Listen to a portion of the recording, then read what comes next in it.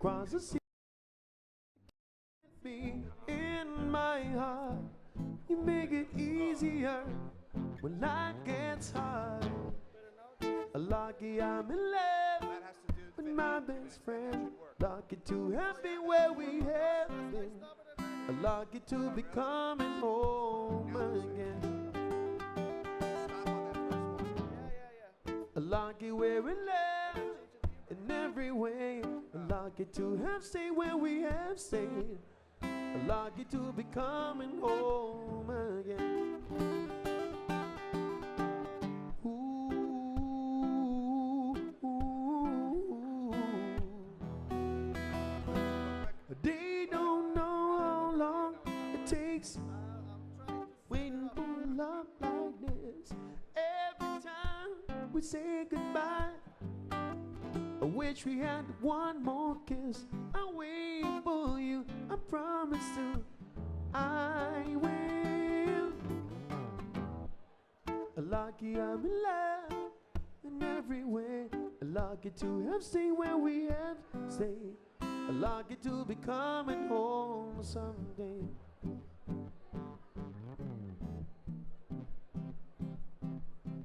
So I'm sailing through the seas to the island where we'll meet. You hear the music, fill the air. I put a flower in your hair. And through the breezes, and through the trees, you're most so pretty. You're all I see as the world keeps spinning around.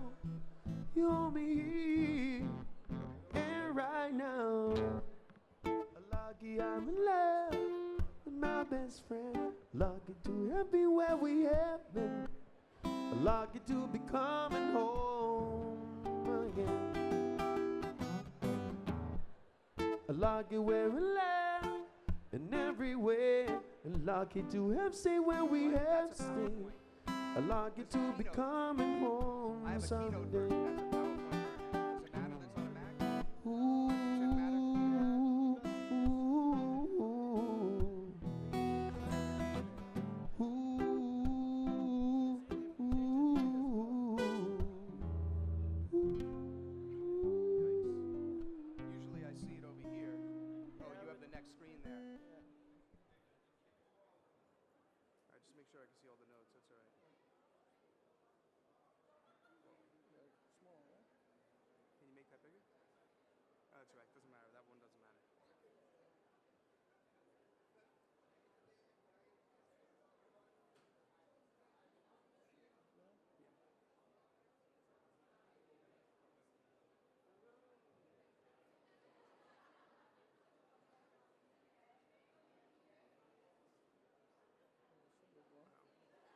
Take some of them and put them over there?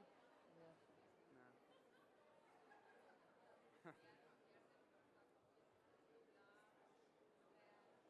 And you had it running so nicely last night. my computer sucked, huh? Yeah.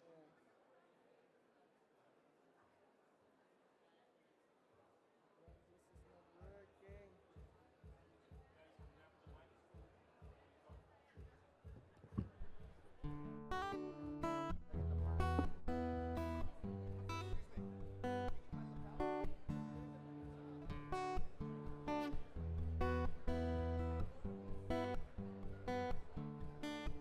You're a falling star, you're the getaway car, you're the line in the sand when I go too far. You're the swimming pool on an August day, you're the perfect thing to say. When you play it coy, but it's kinda cute.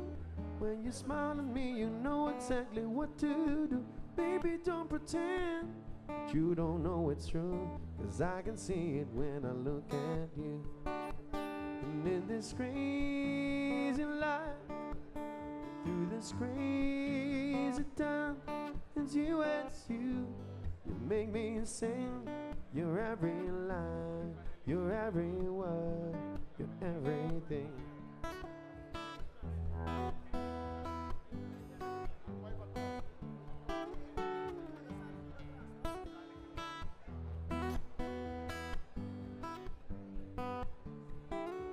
You're a carousel You're the wishing well when you light me up, when you ring my bell. You're a mystery. You're from outer space. You're every minute of my every day. And I can't believe that I'm your man. And I get to kiss you, baby, just because I can. Whatever comes your way, I will say it true, 'cause you know that's what a love can do. And in this crazy life, and through this crazy times, it's you, it's you.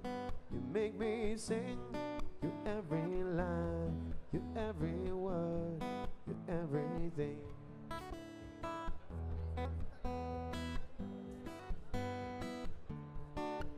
About love, love, love, love, love, love, love, love, love, love. In this crazy life, through this crazy times, it's you, it's you. You make me sing your every line, your every word, your everything. Hey, hey, hey, hey. Your every song, sing along.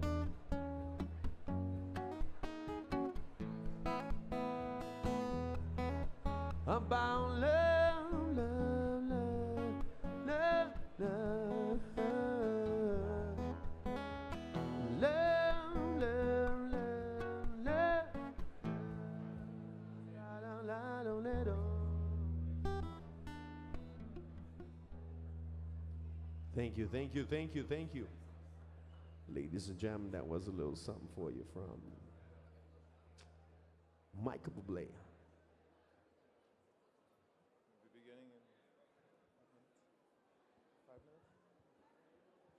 Hey. Ladies and gentlemen, we'll be beginning in about 5 minutes. Stand by, we'll be beginning in about 5 minutes.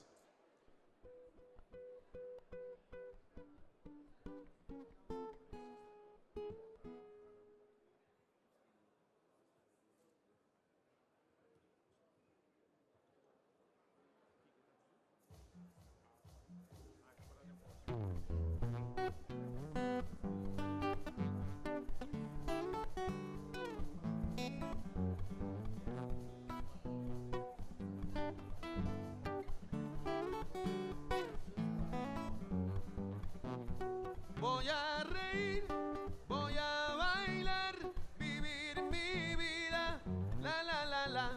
Voy a reír, voy a gozar, vivir mi vida. A veces llega la lluvia para limpiar las heridas. A veces solo una gota puede vencer la sequía. ¿Y para qué sufrir? ¿Para qué si duele una pena y se olvida? ¿Y para qué sufrir? ¿Para qué si duele una pena? Hay que vivirla, la la la la. Voy a reír, voy a bailar, vivir mi vida, la la la la. Voy a reír, voy a gozar, vivir mi vida.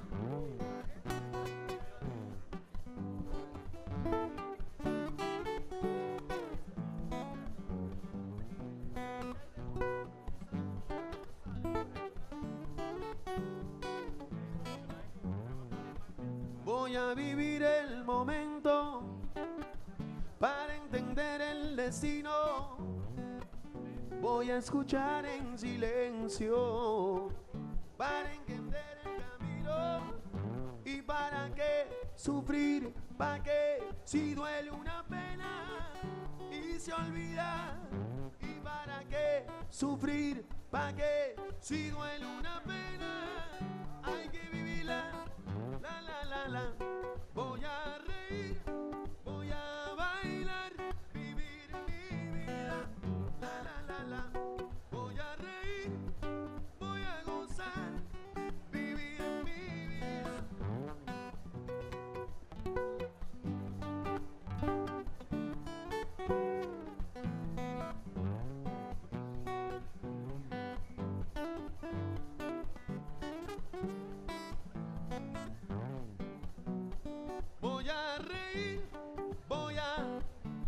llorar, ¿pa' qué sufrir? Empieza a soñar y reír.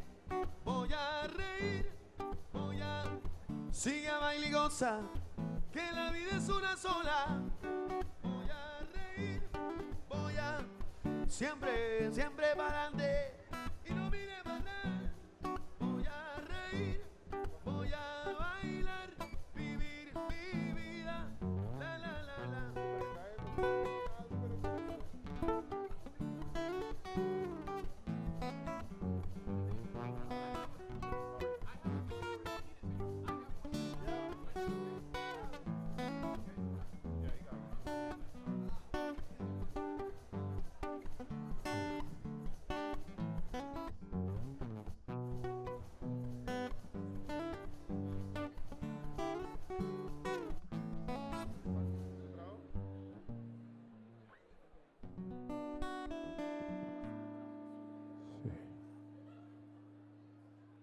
Dame caballero, naman doon na Michelangelo Coleman ng aplauso.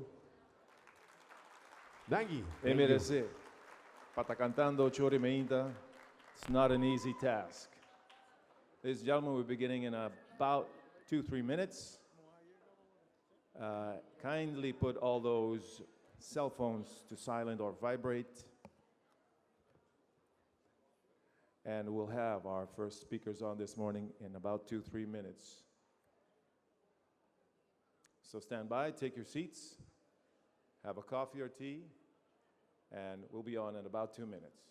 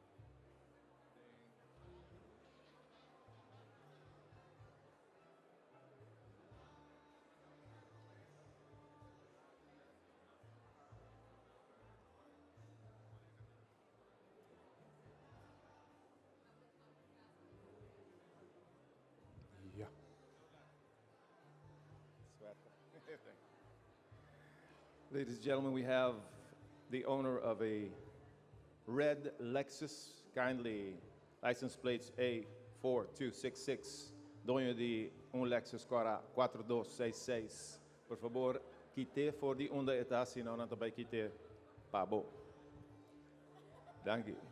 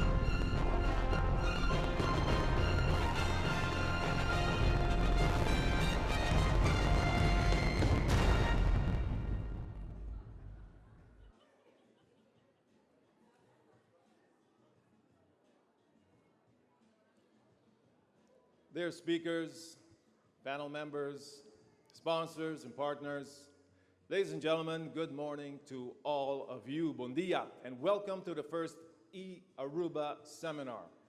We are very honored to have all of you here to see you acknowledge that it's important to keep investing in your organizations, but more importantly, invest in yourselves.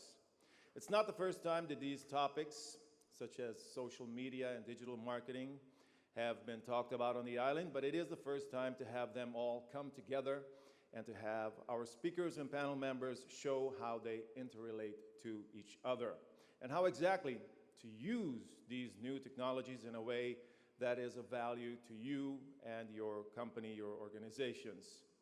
So after each keynote speech, we will have a short discussion with a panel that's set up right here on the side. and that will talk about the local experience. You can send them your questions to all of our speakers this morning, and we're going to have the hashtag, which I believe is eAruba Seminar. Mark will give us the details through Facebook, Twitter, or Instagram, if I'm not mistaken. Ladies and gentlemen, this morning is not possible without thanking our sponsors. Let's begin with our gold sponsor. Give a hand to RBC, the Royal Bank here in Aruba. They are making it possible to keep those tickets prices affordable for all of us. And also our silver sponsors, Marriott Resort Aruba, Ministerio de Asuntos Económico y Comunicación, Energía y Medio Ambiente, Elite Productions and Entertainment, Brand, IT, PR and Marketing,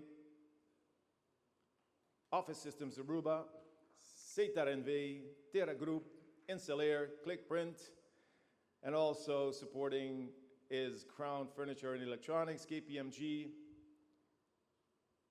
PwC, Web Aruba NV, and our media partners, Fresh FM, Cool FM, Magic FM, 24hora.com. Give them all a hand, please. We're going to have a lot of information this morning, so let's kick off the morning with a good friend of us all. Here is what you need to know of our founder, organizer, Mark Benson-Dens.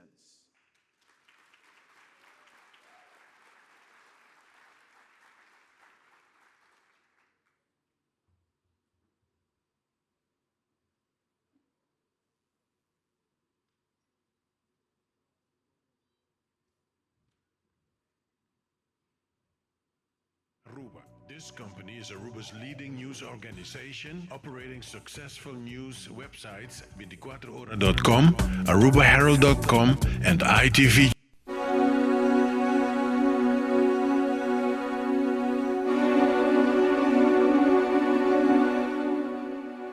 Mark Benson-Dens is founder and CEO of Headlines Group and Infinity Media Aruba. This company is Aruba's leading news organization, operating successful news websites, 24hora.com, arubaherald.com, and ITV Channel 49 on cable TV. Dens is a graduate in commercial marketing and communications in the Netherlands. Prior to Headlines Group and Infinity Media Aruba, Mark served as account manager at Your Hosting BV, one of Netherlands' largest website hosting companies. Mark gained broad experience in the technology and digital marketing sector, having worked in the Netherlands for Google BV as a quality rater. In Florida, USA, at Beyond ROI, he was responsible for setting up different digital marketing campaigns for Google, Yahoo, and other search engines. During the last years, he attended on many occasions the Internet Week conference in New York. Here, he had the opportunity to follow many courses and visit a few of the leading tech corporations. Ladies and gentlemen, let's welcome Mark Benson-Dens.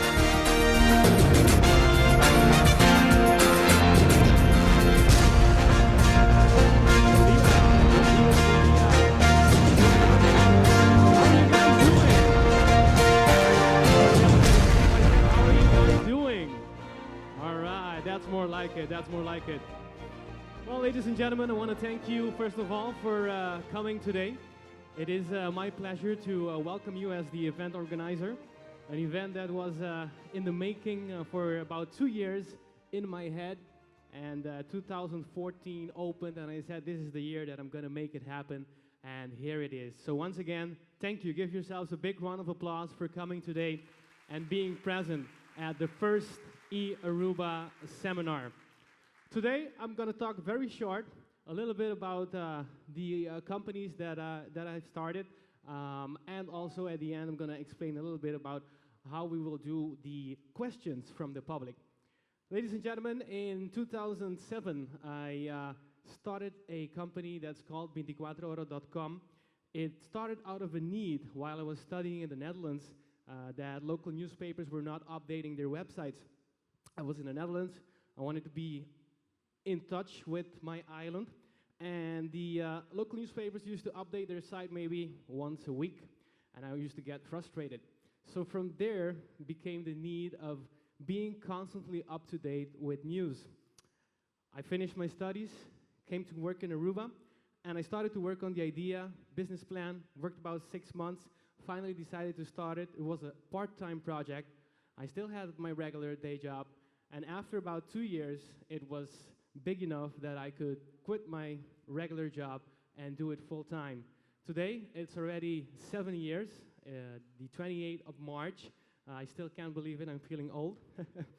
But I have to say that you have to believe in yourself. Don't think that nothing too big is too big for you. Believe in yourself, listen to your inner self. I was thinking about ideas. Many times we get ideas and we think, you know, it's an idea, that's it. I'm not gonna put effort into it. Yes, we all do get ideas, but sometimes you have certain ideas that just stick into your head, and those are the ideas that you have to follow up on. Believe in yourself, listen to yourself, and just go for it. 24oro.com was not big, of course, in the beginning. It took some time for people to get their trust in it. We used to have a lot of visitors, but not the commercial part. Right now, we're satisfied at where we're at. We also added another website, which is the arubaherald.com, where we publish English news from Aruba. And about 3 years ago, we got the trust of the local cable channel, ITV, to run their own channel, where we have a automated station for about 99%.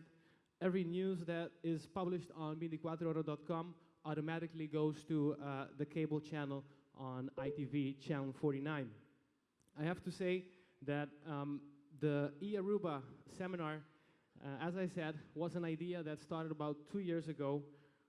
It started seeing an interview of one of our speakers, Andres Barreto. I saw an interview of him on CNN, and I said it would be very great to have this guy in Aruba.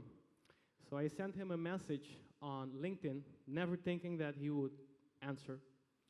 But in about 3 or 4 days, I got an answer asking me which dates. I only had the idea that it would be great to have him here, but not having a date, not having a location. So after that response of which dates, he never got a reply back until January 2014, which is like a year and a half after.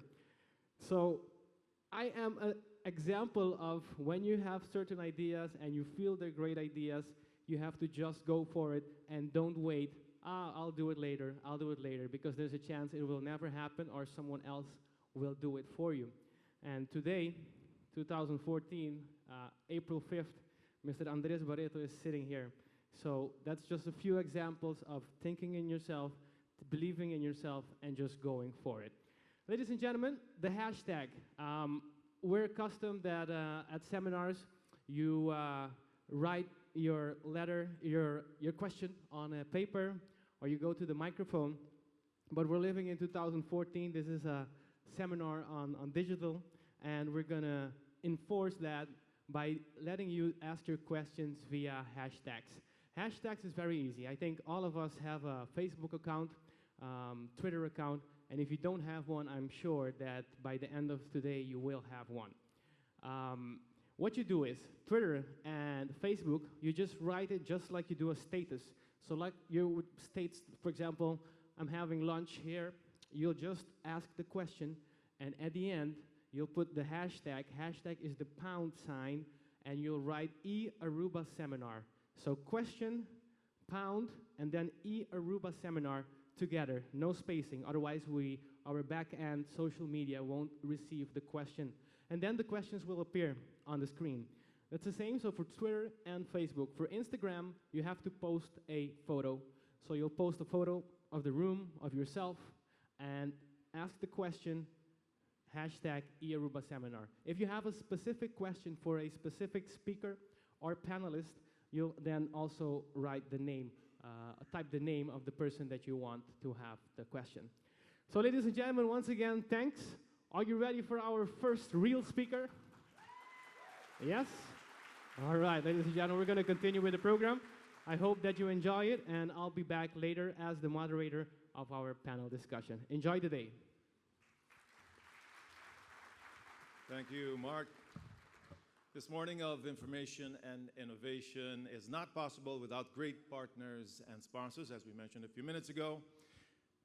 They make the tickets affordable for everyone. Ladies and gentlemen, put your hands together for RBC Market Head Business Banking Dutch Caribbean and Suriname. Let me see. Country Manager Pierre Raffini. It's a very long title.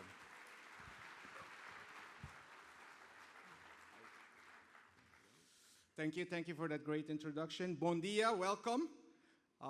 This room is pretty full, and first of all, I want to congratulate Digital Media for this event and what it promises to be as one of the most, I believe, entertaining events of the year when it comes to social media. So it's an honor for me to be here today and be part of the first e-seminar. And as the presenter, Ruben, which have already introduced me, my name is Pierre Raffini. I'm not only the country manager for Aruba, but I'm also the market head for Dutch Caribbean and Suriname when it comes to business banking. So I thought that was going to be a challenge today because I thought the minister was going to be here because he has a long title as well, but I don't see him as yet, so no competition there.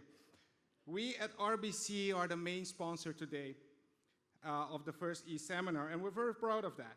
And we consider it to be a unique opportunity to have partnered with Infinity Media.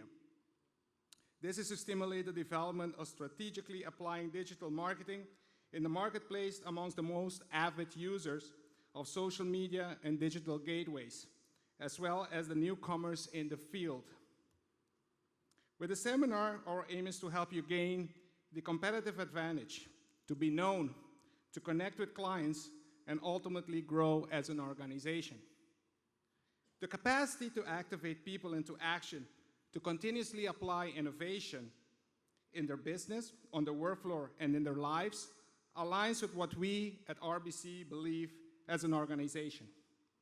Aruba is an important step towards sustainable e-commerce initiatives for the Aruban community. All of you who are here today have made the decision to be part of this seminar to start transforming your business ideas with the newly acquired insights.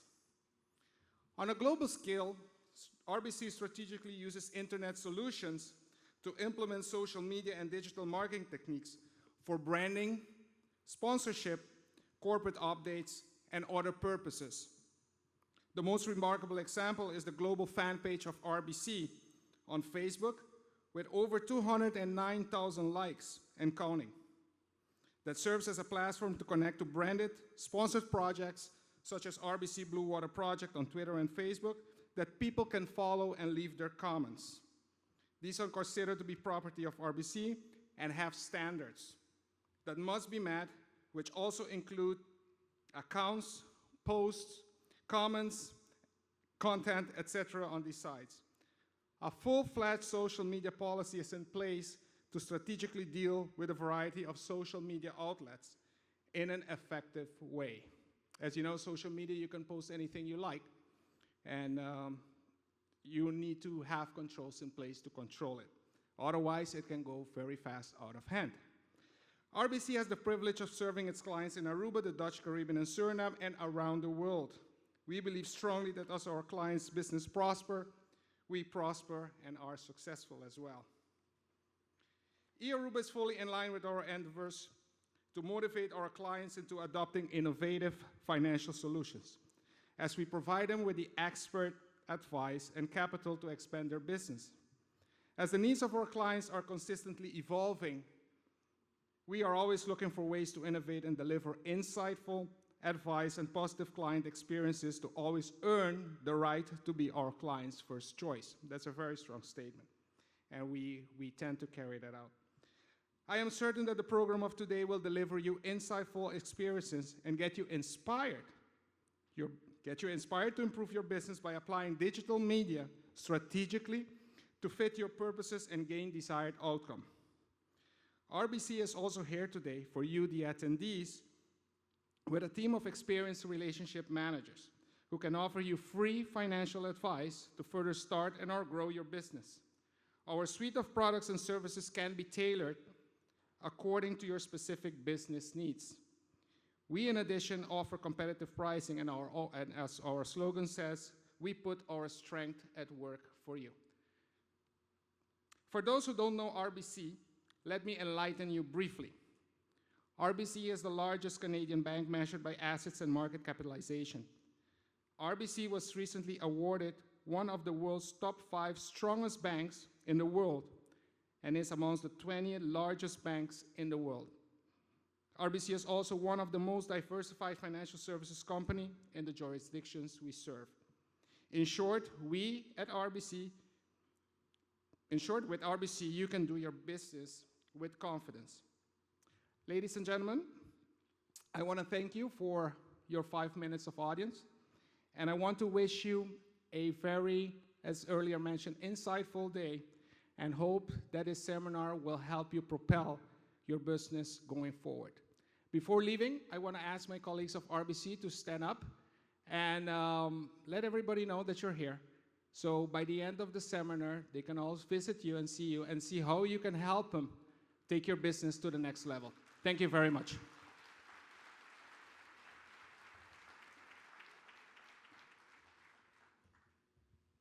Thank you very much. Our gold sponsor, Managing Director, Mr. Pierre Raffini, and of course the RBC team. Thank you for being here also. Ladies and gentlemen, he's from another sunny place, Florida, USA. He is the founder, chairman, and CEO of one of his companies, Beyond ROI. Here's what you need to know of our first speaker this morning, presenting digital marketing in the 21st century, Richard Pollack.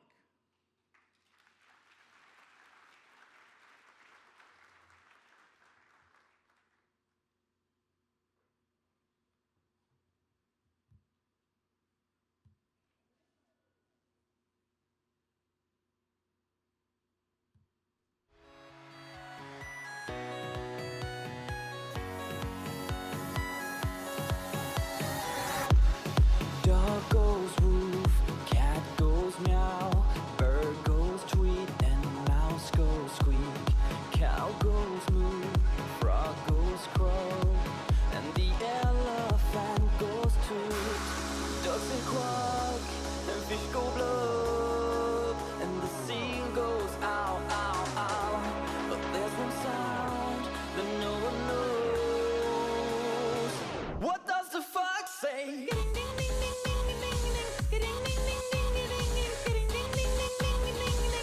What the fuck say?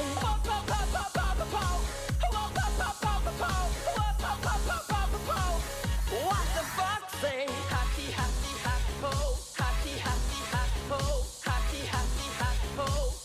What the fuck say?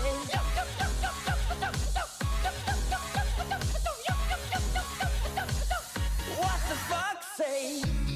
Big blue eyes, pointy nose, chasing mice and digging holes, tiny paws up the hill.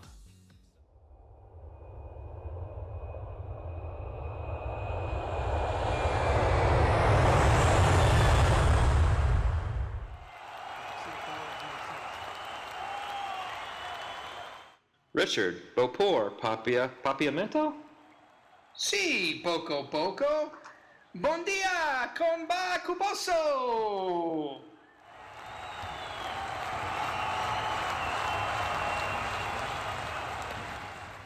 Bon dia, good morning. What a great, oh my God, what a great crowd. This is an amazing group. I cannot believe how many folks are here. Wonderful. My name is Richard Pollack, if you haven't gotten that by now. I am so thrilled to be here. First of all, thank you, Mark. Amazing that you put this event together. And of course, all the people behind the curtain that go into the hard work that make it happen. Thank you, Aruba, for having us here. This is just an amazing island. I love this country. I cannot wait to come back. And thank you to all the sponsors for making this happen. This is an important event and an important moment in Aruba's history. Without further ado, I wanted to start this out by getting a sense of where we're at here today. What kind of crowd do I have? What's the knowledge base here? And so, first and foremost, may I ask you all, please, to raise your hand, take actually a tablet out and stick it way above your head, or a smartphone, or if you have 2 smartphones. I want to see how many people have actually these devices. So, everyone above your head, please, let's see it. Okay? Smartphones, tablets. Wow. Holy cow. Okay. If you have a Twitter account or you have a Facebook account, I'm going to instill a major piece of information here, a big, big piece of information, because I'm not quite sure if a lot of people know this, but there's a thing called, and again, I'm coming here, you saw me, I traveled to Aruba. There's a thing called the internet. The internet. How many people, by show of hands, heard of the thing called the internet? Show of hands, come on, seriously. Oh my God. I'm going to go on the beach. What am I doing here? Okay, we're done. I don't need to go into this. You've all graduated. You already know what you need to do. I'm just kidding. In all seriousness today, we're going to talk about marketing in the 21st century, okay? And what that really means to me is understanding the dynamics, understanding what's involved in the mindset of how you take your brand and how you monetize it, how you make money from it, how do you grow it in this world, in this day, in this age. And so what I'd love all of you to do today, my goal, my personal goal and objective, was two things. One, making sure people showed up. Okay, that happened. And two, making sure that whoever showed up today, three things happen. I want you to be empowered. I would love you to take action. And I would love you to walk away with a lot more tools to help you grow your business. So whether it's me, Ramon, Andreas, anyone else here, I would love, again, you to walk away with some more information because the mind is very important and it has to be open to a lot of different things. And right now, we are talking about a very different thing.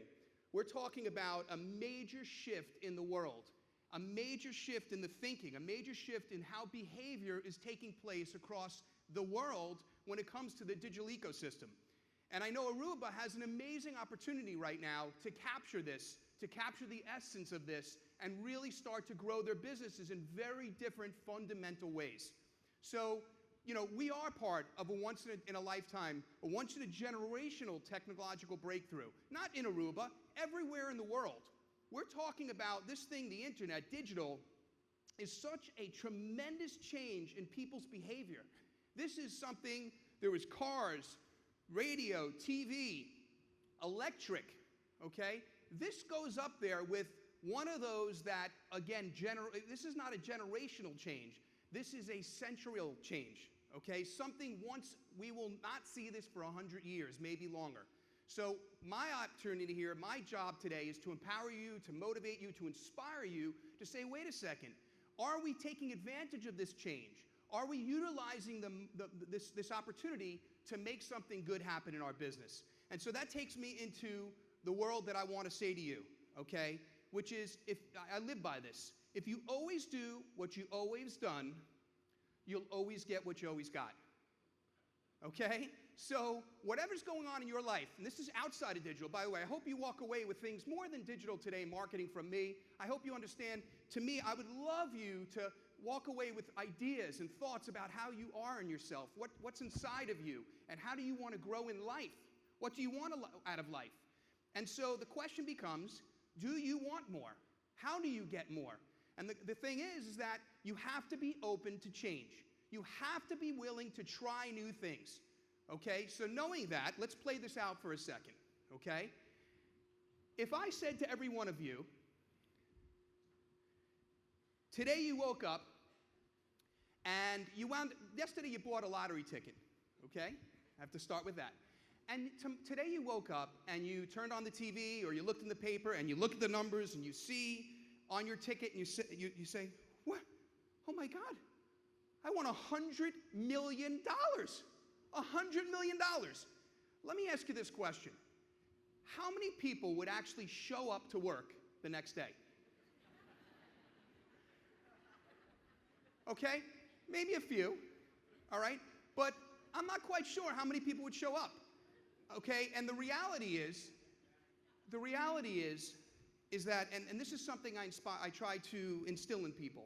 When you get in the car, or when you get on your bike, or you walk to work, or however you're doing this every day, whether you're a night shift or you have a day shift, and you're going to the business that you are in, whether you're an employee, whether you are, part of the organization, you own the organization, most people think of the concept, I am on the way to work. I am going to work. The reality is, you are not going to work. you are going to change. Let that sink in for a moment. You are going to change because every single moment you go to work, change, that day, that time that you're at the business you're in, what you're doing is you're trying to do something that's going to better yourself outside of this thing called work. Because everything you do during your day or at night, if you have a night business or a night shift, is something to help you better yourself, to help you in your personal life become better. Because what you do during the day or during work is directly affecting how you change, what you change, and how you change in your professional life. So those that waste time at work, those that don't take advantage of this time, are hurting themselves on their personal side. They're not giving themselves the ability to change, the ability to grow, the ability to have more. So next time you're on your way to work, what are we going to say? Are we on our way to work or we're on our way to? Okay? Very important. Now we got you in the change mindset. I want to give yourself a pat on the back. I had to put it up here today because it's Saturday. All right, I speak all the time. I don't speak on Saturdays that often. And in the Caribbean or in a beautiful island nation, people are here on a Saturday? Now, that tells me you're open to change. So I have a captive audience. That's wonderful. I love it. So I want you to say to yourself, you know what? I took the first step to change today. I am here. I am ready to go. I want to soak in the knowledge or whatever's coming at me, and I'm ready to have it happen. Okay? Now, we're going to talk about stuff about marketing, okay? Here we go. Keys to successful marketing. Keys to digital success, all right? A lot of what I say here and a lot of what I talk about right now doesn't necessarily equate to how do I use Google and the search engine and how do I write an ad. It doesn't equate to the specific technical aspects of marketing because quite frankly, when I took an assessment of Aruba, I needed to understand my audience. And the audience really is yearning, has an insatiable appetite to learn, to understand the basic foundation of marketing. How do you get in the mindset of a marketer? And so digital is obviously one component, one tactic, but what do you need to know to move forward and be a successful marketer? And so hopefully I'm going to take you through what I kind of look at as the right 10 steps that you want to think about to lay the right foundation to your success, okay? First things first, and I'm going to summarize these on the last slide. I'm going to go through 10 steps, 10 tips of mine that I think about when you go through, I'm about to market, did I take all these steps to market? Because before you spend money on advertising, you need to make sure you have your house in order, okay? First step, revenue model. You have a business, or you work at a business, and you have different ways of looking at the business. Now, I don't know if this visual is going to represent it, but I'm going to do my best to make sure you understand it, okay? Two types of businesses you could set up. You could set up a business with multiple revenue streams. This is the Pentagon. It's a very, very long and very wide building, very thick, strong, sturdy, has a lot of roots in the ground, okay? This is a lot of different revenue streams, the visual. So you might have a restaurant. And the restaurant might have, obviously, food as their main source of revenue. But they also have a bar, possibly, if they have a liquor license. So are they monetizing the bar? Are they making money from the bar? And is that an important facet of the business? Do they sell T-shirts? Do they want to sell, because they're people, they want to get people excited about their business, maybe they sell T-shirts. So all of a sudden, we went from one revenue stream, food, to thinking about the different dynamics and breaking down the business. This side, minimal revenue streams, there's nothing wrong with this. But you have to understand, if you're in a minimal revenue stream business, there's risks involved, and you have to be willing to take those risks. Why? You have one product, very tall. You have one piece of product or service that you're offering, a jet ski rental business, whatever it is. And if John Stevens, another jet ski business, opens up 20 feet from you, you might have a problem because you are relying on people coming, the tourists, walking up to you and renting a jet ski. Well, what if you maybe decide, I don't know if necessarily I'm ready for that type of business, unless you want to be the best jet ski company in the world, and that's all you want to sell, and you're ready to go for it, because either you're the best, or you are risking yourself, somebody else taking you out. So when you consider running a business or a product or service, I want you to consider all the facets of what risk you're willing to get involved in. Are you willing to take involved, get a chance, and have one product, one service, one very narrow view of what you're doing? Or are you going to set up multiple channels of revenue? And I can tell you right now, if there's not a single business here that I can't sit with you for 5 minutes and figure out 5 other ways to monetize that business and make money from it, to diversify, to have a good ground. So now that you know you have a business, you have something you're going to figure out, obviously decide which one you want to play in. It's okay, either one. You need to make sure you define your goals and objectives. When you launch this business or you have this business, what is the ultimate goal? What do you want from this business? How big do you want it to grow? What's your plans with the business? Okay, so we're going to move into number 2. Define your target audience. I can't tell you how many people I know jump into a business, have a business, and they really don't know their data. They really don't study who they're actually marketing to, who they want to incorporate into that, who do they want to be their best customer. One of the most important and most profound things you could do with a business right now is to figure out, really study, who is the typical person that buys my products or services? Who is that person? What do they look like? What do they feel like? What do they smell like? Right? Oh, I don't know if we're going to go that far. Okay. You know, what are their age? Where do they come from? What part of the island? Are they coming from outside? Are they coming from a specific country? What's their likes? What's their dislikes? Learning to engage with your customers is critical. Critical. When someone's involved in your experience, whether you have a service business or a product business, talk to them.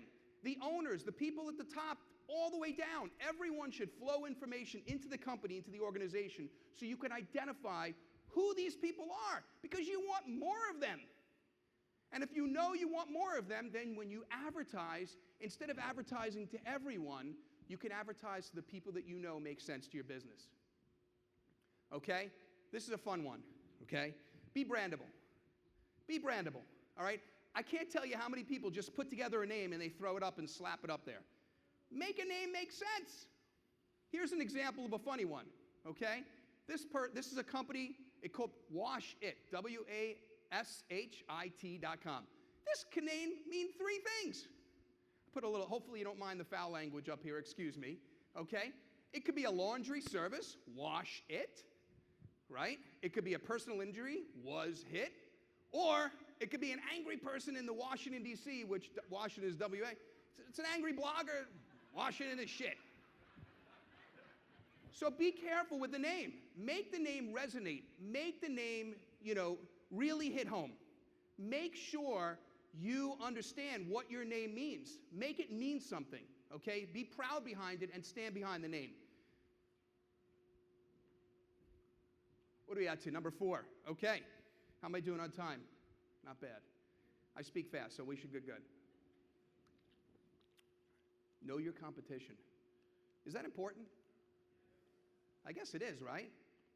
Because if you don't know who your competition is, you don't know who's after you to sink your ship.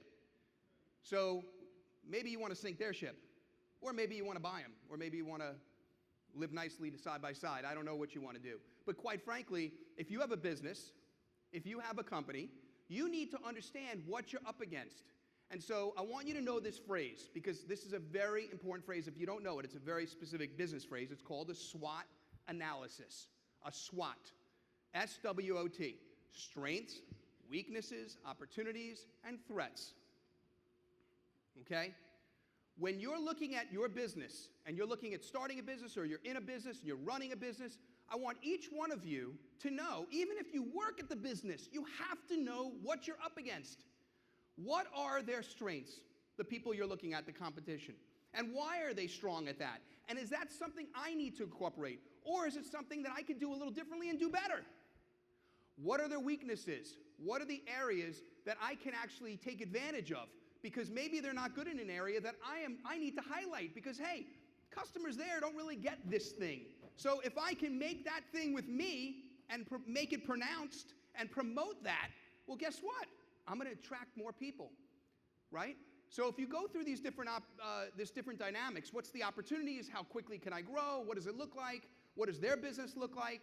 And then what's the threats? Is there anybody else that's going to come up in this space, in this business that I'm in, or possibly somebody else that's doing something? I want to stay ahead of the curve. I want to know what's out there. So it's very important to do a SWOT analysis. Listen, When I interview people for all my businesses, when I'm involved in speaking to a candidate, to an employee or a potential employee, what I'm doing is a SWOT analysis. I'm sitting here trying to figure out what's their strengths, what's their weaknesses, what's the opportunities if I hire them, and what's the threats if I hire them. So a SWOT analysis is not just a business acronym. It's not just a business verbiage. Use this in your daily life when you assess anything. When you look at people, when you're trying to bring people into your organization, it's very important you know what you're working with. All right. So now that you have your business, you understand about the goals, you understand the type of revenue model you want to start, you understand the brandability of your business, you picked a name, you picked a concept, maybe it's a product within the company or a service within the company that you branded as well. So you have that set, okay? You understand what you're up against with the competition, and now you need to figure out how to differentiate yourself. So you got all this data, you collected all of it. Look, if you're marketing, if you're advertising, if you're spending money, I can't tell you how many times I see people and advertising that's just general. It doesn't really say anything. There's nothing behind it. There's no appeal to it. There's no excitement. There's nothing that's going to give me the satisfaction of knowing that this advertiser that I'm looking at has something of distinct value. So you need to pick out, or you need to figure out, what is your value proposition? What is going to make you separate yourself? What is something that you can offer to somebody to help them understand your brand is something special? You should pay attention to my brand. I'm over here. Please pay attention to me. That's what you need to do. So when you look at your business, figure out what it is. Are you offering, is it a price play? Do you offer a great price compared to everybody else?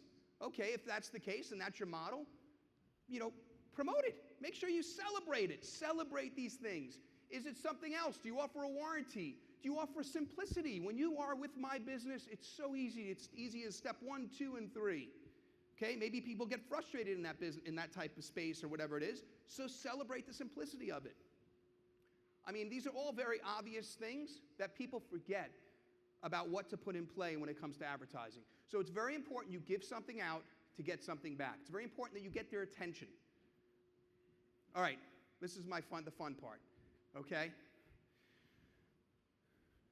Synchronizing messaging. When you are out marketing yourself, when you are about to advertise, your messaging has to be on par. It has to be synced. It has to be together. It has to resonate, and it has to resonate across all media. So if you're doing social media, if you're marketing, you're making posting and you're at a company, or if you're doing some pay-per-click advertising or display advertising on one of the sites here, or you're advertising in the newspaper or the radio or a billboard, it doesn't matter.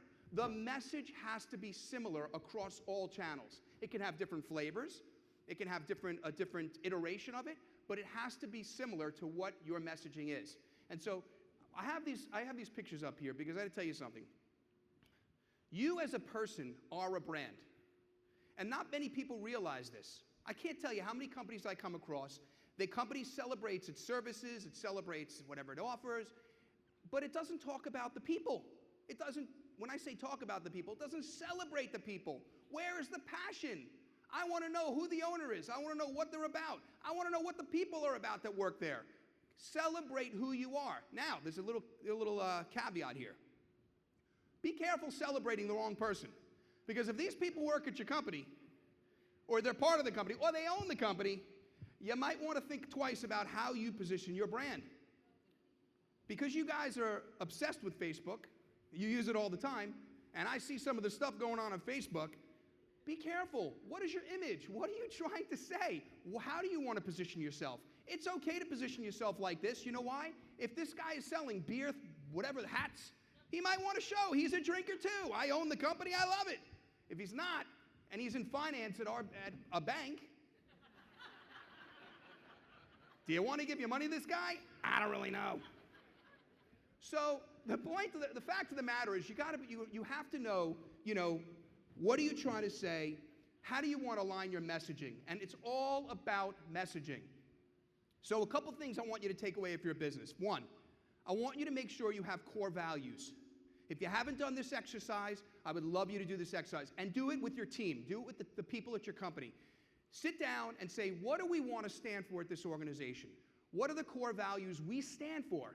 Maybe it's 5, maybe it's 10 values, but sit down and say to yourself, what do you want to be about? Write it down, come up with it, and live it, and breathe it. And when someone joins the organization, they should have these core values. They should feel it. When you interview them, when they're part of the company, you show it to them. Say, does this resonate? Do you think this is you? Because you want to attract a culture. You want to create a culture in your organization, because that culture will ultimately be able to advertise and market and promote your business exactly how you want to promote it. Because guess what? Let me ask you a question. First of all, who here works somewhere? Raise a hand. Who here works somewhere? Okay, most people, okay? Whoever doesn't, please, and that's sitting on an island, adopt me, okay? Whatever. So that fact that you all work somewhere, do you know that every one of you, and I know this word sometimes doesn't sit well with people, you're a salesperson. Every single person that works at a company is a salesperson. Even a technical support person is a salesperson. Because when you walk out, when you are part of that organization, you are carrying that organization on your shoulders. How you are, how you act, what you say, what you do is a direct reflection on that company. So you can either be an asset or be what? An ass. Oh, that's good. Thank you. I was going to say something a little more eloquent. That's perfect, though. I'm going to have to write that down. I'm going to use that for next one. That's actually perfect. So, the reality is, guys, if you want to promote, if you want to advertise, yes, you're going to spend money and you're going to use digital, and we'll get into that a little bit. Hopefully you walk away and go, okay, it is somewhat digital here about what Richard talked about, but it really is, honestly. No matter what I'm saying here today, just because I'm not talking about the tactics or a specific channel, marketing channel, which I'll touch on a little bit, you have to be in the right mindset. You have to know what you're about, what do you stand for, what are you going to say, because you are out there sending a message, okay? So the next thing I want you to talk about, are we out that? Did I do something wrong here? Oh, it's working. Okay. I want you to craft a mission and a vision. How many people here have a mission and a vision at their company? Anybody? Wow, awesome. Fantastic. Okay.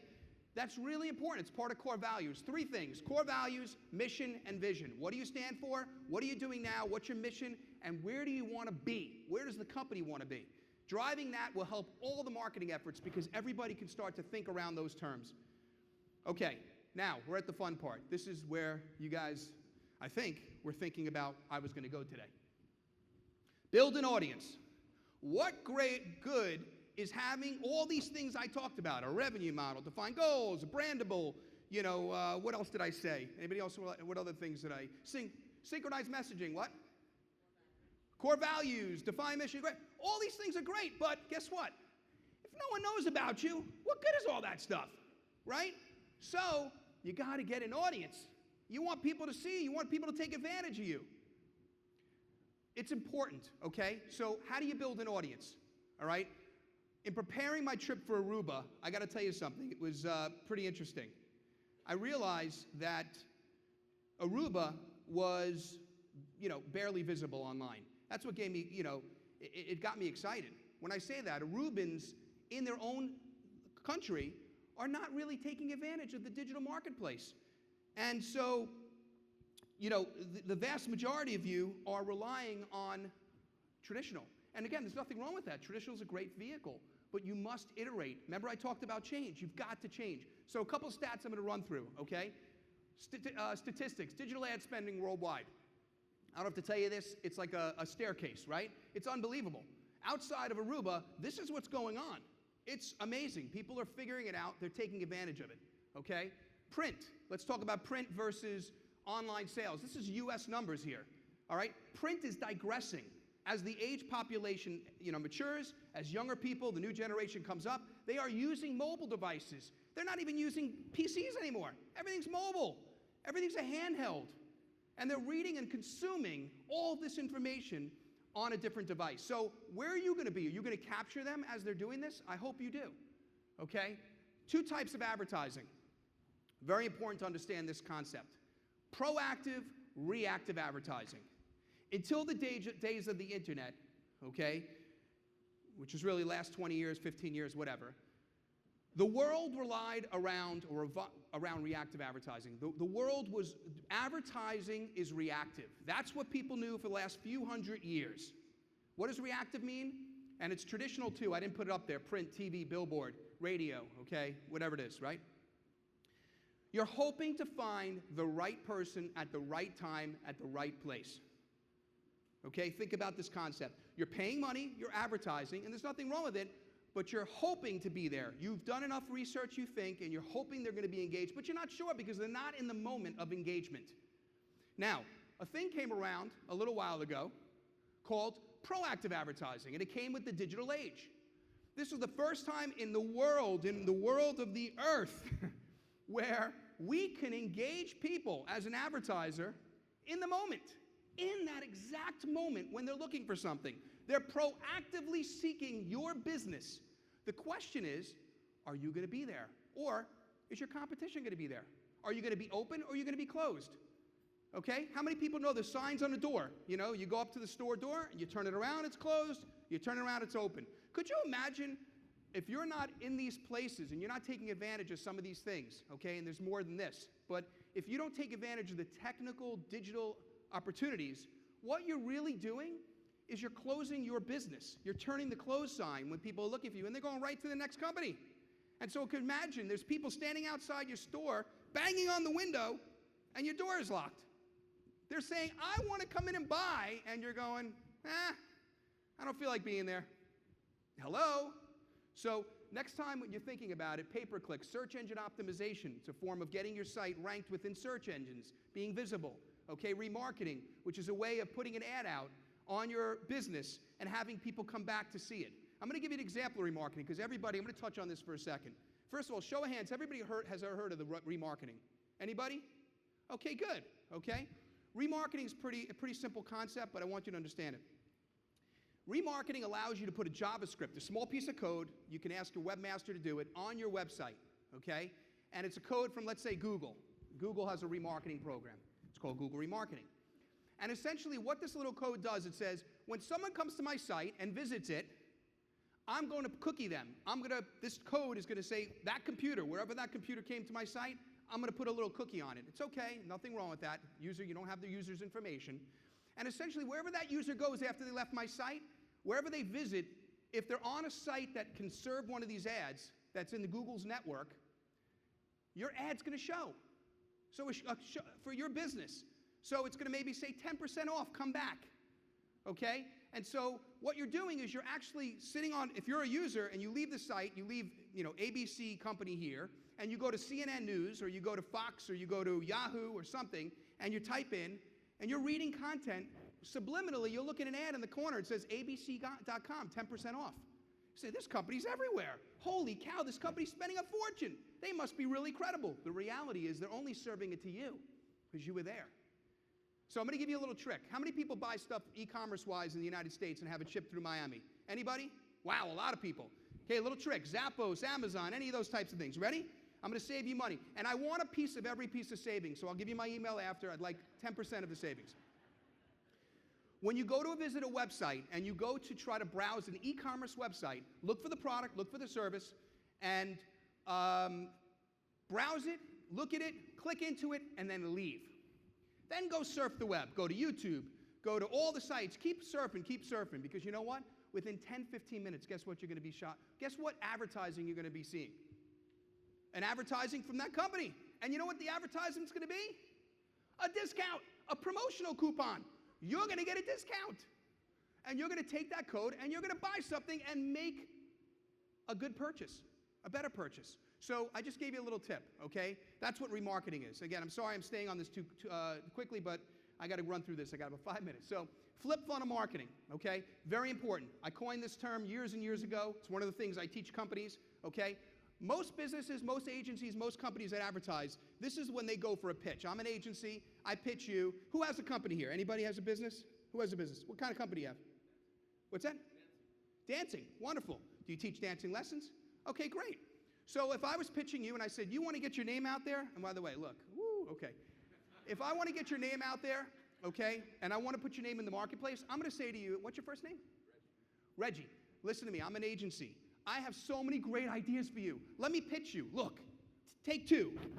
Look at the brand. Look at the dancing. Look at these pictures, right? I'm going to put you on billboards, taxis. I'm going to put you on the radio, TV, traditional, print. I'm going to put you on pay-per-click, right? Most companies, most people that advertise, they put a funnel out there like this. And they convince you, or even if you're not even bitched by somebody, even if you decide to advertise, you may not have the knowledge, and you might say, I'm going to try all these things. So you have a funnel like this. Why? You're trying to grab as many people as you can and funnel them in to get them to buy. The problem with that model is you're going to waste a lot of money. You're not going to be smart and tactful with how you advertise. So flip the funnel around. You want to advertise, you want to market, you want to test these new things. You get excited by what Ramon says and Raymond says, and Andreas or whatever, and you hear something, you want to take advantage, flip it around. Start at the top. Mitigate the risk of investing unwisely. Start with something small, test it, see what happens. When it's successful, then start to branch out. Then start to figure out how you can monetize more channels. Don't go crazy with the latest fad if it's not something that's been proven. So start very tightly, know your marketplace, launch a test, refine it, and optimize it, okay? Next thing, generate buzz, okay? Very important, produce relevant content. Who's ever heard of the saying, content is king? Has everybody heard of that? Okay, well, there's this term out there saying content is king. The more content you can write, the more things you can distribute about the company, the better you are, the wonder. No, that's not the case anymore. Quality content is king. Don't use Facebook just to post. Don't go out and tweet just to tweet. It's noise. Have some meaning behind it. Think about what you're doing. I'd rather read a company's posting once a week than 10 times a day if it doesn't mean anything. And your audience it's going to be noise. So I'm not saying post once a week. I'm saying make sure it's meaningful, okay? Make sure your content is smart. Produce relevant content. Incorporate something green. Touch the community. Be a force for good. Do something with your brand. Let it resonate. What do you stand for? So you can see here, sponsor a kid's event. Go network. Tell somebody about your company. Be a force for good. Very important.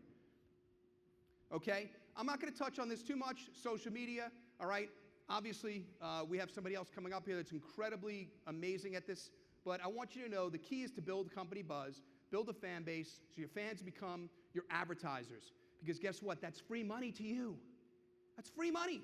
They're advertising on your behalf, the users, the fans. And guess what? The ultimate compliment, the ultimate flattery is they become evangelists. They tell everybody they're so excited about your brand, they need everybody to take advantage of it. Okay? Build an audience. When you go live, all right, on advertising, here's some things I want you to know. One, Facebook. Holy cow. You guys are amazing with Facebook. 50%, more than 50% of the population here is on Facebook. Incredible. Take advantage of it. Learn it. Understand the dynamics of advertising. Figure it out. Facebook 101, Facebook advertising, Facebook posting. Learn all you can about Facebook. Here's all the other sites that I found in my research are opportunities. These are opportunities to advertise. Why not take advantage? Do a small test. Call these companies. See what they offer. Buy a banner. Buy a little ad. Ask them what they're offering. And see what happens. Watch the advertising come to your site. You can use what's called Google Analytics, and you can see what happens. Okay? So building an audience. When you build an audience, again, remember I said to you, make sure you stand out. What are you differentiating yourself with? Use that in the advertising, okay? Make sure your ad says something that resonates, compelling call to action. Has anybody heard of the word call to action? Okay, great. Who hasn't heard of the word call to action? Everybody, don't be shy. Okay, that was not half and half. Whatever, I'll leave you alone. Okay, you're tired already. You're like, this guy, raise your hands. Enough already. Okay. Bottom line, compelling call to action. Call to action means you are doing something, writing something, showing something that is going to generate an action from the user you are trying to capture. You are trying to make them take the action you want. So in your advertising, give them what they need to hear. Okay, so when you write your advertisements, think about that. All right, important funnel. When you're out there advertising, you're trying to create awareness. When you create awareness, they're going to be aware of your brand, and then they're going to consider what you wanted. They're going to consider something to do. This is the funnel. The funnel means this is how you get a sale. Right here is a sale where they buy. Bing, cha-ching, I got them to buy. Unbelievable, okay? So they're thinking about it. They heard about you. They saw an advertisement online. They saw a Facebook posting, whatever. They thought about it. They took action and bought, okay? They converted, they came to your store, your restaurant, or whatever, or they bought something. Loyalty. What is loyalty? You get a double dollar. Loyalty is referrals. I'm sorry, I apologize. Loyalty is they come back and buy. I'm sorry. Loyalty is they buy. They bought once, they come back and buy again, okay? Ultimate, next down the line, is their referrals. They're telling their friends about it, okay? There's a store here, there's a clothing store. People, they were giving a discount for Aruba. I heard about it.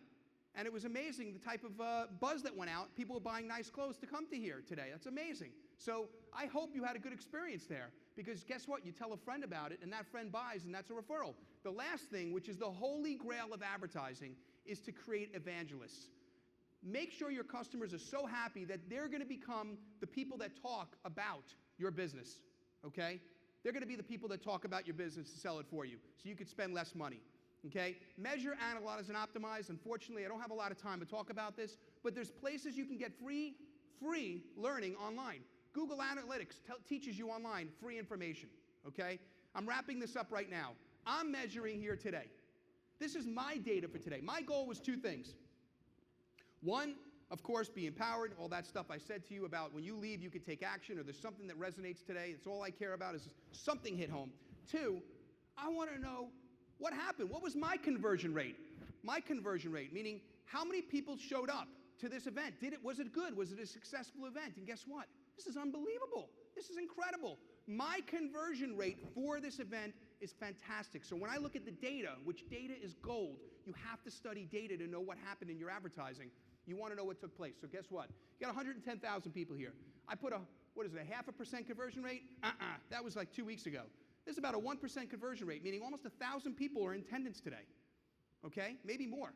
That's almost a 1% conversion of the entire population. Guys, to put that in perspective, Mark had a very successful event. Aruba had a successful event today. Why? If I had the same promotion, if I was speaking in New York City, and I was going out there and I had promotions about it, if I had a 1% conversion rate on the island of Manhattan, a couple miles around, right, in Manhattan, 8 million people, how many people would show up? 80,000 people would be here speaking to me. Holy cow. That's a pretty good conversion rate. So know your statistics, know your numbers, okay? So last thing, and I'm going to 10, I'm going to wrap this up, stay informed, okay? Use information and technology to your advantage, all right? Test new technologies. Don't be afraid to change. Don't be afraid to put new things into action. Use tablets to engage prospective customers. How many people walk around with a tablet in their business? It's so important. If you have a customer, put your website up or your fan page and say, did you enjoy your experience? You did. I'm so happy you're here. Would you mind, could you please tell your experience? I have a tablet right here as my fan page. Maybe write a review right now. Get them in the moment. Get the audience in the moment so that you can capture them, okay? Collect data. Every time you're with a visitor or user, get their email, get their text message, okay?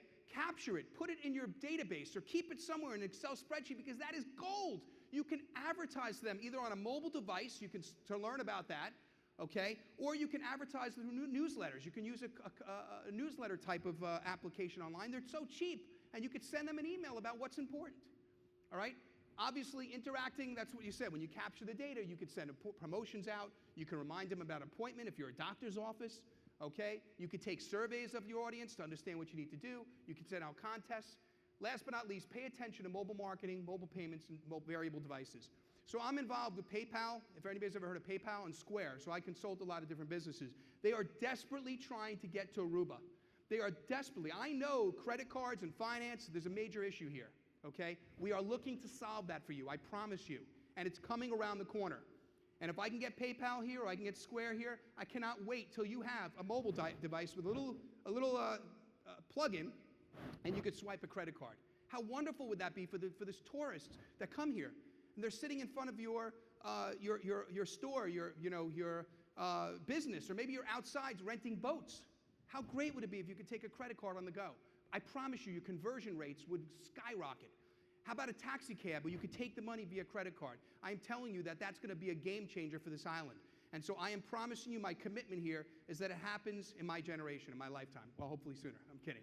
Hopefully it happens quickly, but we're working on that, okay? Last but not least, number 10, and wrap this up here. Treat customers like gold. I cannot tell you how this is bizarre to me. If you own a business, get out and say thank you. Get out and treat your customers well, okay? Interact with them. It is so hard to win a customer. It's so much easier to lose a customer. So why not take advantage of the customers you have and build with them? Again, make them buy from you again, help them become referrals, reward them, have them become evangelists. That's the key to everything. So here's the summary, okay, if everybody didn't see this, all right? Develop revenue model, define your target audience, be brandable, know your competition. Be brandable means also make sure with your messaging that you're in sync, okay, where you have yourself to brand. Know your competition, differentiate yourself. You guys can read it right there. All right, this is what I want to leave you with. Please, please, everyone. That's all I ask. Take a look, take advantage.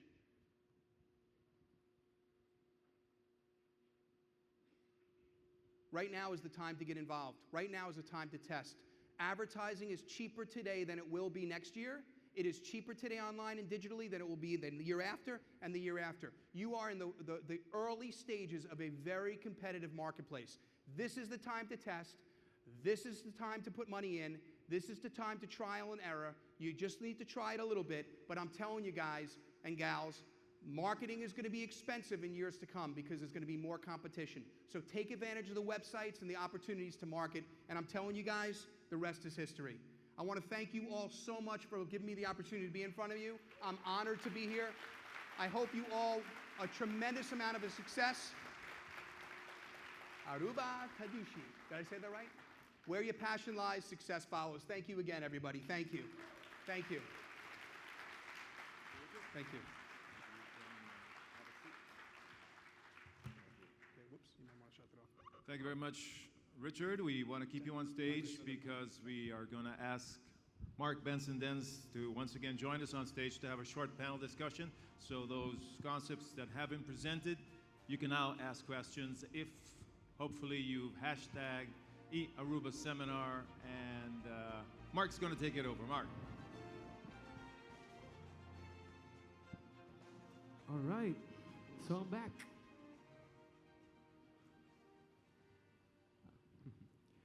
All right, ladies and gentlemen, how was the presentation of Richard? You learned a lot?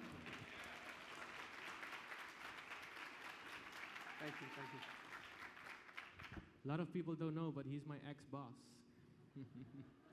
2006, right? All right, ladies and gentlemen, we are going to hold a panel discussion where we want your input. As we already mentioned, you can do it via 4 ways. You can do the traditional way and stand at the microphone. The microphone is located right in the middle next to the cameraman, and you can stand there in a nice line and you can direct all your questions to Richard and or to our panelists, or you can use social media, Twitter and Facebook. You can just ask your question and at the end, hashtag eAruba Seminar like it is on the screen, and our social media team will direct it on the screen. And if you want to use Instagram, you'll have to post a picture and type your question, and also at the end, eAruba Seminar. Ladies and gentlemen, let me introduce my panel for today. I would like to call forward with a big applause Guido Picus from Expandir.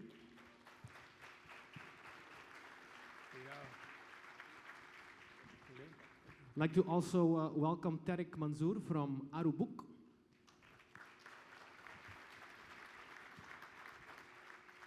And we also have Yuri Feliciano from Multimedia and Squibble Apps.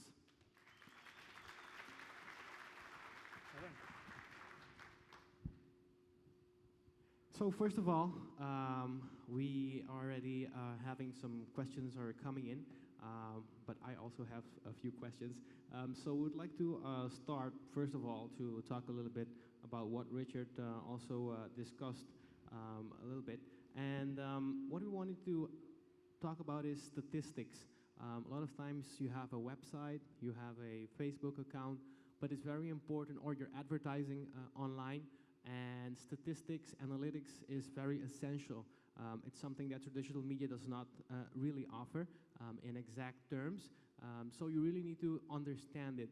My question is, how deep and how frequent do you have to go into analytics? Do you have to be like hourly checking, daily, weekly? Is there a correct answer to that? Richard? It's a great question. I mean, data and analytics is your gold. It is everything. If you can't measure it, you can't manage it. And if you can't manage it, you can't make money. And you can't optimize it because you don't know what you're doing. You're just putting money out and hoping for the best, right? And so the answer to this is how quickly you look at the data and how fast you should look at the data.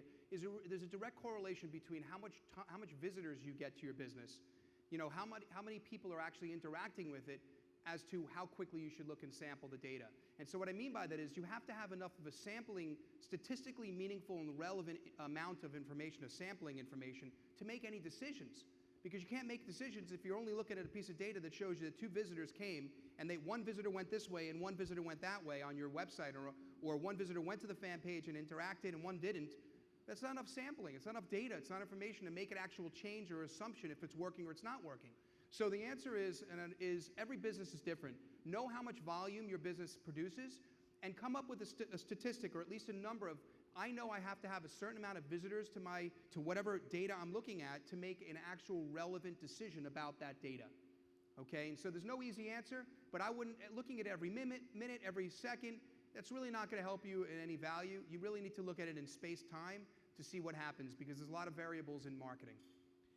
Guido from Expandir does a lot of marketing for different local and international companies, and also has a lot of experience internationally. How do you deal with analytics with your clients? I mean, that's a very good question. The main thing is that your analytics, they have to be linked to your business objectives, and they have to be linked to your KPIs. So if you know that, you know, in year 1 you have to produce X amount of sales, then you can link that to your analytics and find out if you're actually reaching your goals. And so that's one additional thing from what Richard mentioned, that if they're not linked to your business goals, then you're actually steering a blind ship. Derek? I think analytics is one, very important, but it's also very important to analyze exactly what's going on. I mean, data is one thing, but there's so much you can extract from that data. Like Richard said previously, where they're coming from, who they are, what's their age, what attracted them. And you know, I know of multiple, you know, a lot of companies that have huge databases and huge mailing lists and huge information, but they have a tough time analyzing this data and really understanding what it means. And I think, you know, 5, 6 years ago, there wasn't a title of a data scientist. Now it's one of the hottest titles out there. You know, people are looking for data scientists, you know, not just gathering the data, which is very important, but also analyzing and really understanding what it means for your business and how you can utilize this to get more business. And I think that's a big gap nowadays, that people have a lot of data but don't really understand what it actually means. So and how frequent you should look at the data. That's difficult to say. I mean, Yuri, how often do you look every morning? Well, every hour if you have to, but depends. Again, like Richard said, depends on your business. What Derek said was also important. It's very important to know the amount of data that you have. What I have to say is get all the data. Even if you're not analyzing it, keep it. Because it's still cheap to keep at this moment, and you never know what you will have to do later. What is very important also is the follow-through. I mean, know what Richard said was know what they're going and what they're doing, but also how they came in, what they're spending their time on, and more important for businesses in Aruba is this guy really important to you? Did he came into a Google ad? Did he purchase? Did he use your form? So make follow-throughs towards your clients, and know this way you also know where to market in some sense. Interesting. Our social media team, if we can see if there are already questions coming in through our hashtag eAruba seminar, we'd like to see that on screen at this time for us to have these questions. Yes? I just saw a glimpse.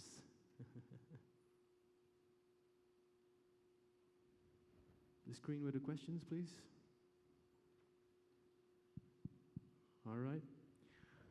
Okay, we see Antonio Trimon. How do you keep up with the rapid changing trends in digital marketing, Richard? It's a great question. I mean, one of the things I try to help people understand is that the trend, new fads, new things that come out, the next greatest thing, may not necessarily be something you need to pay attention to. You need to know about it. But what I find too often is that too many people are focused on learning too many things and being decent at some things, but not great at one thing.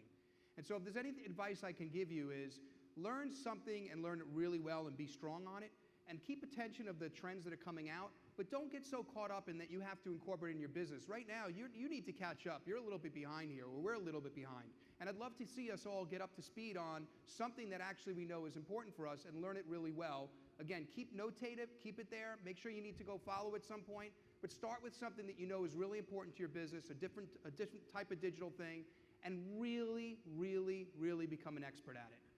As far as the trends go, don't get so caught up. I'm going to give you a quick anecdote here. Google, I'm a Google premium partner in one of my agencies, in one of my businesses. And Google loves to call me up or call my team up and say, we have the coolest new beta, a new beta for you. You're part of our platinum team and you're going to be able to see it before anybody else gets involved. And so we want you to sell this or offer it to your clients.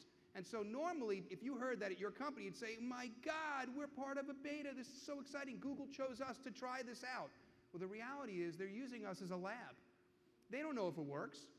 So they're trying to sell me on using something that's a new trend, a new fad, but hey, do I really want to make my clients the guinea pig?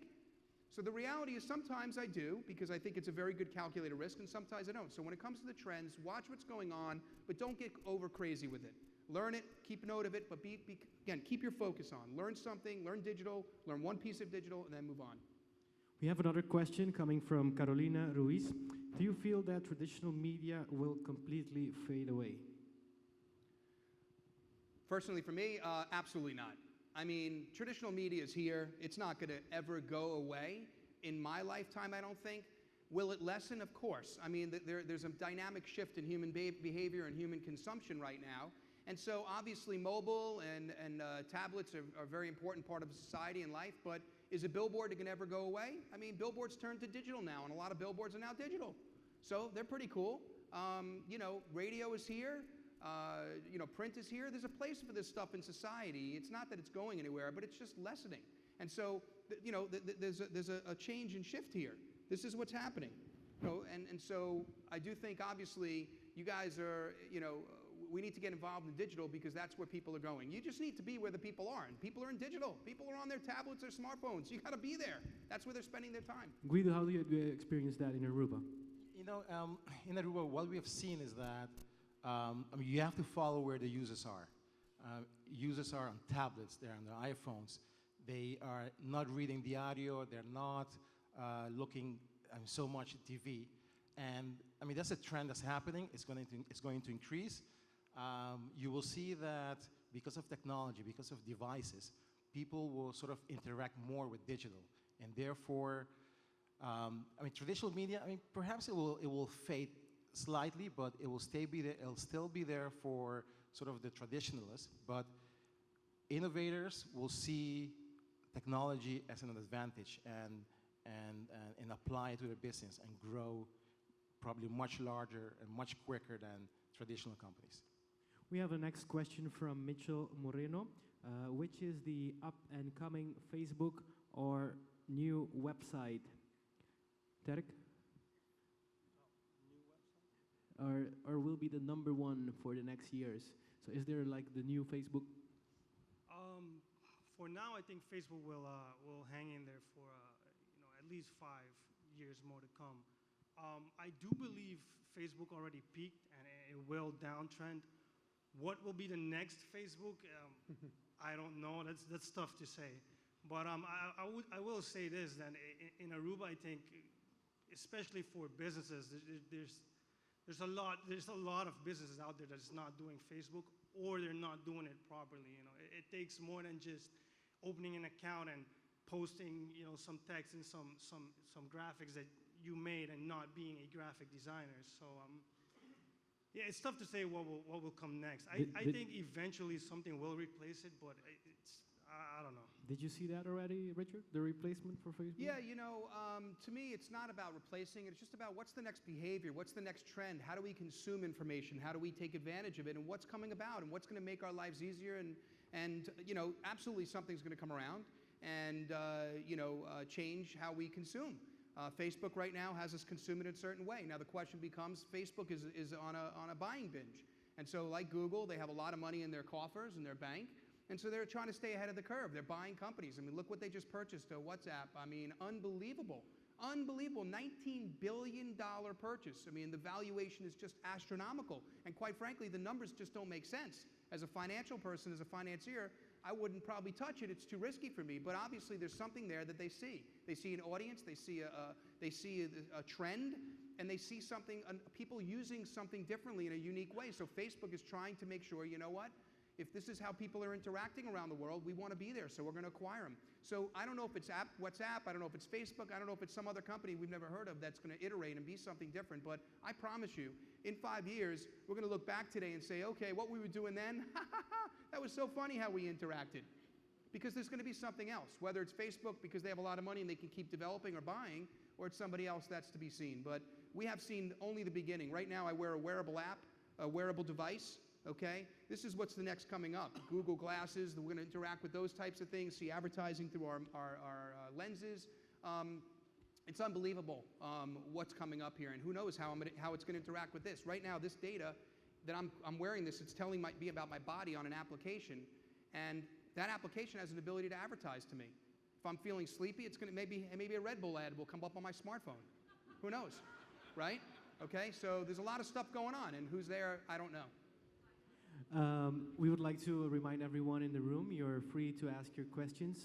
The microphone is located next to our cameraman right in the center of the Renaissance Convention Center. Another question that I would like to discuss, how important is it for your domain name? We see a lot of times you see long domain names, and I think it's very important, but maybe we can talk a little bit about how important it is for your domain name. Yuri? I always think it's important anyways, like Richard said in the presentation, be brandable. So why not? If you have the name, you have to show what you're doing also in the name. But it's not as important as it used to be before in search engine optimization. So you have, right now, you have websites that just use either a one-letter domain or not to gain access to multiple keywords. So in the end, depends on your business, but going back to what Richard was saying before, be brandable. So the domain is very important. In Aruba, I think we have a very young ecosystem on domain names because everybody's buying Aruba.com names. But we're forgetting we have a .aw. You know, you have this local that we can even run on our local servers. So think about this, but it is important. Don't forget. Richard? Yeah, I think, listen, I own thousands of domain names. And, to me, a domain is important. If it's especially a .com, which is one of the most valued extension, it's important. And quite frankly, when you pick a name, if you could pick a short name, that's important. Why? Memory. People want to remember it. You got to, how are they going to remember your name? And so if the domain could be an acronym of your business because your business is too long, just look at the name as something that's synonymous with memory. Are they going to remember it? That's the most important thing. Now look, in this day and age, a lot of people will just go to Google or they'll go to the search engine and type the first couple names, a couple words of the business, and boom, it comes up, and then you click. A lot of people don't even use direct typing anymore in the browser. They just go right to the search engine and they see the name. So a name is not as critically as important it was years ago, but I still think, look, from a marketer, I mean, that's what I live and breathe every day. The name's got to resonate. If you can get something that makes sense and it resonates, you're all good. And if it's shorter, even better. Good. Let's see if we have more questions coming in via our hashtag eAruba seminar today during the seminar. And don't forget, we have also our microphone. I see we have the first person. Big applause. I know we're going to get more now. Good afternoon. Your name? Thank you. Yanni Cruz. I have a question. Since forever, people have been using their talent to approach someone personally, how they look them in the eyes, how they talk to them. You know, they have the affinity to approach and sell anything by their human art of approaching someone, okay? Okay, nowadays it's digital. You don't even see the face of the person. And I have experience, for instance, in architecture that a client want to be with you. They want for you to see their family and talk to you. In the future of this digital development, is there space to combine that you can cover it, but still be able to look into the eyes, feel the voice, and you know, things like that? I don't know if I'm clear enough with my question. I'm going to attempt to take that. First of all, I love that you're thinking this way. I'm not sure if this answers the question, but I can tell you there's different ways to use digital to interact with people and give it a warm, lovey feeling. So for instance, in your emails that you send to people, you could put a small little link to a video of yourself in what you stand for. If you're in a business, instead of an auto signature with your name and your title, you know, think about putting a link to your you know, to a little video about yourself, a montage, you know, who you are, what you do, and what you're about. Obviously, you can use Skype. You can communicate with people if you're in one business and another and you're on a phone. Why not talk on Skype where they could see you, put a face to it? I think visual is still very important. It's very, you know, it's a critical part of our interaction in society. Nothing replaces a hand-to-hand shake and a face-to-face look. But again, those are the things that come off in my mind about how to interact with someone. I don't know if that answers the question, but that's what came to mind. Thank you. We don't have a lot of time, but I do want to do these three questions, so if we could be short to them. I think we already spoke a little bit about that. Rex Aruba asks how we can change marketing of Aruba from print media to digital media. I think we already discussed a little bit about that. We have Luciano Mazeo. Why is not local Google in Aruba? We have Yuri, who is working with a company, multimedia. They have search.away, which is like a Google Aruba. So I think this question is good for Yuri to answer. Well, basically, we don't have Google because Google thinks we're too small. That's first. Besides that, it's very important for local search. We don't have local search. Everybody goes to Google and types pest control Aruba instead of just pest control. So you will also get a guy that's in Florida and has a business called Pest Control Aruba. So local search in the end is very important. We are working with Google on reaching a way to make local search for Aruba more stable. It's not there yet, I have to say, but with traffic, it will get there. That's for sure. One thing that Google always tells me specifically is that they see a lot of this keyword Aruba. So it's so much more important for us to have local search instead of being just branded by the one keyword of Aruba, that I have to say that there are thousands of businesses outside of the island that are named Aruba. Very well-known businesses in Italy, in Australia. In Las Vegas, there's a hotel, Aruba. Aruba. So it's, I think it makes local search even more important. Again, search.aw. Good. You're good, Yuri. We have Rutlen Fleming. Let me stand up a minute. If I want to brand culture, which is based mostly on tradition, and most people who love tradition, you see, may not have digital or social media, what's the best way to do that? Richard? Culture into your advertising, if that's what I see. You know, your advertising has to be cultural. Whatever you stand for, whatever the message you're trying to bring. Look, you know, when you say when this person's asking about they love traditional, well, why can't you take the same look and feel and just morph it into a digital advertisement? Why? I'm not quite sure what the difference is. I'm reading a paper, I see an advertisement there. Well, that advertisement could translate to a banner on Mark's website, which is a wonderful place to reach somebody. That banner has to obviously communicate in synchronized messaging. So if it's all about your, you know, I'm not sure if I'm answering this question the right way, but it's habits, and we just need to learn how to be a little different. Remember, I talked about change. You're all online already. You're all going to these websites, so why not make sure you're advertising right in front of these people? And so, you know, capture the culture within your branding. Great. You would like to add something? Ritland, I mean, actually, that's a very good question. And one very good example is Aruba.com. I mean, they've taken a brand, a destination, something that's subjective and that's not easily to touch. And the Aruba Tourism Authority, they've created an experience around the brand, around the Aruba culture. So when tourists search Aruba, the first thing they experience on Google or on Facebook, they don't see only beaches and sun and fantastic looking people. They also see this untouchable, this feeling of the Aruba culture, the thing that it's kind of hard to put in pictures, but it is there.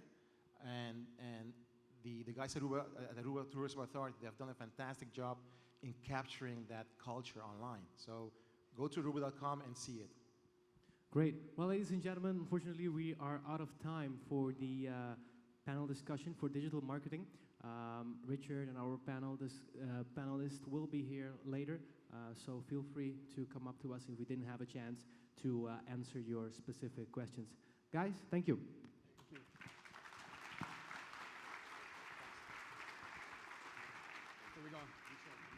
Thank you, Mark Benson-Dens.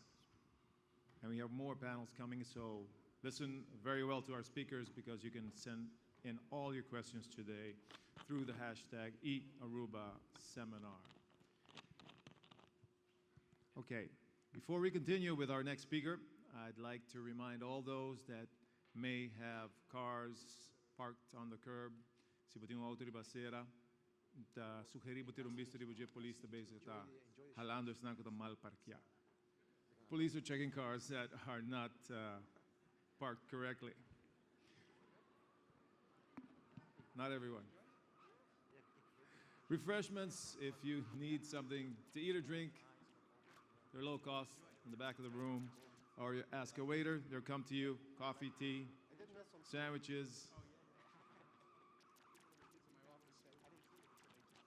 And for those who don't know, never been here, restrooms are on the outside of the facility. Okay.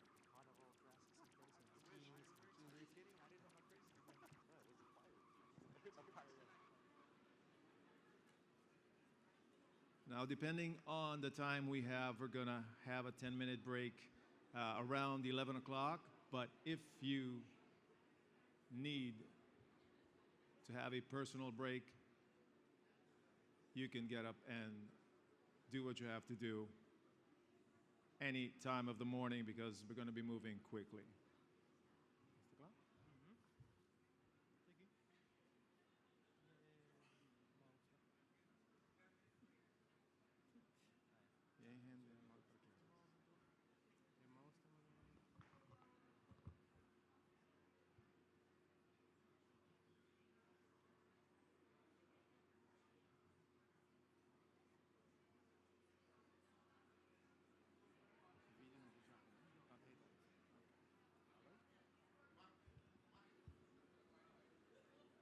And we're ready to go.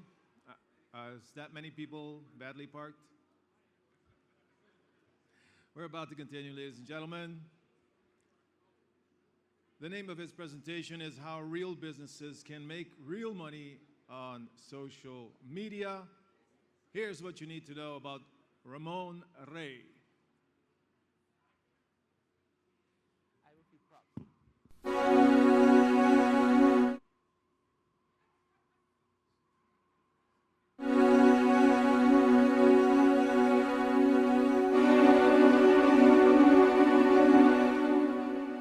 Ramon Rey is marketing and technology evangelist at Infusionsoft and smallbusinesstechnology.com. Ramon's passion is helping small business owners grow through leveraging marketing and technology as strategic tools. Ramon is a best-selling author, speaker, journalist, event producer, former technology consultant, former technology analyst. Facebook Guide to Small Business Marketing is just one of his best-selling books.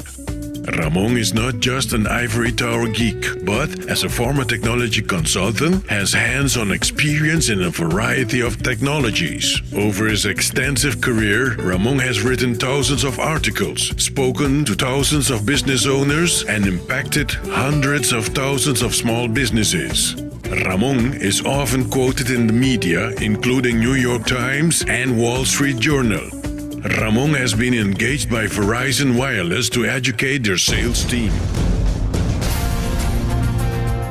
Ladies and gentlemen, coming to us from New York, here is Ramon Rey.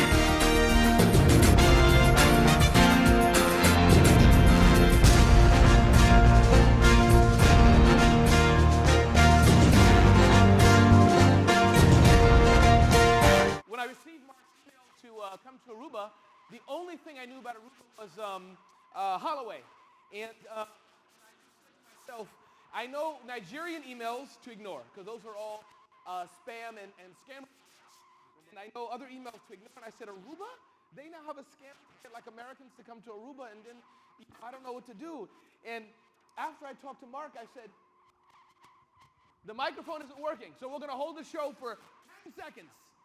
Don't leave.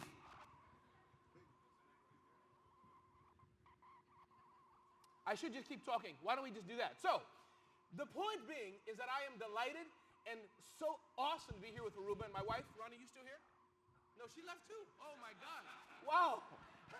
That's okay though. Sometimes that happens. So, but I'm delighted to be here. A big thanks to Rob and my co-presenter. And your name is? Delighted to be here, and thank you, Royal Bank of Canada, for helping us have this event here. Thank you very much. So, we're good? So let's begin. Move on. And so today's topic is about how small businesses, large businesses, people who have no business, can leverage social media, can leverage Twitter, Facebook, and LinkedIn, and etc., to grow their businesses and be more powerful. But before we begin today, Mark, are you here? Can you come out here a minute, please? I was so hurt today and pissed off, Mark Benson, please come to the stage, at the greeting that we gave to Mark. I thought it was sucked. I thought it was lame. I thought it was tepid. I thought it was non-Arubian. For that matter, it wasn't even American. So I would like us to stand on our feet and give Mark Benson the proper round of applause he deserves for putting together Aruba. That's more like it. And I've learned so much from Mark about marketing, about sales, about hospitality and his team. So Mark, thank you very much. Now you may leave the stage. Thank you so much. Thank you for being here. Thank you. Thanks for having me here. Let's begin, but I think thanks is very important. I have about 40 minutes, and I hope to go through all the material I have today. I cannot see any of you because of the lights, and I guess you all can see me, so we'll move on. I think enough introductions about myself. I do want to remind you about Twitter. Please. It's very selfish of you if you're sitting in a conference like this and not telling anybody about the awesome things that are going on. Now, the only thing I ask, if there's something I'm saying that you don't like, if you think I'm not delivering well, please don't put that on Twitter. Quietly come to me afterwards to the side of the stage and tell me quietly. Don't even tell Mark. Don't tell anybody. Please, that's all I ask. If it's good, put it on Twitter. So, the other thing I want to do is a special gift for you is if you want to check out this website, smallbizmarketingscore.com. is a website that we developed as well to help grade and give a score to your online marketing. And that's smallbizmarketingscore.com. If you didn't get it, turn to your neighbor and say, what the heck did he just say? So smallbizmarketingscore.com. There's about 10 things I want to talk to you about, and I hope to get that to you in about 38 minutes by now. And the 10 things are, one, to take you through the evolution of content marketing. Didn't Richard do a fantastic job? Wasn't he off the chain? I want to talk about content evolution, how social media and content has evolved over the years. Briefly, I want to talk about the benefits of social media. Many of you are tweeting and talking and doing all these things on social media, and you have no clue why you're doing it.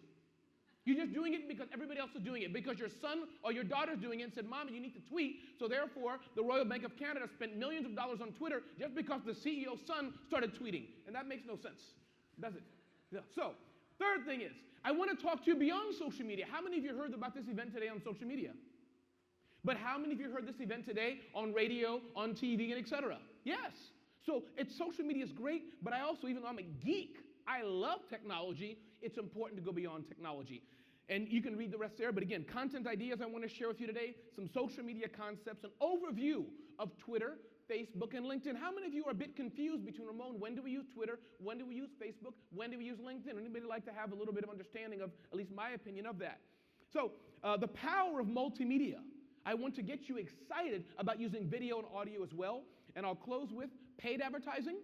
I'll go into what's called life cycle marketing very quickly, and I'll end on free. F-R-E-A. It's not a typo. Does it sound okay? Are you ready to join me on this journey? Awesome. Here we go. So, content evolution. As Richard had already alluded to, and I'll move quickly on this, television, print, radio, TV, these things like this are great. And I think you should do them. But these have always been one-way solutions. Me to you, me to you, me to you. Do you understand? With the advent of social media, it's no longer been just a one-way stream of me talking to you. Oh, my wife is back. I shouted out to you, and you had left when I said hello, and I felt depressed. I was only off my game because you were not sitting there. So my wife is here now in the front, in the purple. So, going on. So, and then you had blogs and other online marketing solutions come, and that was some sort of a two-way product. But now you have social media, and social media is me talking to you, you talking to her, and her talking to him about everybody. You follow what I'm saying? And you cannot control it. So this is the fundamental thing that you need to understand about social media and why it's so important. It's not just a one-way with you blabbing on and on and on all day long. Why social content? Three things I want you to keep in mind. One, people, as in Arubians. Mark, what's the other island by Aruba? Curacao? Curacao. You can tell I'm not from here. I'm sorry. Curacao. People are searching for information. We all do this, yes? You're looking to replay the stupid cat falling off the, thing over and over again, or the lady who was texting and fell into the pool. We're all searching for some information. I searched for information. How do I get to Aruba? Didn't know where it was. I thought I could walk there, and I realized I had to fly over water. People are creating information. All of us are content creators in some way. And the third reason is people are connecting to each other. Is this correct? This gentleman in the front row, what's your name and what do you do? Gregory. And Gregory, what do you do? I mean, if it's something illegal, don't say it loud, but just pretend it's, what do you do? An accountant. Awesome. Okay, good. So, in your case, and you're from Curacao, you're connecting to other people. Like, do you know the lady next to you? Do you know her? Now you know her. See what I mean? That's what social media is about, connecting people together. So to move on, the problem of social media is that many of us, as Richard had touched on, are used to an interruption marketing economy. Can I use you again one more time? And sorry, Mr. Cameraman, I just got to get down. Okay, so you all start talking, real quick, talk. Keep going, talk quickly. Excuse me. Isn't that an interruption? But now, can you talk in English, please, so I can understand what the heck you're saying? Talk in English. Go ahead. Talk to each other now. Talk real quick. Okay. Yeah, my weekend was good too. Can you talk to me too? Hello? Yeah. So you see how I joined the conversation? Wasn't it different? Instead of me just interrupting them, it's now called conversation marketing. So that's what I want to talk a little bit about today. Conversation marketing. Sound okay? Okay, great. Half the room said it's okay, so great. And a part of conversation marketing is that I want to encourage you, to instruct you, to beg you to stop selling, but to collect leads. That's one of the biggest things you can learn about social media, even for all of you all the way in the back eating the awesome food here today, is to stop selling. Too many people spend time selling, saying, buy my product, buy my product, buy my product, but you don't spend enough time collecting leads. So, point number 2, we're going to cover 10 things today. 3 business benefits of social media. 1, gaining intelligence. Wouldn't it be great to know what your competitor's doing? How many have competitors? Yes, okay, so half the room is raising your hand, the other half, I don't know what you're doing because you have competitors, trust me. So gaining intelligence is one thing you can do with social media. Now, how can you do this? Listening posts is what I call it. Just like the NSA or the CIA has, and I'm sure the NSA and the CIA talk to the Ruby. Does Ruby have intelligence even? Is there intelligence services here? Oh, yikes. Should I not have said that? Okay. It's like, yes. Okay, so my point is, LinkedIn groups, Twitter hashtags, Facebook. These are some listening posts that you can put together to have intelligence about your competition. One of our sponsors is the Marriott. Anybody from Marriott here? Okay, good. Wouldn't it be nice to know what the other hotel's doing so you can crush them before they begin? Yes. RBC, wouldn't it be nice what the other bank is getting ready to do so you can just annihilate them before they even start and just crush them? See, you can see the smile of pleasure. So, you get my point. These are listening posts that you can create. Next thing, to develop stronger relationships with your customers. Some of you are using social media, and I love, where's Crown? Crown's here in the house? Okay, awesome. So we're going to hear from them later on. Crown does this very well. Many of you are trying to get new customers. You're trying to get new people, but somebody else already paid you money. So why aren't you just getting them to buy more from you? Does that make any sense? Okay. Men have a problem with this. The grass is green and all this stuff. We won't even go there today. So, moving forward. And my point is, beyond selling, it's about building loyalty.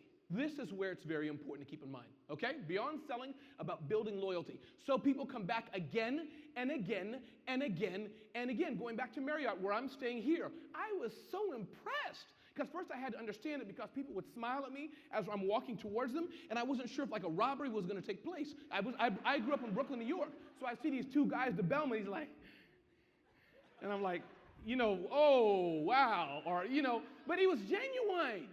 And then I go outside and somebody's like, buen dia. I thought they cursed at me, and I said, wow, you know? But the point is, this social media is about building loyalty. Do you follow me? This is what we want to do with social media today. I want to walk you through these things.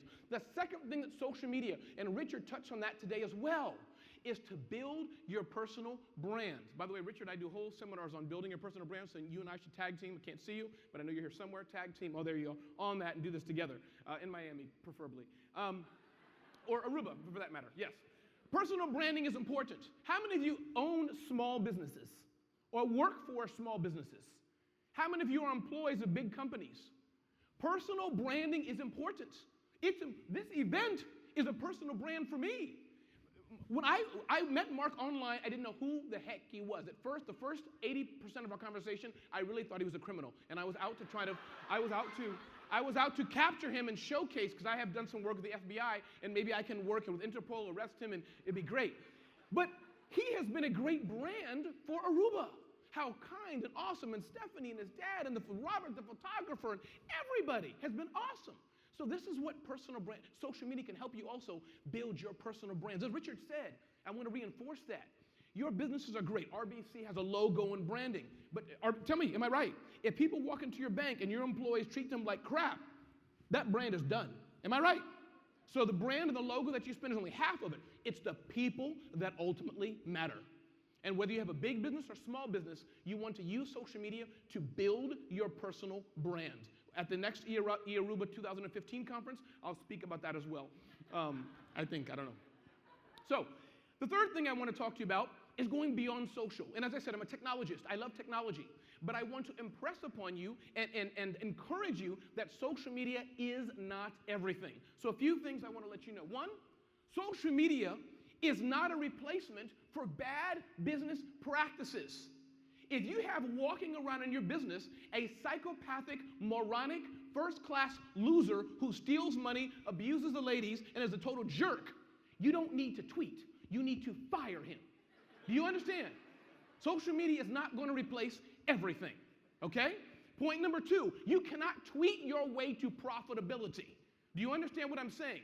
You want to go get a loan for some stupid project to have 100 fishing boats escort Brazilian tourists to Alaska with ice packs, and you're going to the Royal Bank of Canada for a loan. It's not their fault. They said no. The business idea was dumb, no matter how much you tweet.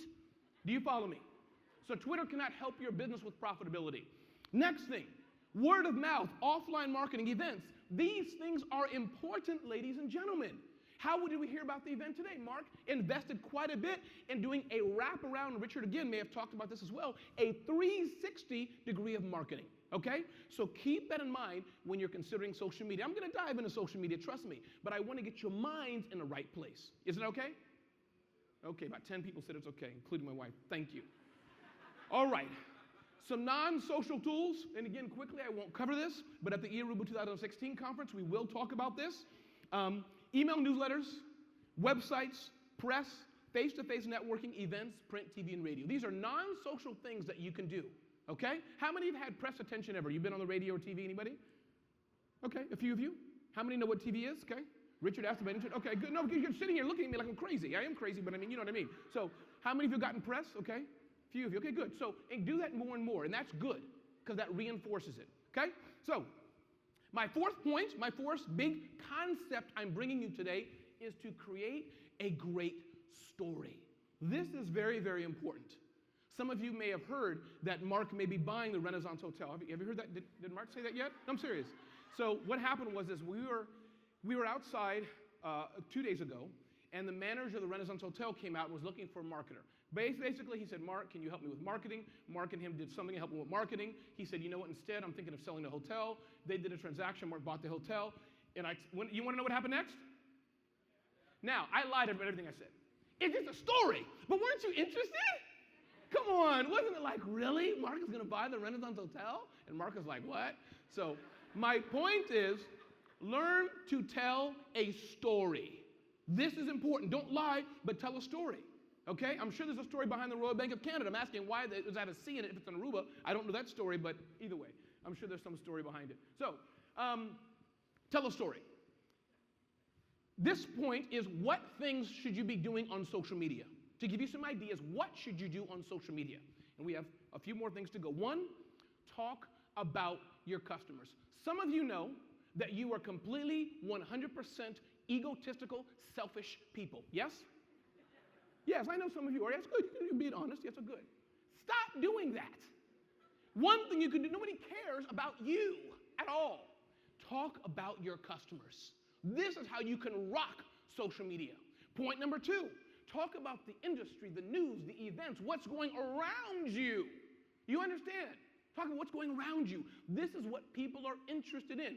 We have accountants. Can I get a shout out of what business types are here? Just real loud. Shout it out. Fishing, maybe? Events?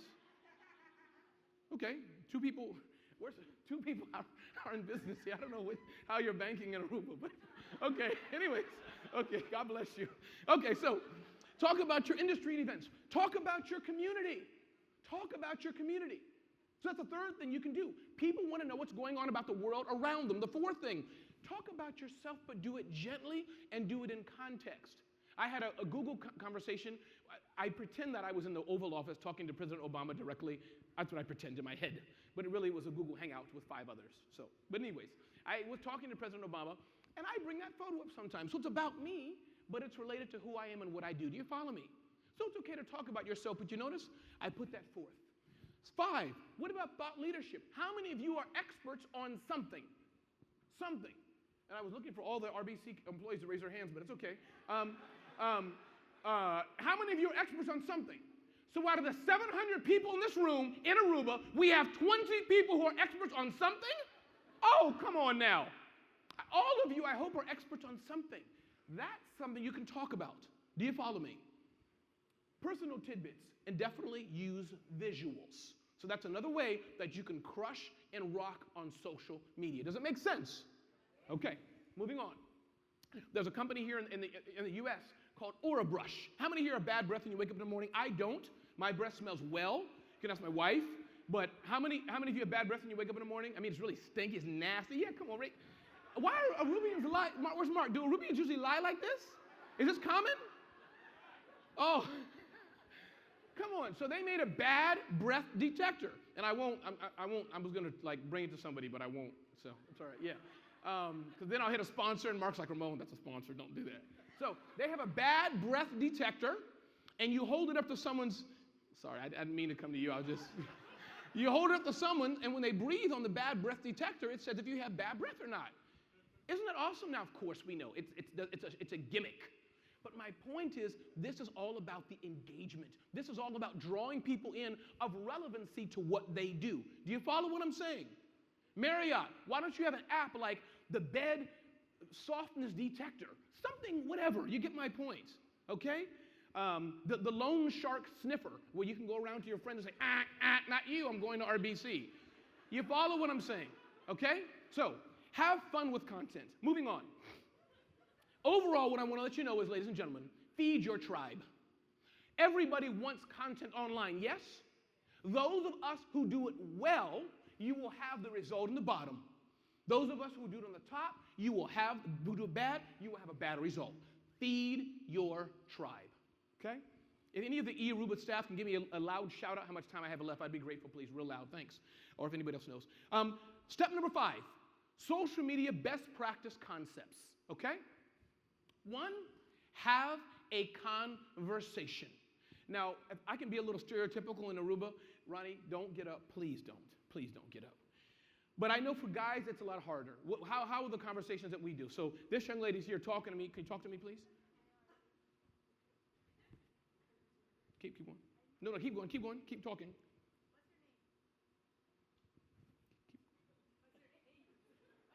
Yeah, you see my point? And it's one way.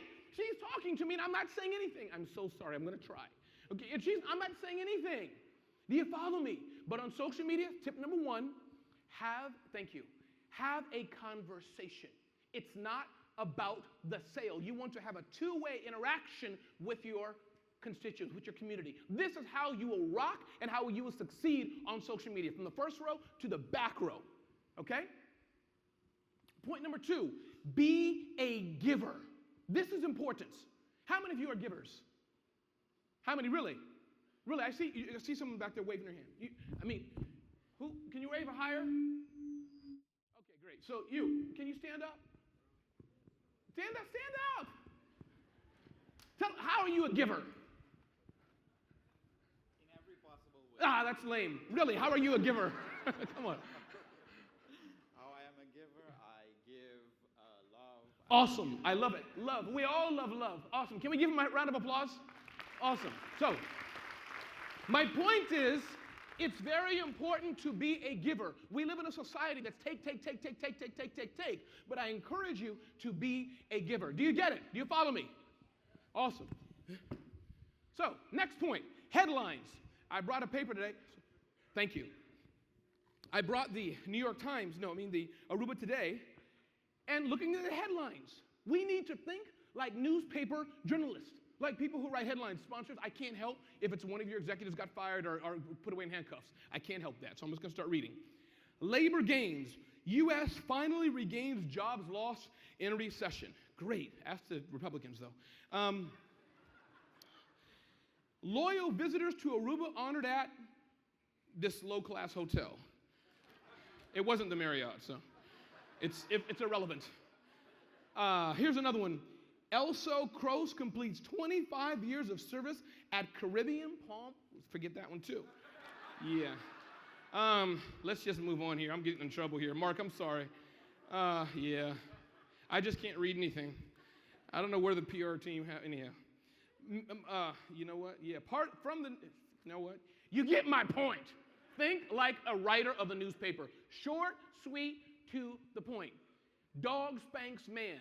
Cat sniffs girl. RBC awards millions to customers. You get my point. Think short to the point, okay? Short to the point. Think like a Twitter tweet. You got me? Okay, because I can't see you. So, another thing is respond, as we did today. The other element of social media is respond. Nobody likes silence on social media.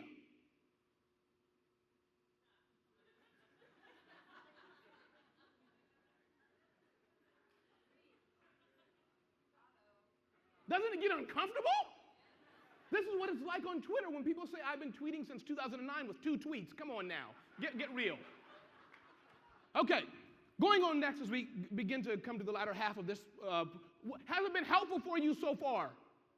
Awesome. 2 people. Thank you so much. My co-panelists. Thank you, Richard. Thank you. Thank you. And I was saying amen to you too. So we can just, and Andreas, we're going to have 2 of us shouting you out. So, Twitter, Facebook, and LinkedIn. Ladies and gentlemen, is it pastechi? Pastechi. Okay. Twitter is like a sweet taste of pastechi. I had 6 of them last night. I kid you not. So when I came to the Marriott, Stephanie said, I was looking at what to eat. Should I have this? Hamburgers, Popeyes, donuts, Kentucky Fried Chicken, whatever it is. No. Have the pastechi. And I said, what the heck? It's a Dutch. Dutch people can't cook. Sorry. So, I'm just teasing. I'm just teasing. I didn't mean that because I like pastechi. So I'm sorry, Mark. I screwed up. So My point is that I had pastiches. Oh, it was just like nirvana. The heavens opened, doves came down, and then the next day I had 2, and then last night, didn't I? 12 o'clock at night, I had 6. I mean, it was just lovely. So this is what Twitter's like, short bursts to the point. Facebook, it's like community building. That's my wife, and this is Mr. Mark Benson, dad. I forgot, where's Mark Benson's dad? What's the first name again? Lenny. Is Mr. Lenny here? Awesome. So thank you. So that's him and my wife, and it's like a conversation. See, they're smiling. Oh, so how are you? Your kids are great. It's nice. Anyways, that's what Facebook is all about, okay? It's a discussion. It's a two-way street. You follow me? Okay, 2 people follow me. Thank you, Richard. I appreciate it. Thank you, Richard. Me and you, we got it. Thank you, brother. So even Andreas is probably like sleeping or getting evaluation from some company. Oh, there he is. Okay. So 2 Facebook power tips I want to leave for you. 1, do you see, by the way, if you go to facebook.com/smallbiztechnology.com, you will see a link that says Aruba for a drawing, or maybe I'll give it to all of you for my book. I just want to show you I practice this in action. So that's point 1.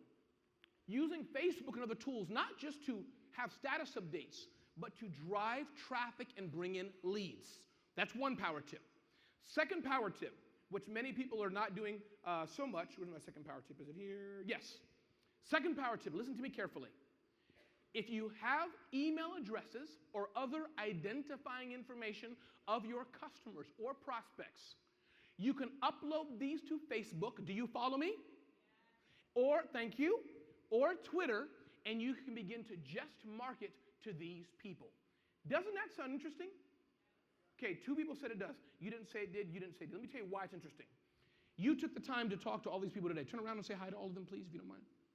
Yeah, that was not exciting, but okay. You said hi. Then they go home. What if they had a picture of you on their wall saying hi? Wouldn't that be cool? I mean, not cool to them, but you get my point.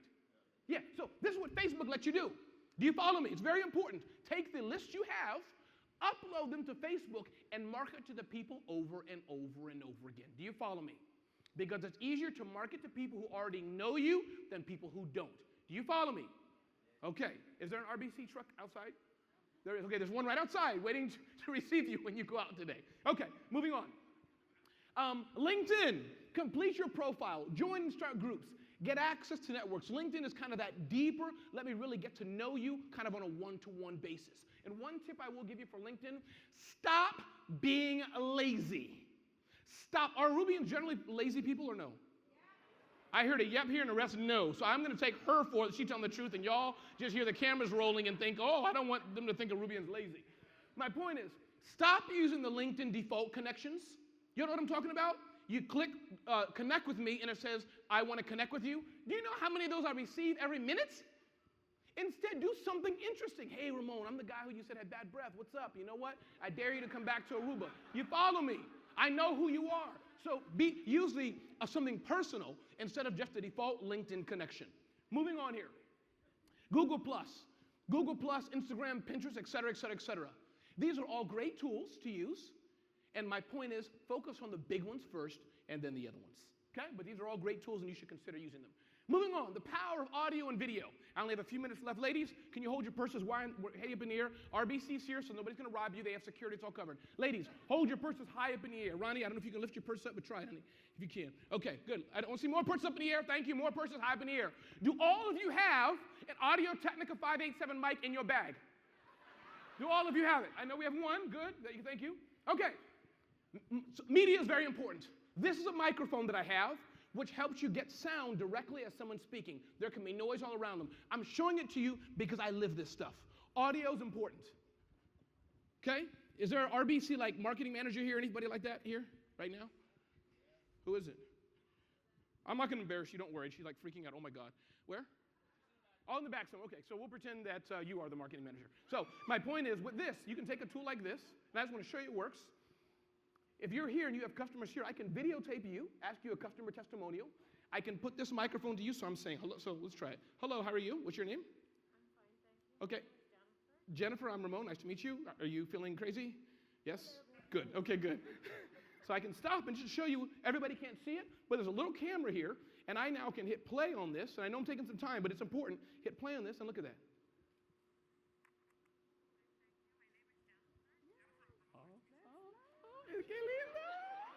Yeah! So you get my point. And there's a little USB connector here. My point is, ladies and gentlemen, multimedia rocks the world. And that's my point. It's beyond just the text. These are some companies here, I'll move on, that you can look at. GoPro, anybody know GoPro? The high-end cameras that are indestructible? They've stopped trying to sell cameras, and now all they do is showcase awesome content. There is nothing more warm than a fireman rescuing a cat. There's nothing more warm than that. He rescued a cat from a house, and he saved the cat's life by GoPro. That's what y'all need to do. That's what y'all, am I serious? I mean, you know, I didn't have anything. I have $1 billion business from RBC. Oh, you follow me? Okay, so moving on. So, I know we have like 0 minutes left. Paid advertising on social media. The point with this is that you can buy advertising on social media, not just do the texting and tweeting and Facebook posts. You follow me? I just want to get that to your nugget so you understand that, okay? Why paid advertising is good, Andreas may have, because he does startups like this. This is something in your wheelhouse maybe. You can fail fast. There's nothing wrong with failure. You follow me? You can learn fast. Spend $100 on an ad and see if it works. Do you follow me? Why spend millions or hundreds of thousands of dollars or hundreds of dollars when you can do an advertisement on Facebook? So that's what I want to speak to on that point, that you can buy advertisements on social media, okay? I do want to tell you another tool, and you can Google these things. Twitter lead generation card is pretty cool. Twitter. You can advertise on Twitter and generate a lead with one click. Look that up online, but it's pretty darn awesome, okay? Status updates won't make you money. Life cycle marketing will. Coming to an end here, 2 more points. I want to tell you about life cycle marketing. Many of you are on Facebook and social media. Social media is just 1/2 of the equation. How many guys we have in a room? Okay, how many guys like girls? Am I getting political? Please don't kill me here. How many guys like girls? If you don't, it's fine. You keep your hand down. Okay? How many of you gotten a girl's phone number before? Anything else? How many of you found it was wrong when you got home? She lied to you? Yep. Okay. So, that's because you only did 1/2. Hola, señorita, ¿cómo está? Me llamo Ricardo. Ven acá, por favor. You understand what I'm saying, right? So, I want to just show you this real quick. Both sides of life cycle marketing, okay? Life cycle marketing is about 3 things. It's about attraction, and I want you to understand, it's about attraction. Richard talked about it very eloquently. Targeting your customer, attracting industry, interest, collecting leads. Okay, collecting leads. This is what you want to do on social media. That's 1, attraction. A, stop selling and get leads. Second thing you want to do on social media is all about selling, but it's not selling, can I please have your money? It's selling where you're first in the selling process, educating. And that's what Twitter's all about. Again, in Aruba 2016, I'll talk about lifecycle marketing full. Okay, so education, making the offer, going for the close. This is lifecycle marketing in a box. Because if you just deal with attraction, you will not succeed. You must complete the funnel. Actually, Richard was talking about this today. The very nice, awesome moderator was yanking him off the stage and he couldn't finish the whole thing, but that's okay, Richard. We won't hold that against him. So, I know you did your job. So, educate, offer, close. That's the sell. Third thing I want you to remember, because if you're using social media and you're not doing this, is to wow. And I've been wowed coming to Aruba. I came off the plane, and there's this huge guy. I mean, he's a black guy, so black guy, and I won't even go there. He's a black guy, and I mean, like me. I'm a black guy too. I mean, yeah, I am. So, and he says, he comes up, are you Ramon? Now, in Newark Airport, if somebody comes up to me and says, are you Ramon? I'm putting my fist up, and I'm saying, step to it right now, step to it. What's up? What's up? And he had a camera in his hand. I'm thinking, this is a new weapon. In Aruba, maybe they don't have guns and all that. He's going to hit me with the camera. So I'm saying, yeah, Ramon. I'm Ramon too. What a scam. Wow. But my point is, he was on Mark's team and preparing for it. So my point is, wowing. And I've been wowed at Aruba from day 1. So thank you all for receiving us well. Thank you. Offering more, getting referrals. These are things part of lifecycle marketing. Last point as I eke out a few more seconds here is about free, F-R-E-A. And this is a summary of what I'm talking about today. Okay? One, frequency. It's very important on social media. And if you want to gauge how frequent should you be, it's just like, I'm not going to say it. It's just like kissing. I'll say that. Just like kissing. How many here ever been kissed before? Serious. Okay, 4 people in Aruba? Okay, 4 people have been kissed.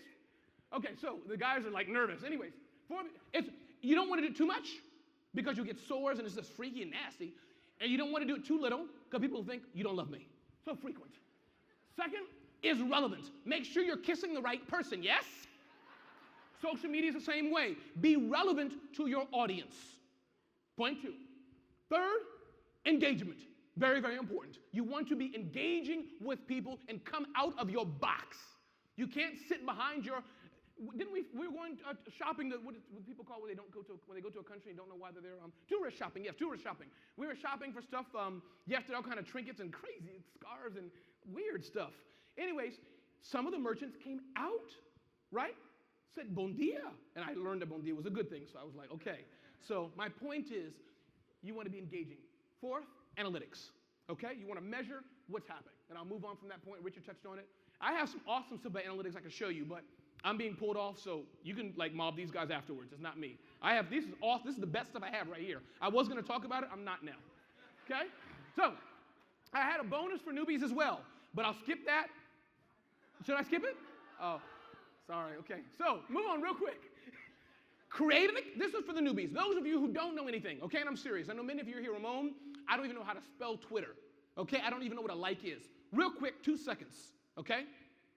Create an account. Just do it. And Richard, what was the beginning of your statement? Like change, or what was the beginning of your opening of your comments? Yeah, there you go. Right. And so if you want to, and that's bad, right? Yeah, it's bad, right? So create an account on social media. I'm slow, Richard, trust me. 2, fill out your profile. It says picture, and you have a picture of a whale there? Come on now. Fill out your profile. And ladies, please stop having a picture of your kids on your social media profile. Nobody gives a darn about your kids. They care about you. Okay? And guys, stop putting a picture of your mistress on there. Put your own picture there. So, okay. Third, join, like, search, and follow. These are the basics, and I'll do that later on. We can talk about it later, maybe in the session or afterwards. Respond and initiate conversation. In summary here, please check out smallbizmarketingscore.com to be graded about your social media activities, your website, smallbizmarketingscore.com. And remember, this world we're in, the world of interruption marketing, ladies and gentlemen, is over. This is a world about conversation marketing. That's what it's about. Can I take 10 more seconds, or should I just walk? Okay, so Mark, he said I could do, I don't know Mark is, he's like, okay, good. So this is Aruba and Facebook. I got the politicians and others that I'm going to talk about right now. Anybody famous in the room of politicians besides RCB? Because I talk about them too. Sorry, you're not going to like this. No, I'm joking. Okay, good. So here we go. LTE. I don't know, LTE is all about the experience. One thing I like about what they did, I don't know if you can see it well from where you are, but look at that. World Autism Day. So you see they have thousands of customers, right? And they're making it not just about them. Some of you may have autistic children, yes? Or you may be autistic, yes, you know what I mean? It's a serious issue and growing. But doesn't that pull to your heart when you think of who you're going to buy? So this is lesson number 1. I'm coming to an end. Aruba itself. I like how Mark is giving more pages you may like. It's not all about him. It's about other people to bring all of you here. And this is how you will succeed on social media. Do you follow me? Okay, 1 person follows me. Thank you. Even my wife didn't say yet. Okay, it's time for me to go. All right. Here, anybody know this store? I'm not sure what it is, but it's a clothing store. I like it. They're selling clothes. Right on here, 30% off your entire purchase. If you show my wife the words off and a percent sign, she will be there with her credit card or cash in a heartbeat. Done. I mean, even if it's like too expensive, as long as it's a discount. And she's not even Caribbean. So, all right. Moving on here. Jolly Pirates Aruba. What do they have here? A little description of what they do. Coming to an end. Okay? And I'll move on here. Just going here. This is one of Mark's assistants. No. Oh, no. Sorry. No, I didn't know. Wrong slide. Okay. So this is, sorry. Perdón, Your Excellency. I'm so sorry. I'm never leaving here. I got my passport here. Okay. So, the Prime Minister of Aruba, awesome website, a lot of engagements, and et cetera, et cetera, et cetera. Okay? So I just wanted to show that, talking about what he's doing, because people are interested what the Prime Minister's doing. I was going to say something else to critique it, but I won't. And here's another one of Mark's assistants as well. And what I like about her Facebook page is she has inspirational thoughts. Isn't that how Richard started off his talk? Inspiring us, yes? And nobody can hurt me without my permission. That's pretty strong. So it's interesting how she also is engaging as well. Nobody said anything when I brought her up. I don't know. Well, politics. Okay. So we support World Autism Day. Not bad, but his kind of colleague, this is kind of the, oh, bendito, ay, oh. Y así, ay, oh, niño, ay, niña, esposa, agua, hola, I don't know. Okay, whatever. Okay, so moving on here.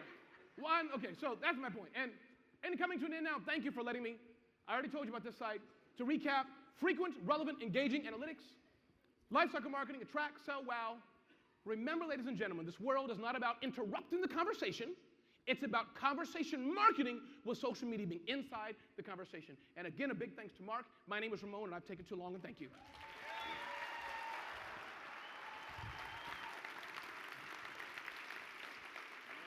Thank you. Oh, I was told to sit down.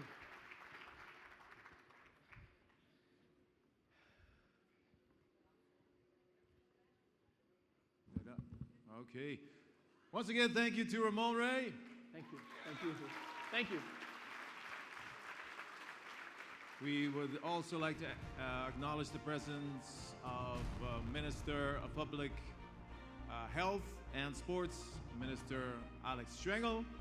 Good morning. Good morning. Thank you for being part of this morning. And once again, we call to the stage Mark Benson-Denz for our panel discussion. Mark. All right, I'm back.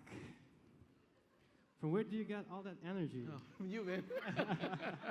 Let's step up a little bit, because they told me I lost some weight, but I'm still blocking the first panelist. Okay. Not enough, not enough. So, ladies and gentlemen, what a great speech, and we're ready to continue. Yes, I mean, he really deserves another round of applause. Awesome, awesome, awesome. Ladies and gentlemen, let's welcome our panelists for the social media panel discussion. First off, we're going to do it like it's supposed to be, like a gentleman, ladies first. Ladies and gentlemen, directly from Curaçao, we invited Carlinda van der Mare. Let's welcome her with a big round of applause. Ay, ay, ay. Welcome. I almost felt, and I was so scared for this moment. Welcome. Carlinda is from Social Lemons, which is a company located in Curaçao doing only social media for different companies, like McDonald's. Who else? McDonald's, we have Be Sure from Curaçao as well. I thought you also had a Be Sure here on Aruba. We also have Maduro Travel. You also have it here. And we also do some local restaurants. We have some companies in Holland as well. So if you guys want the social media experts, just come to me. No problem. The invoice will come later. Next up, let's welcome also one of our panelists. His name is Edward Erasmus. A big applause.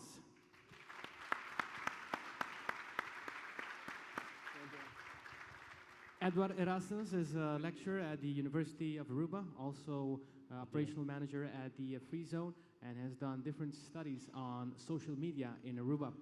And last but not least, ladies and gentlemen, would like to welcome Mr. Alex Sibul from Crown and La Estrella.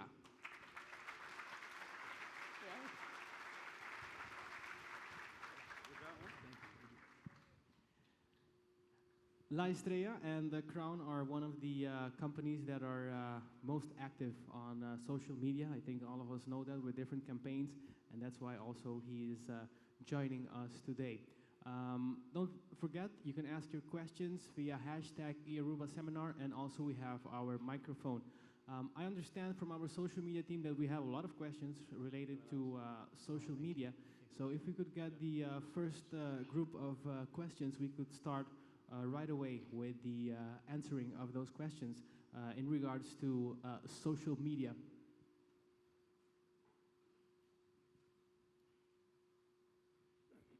While we're waiting, all right, we have the first ones. All right.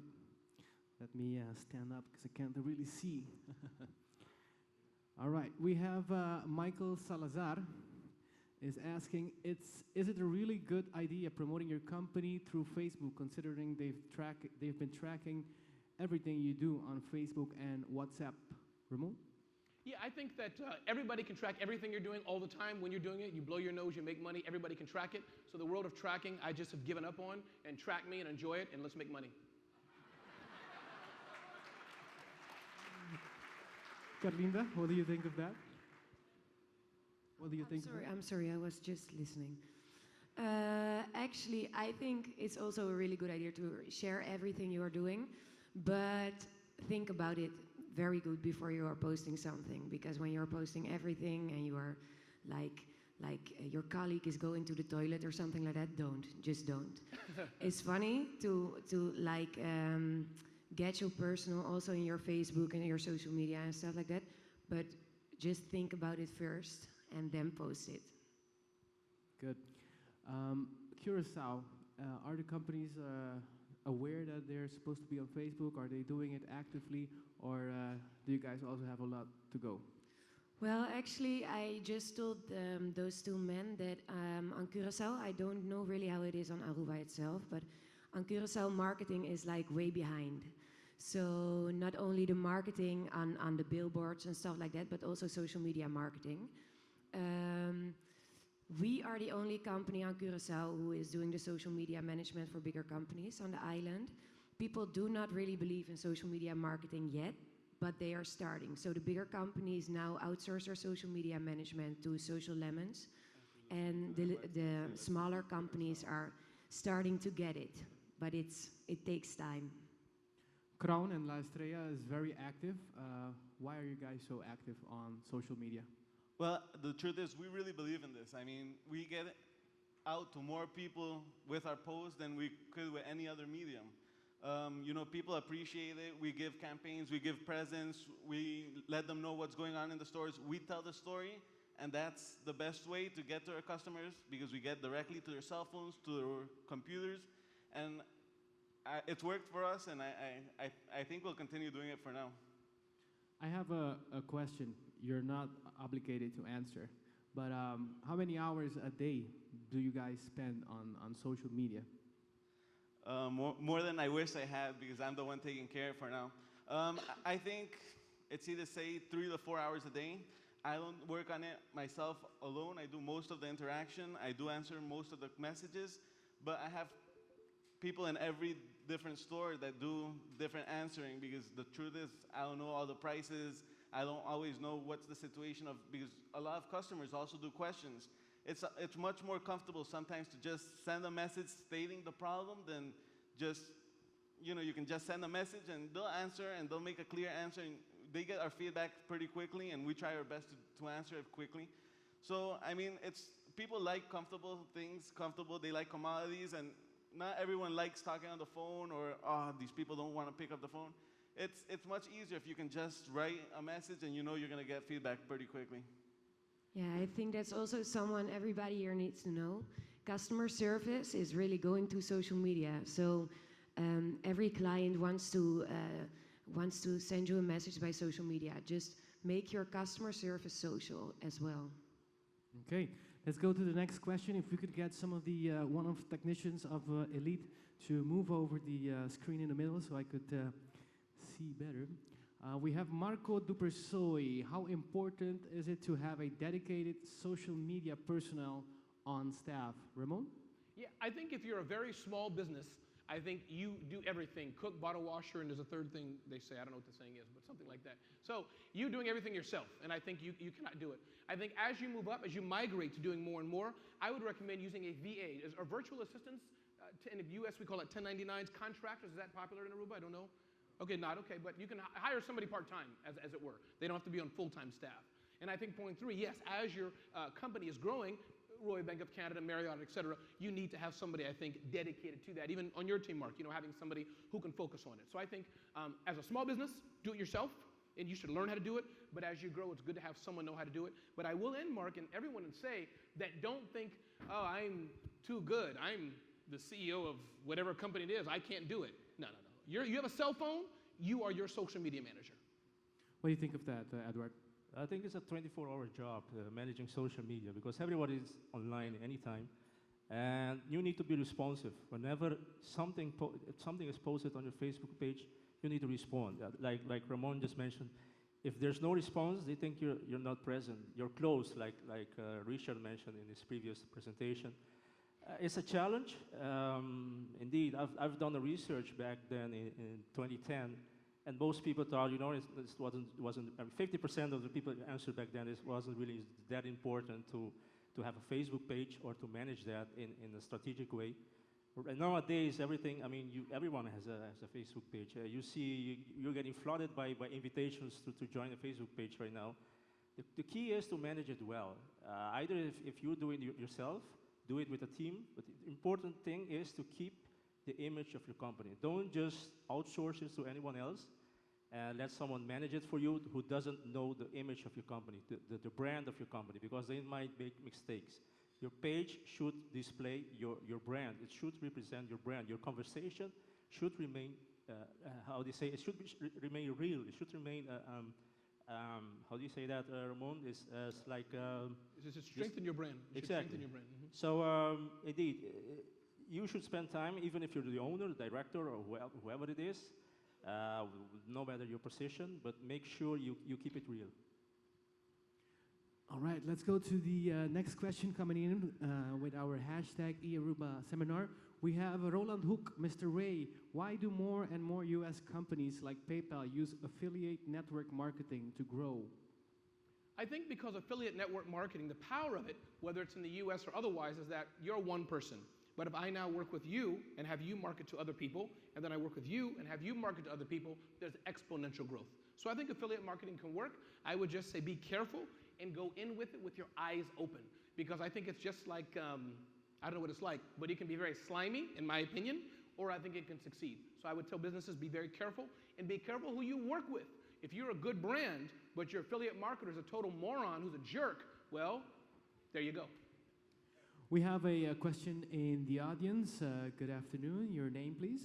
Hi, my name is Courtney Hart. I have a question for Mr. Sibu. As we can see on Facebook, Crown has done some amazing campaigns on Facebook, and your company and its campaign is a good case study for many other businesses on the island. But my question is, what do you measure as in terms of return on investment in your activities on Facebook?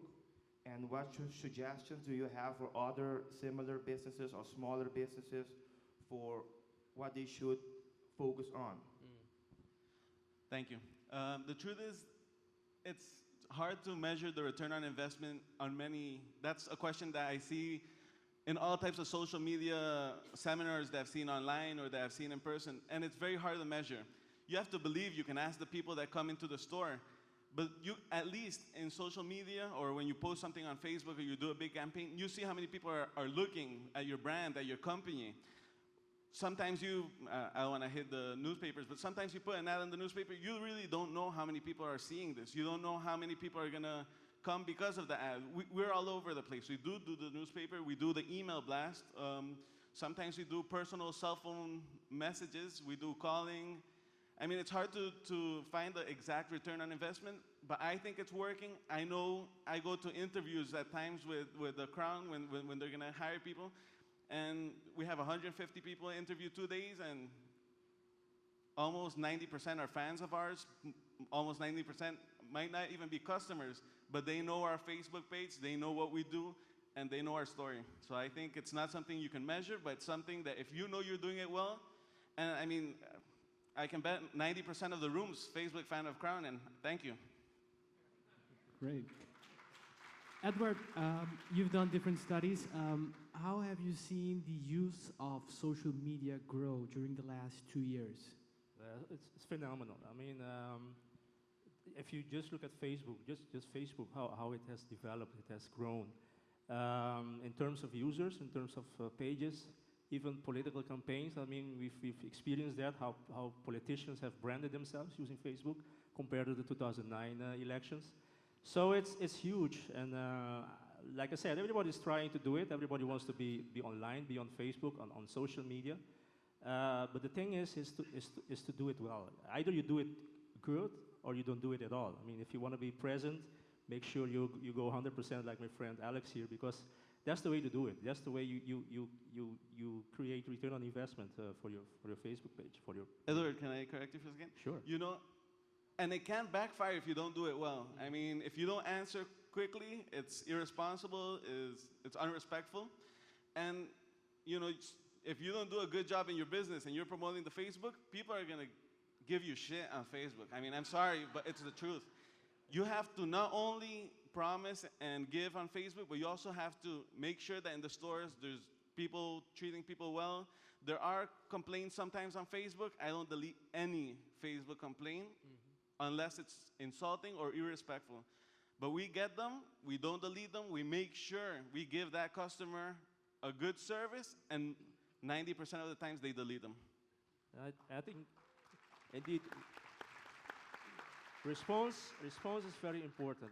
That's one of the things I've seen change on the island. I mean, people want to connect with companies online. They want to make it personal. Companies need to realize that.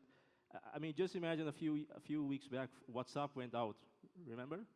And everyone panicked, because everybody wants to be online. Everybody wants to be connected. That's just how it works on social media as well. If you send a question, if you ask a company, or if you complain and they don't respond, you're in trouble, because other people see it and they get a very wrong impression, and then it works very, very negatively for your company. Some people come to us when we start to work with them that they don't want to be active on social media because they are afraid of complaints. Almost everybody, actually. We disagree, because we want to know what the complaints are, and also we are a responsible organization who wants to talk with our customers about the complaints. So I don't know if I understood completely, but did you just said that sometimes you do not have to respond? No, we always respond. Always, okay. So like everybody has to know, always respond, always be nice to your customers, because other people will see that you are a responsible organization. And Mark, can I make 2 more points? I just want to say regarding and I would suggest all of you train your employees. I know that in this day of social media, anybody can have a GoPro, a camera, audio, and it's up for grabs. So somebody comes to RBC and, you know, they're pissed off and irate, and you have an employee who, well, you can go to another bank then. That's going to be on Facebook. So that's point one. Point two, going back to the ROI, I know we have 3 schools of thought. One, many people doing social media and have no clue what they're doing. That's a problem. 2, you have people who don't want to be on social media at all, as you talked about, because what's the ROI? So I would suggest, please, to those of you who don't know what you're doing, learn. You're here today. But to those of you who are questioning the ROI, Gary Vaynerchuk said this best, what's the ROI of your mom? I would say, look at your children. Let's calculate. What's the ROI? As Alex said, you can measure it. There are analytics you can do, but overall, you need to do it. We have a question from the audience. Good afternoon, and your name, please? Yannick Cruz. I'm into architecture and construction. We deliver good stuff. I'm going to be sending a lot of invoices this afternoon.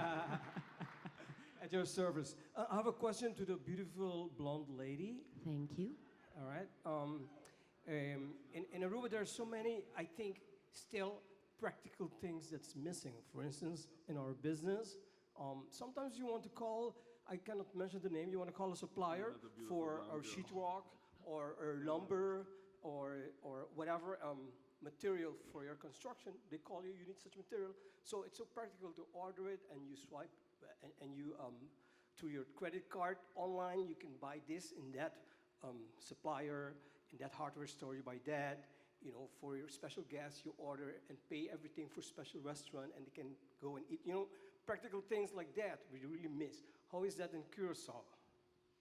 Exactly the same or worse, because on Curacao, people do not really like come to appointments and stuff like that. We are like a little bit lazy. And what I see from Aruba, no, really, I love Curacao, but the business-wise, it's really hard to work. But what we do advise, if you are, let's see, you are depending on these other companies, right? This is what you mean. So your customer service is also depending on third parties. What you always have to do is mention this on your Facebook page, for example. So, dear customers, there is a delay in the supplies we are supposed to get and stuff like that. Just mention it on your Facebook page and inform people about the situation. In that case, people will always react most of the time. They will be glad with your information. I think what we're going to do, we're going to work on that. We're going to work in a way that people can buy from Koiman or Wema or whatsoever with a credit card and have it delivered. I mean, that's what I really wanted to say. Thank you. Okay, thank you. We have more questions from the audience. Good afternoon, and your name? Good afternoon, Gabriel Ayala. My question is pretty simple, I hope. The question is, how can we reach the audience without them feeling as though we're spamming them and kind of overcrowding their pages? Carolina, first. Okay. Informative posts about your product, like the traditional marketing, it's like you can do it for 20%. Furthermore, you have to be entertaining on your Facebook, make people like your posts, let them engage to the information you share. It does not work on social media to share only product information and stuff like that. It's traditional marketing, and on social media, people want to interact with you. So ask them questions about your products and tell them about your newest models or a new colleague, for example. But do not only do the traditional marketing on social media, just for 20%. Just think about it. Ramon, would you like to add something to that? I was just going to say, remember, social media is very similar to the regular conversation we would have today. So as you network with other people, as you meet people, you talk to people, as you do in a store anywhere else, as she said, it's just a regular conversation. And you'll never be too much if you're nice and genuine. You will always be too much if it's all about you and you're not so great. But you look like you're so great, so I know you'll figure it out. Thanks.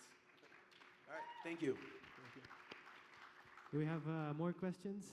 Feel free to come up to the mic. Good afternoon, and your name? Good afternoon. My name is Tommy. I have a question for Mr. Ray.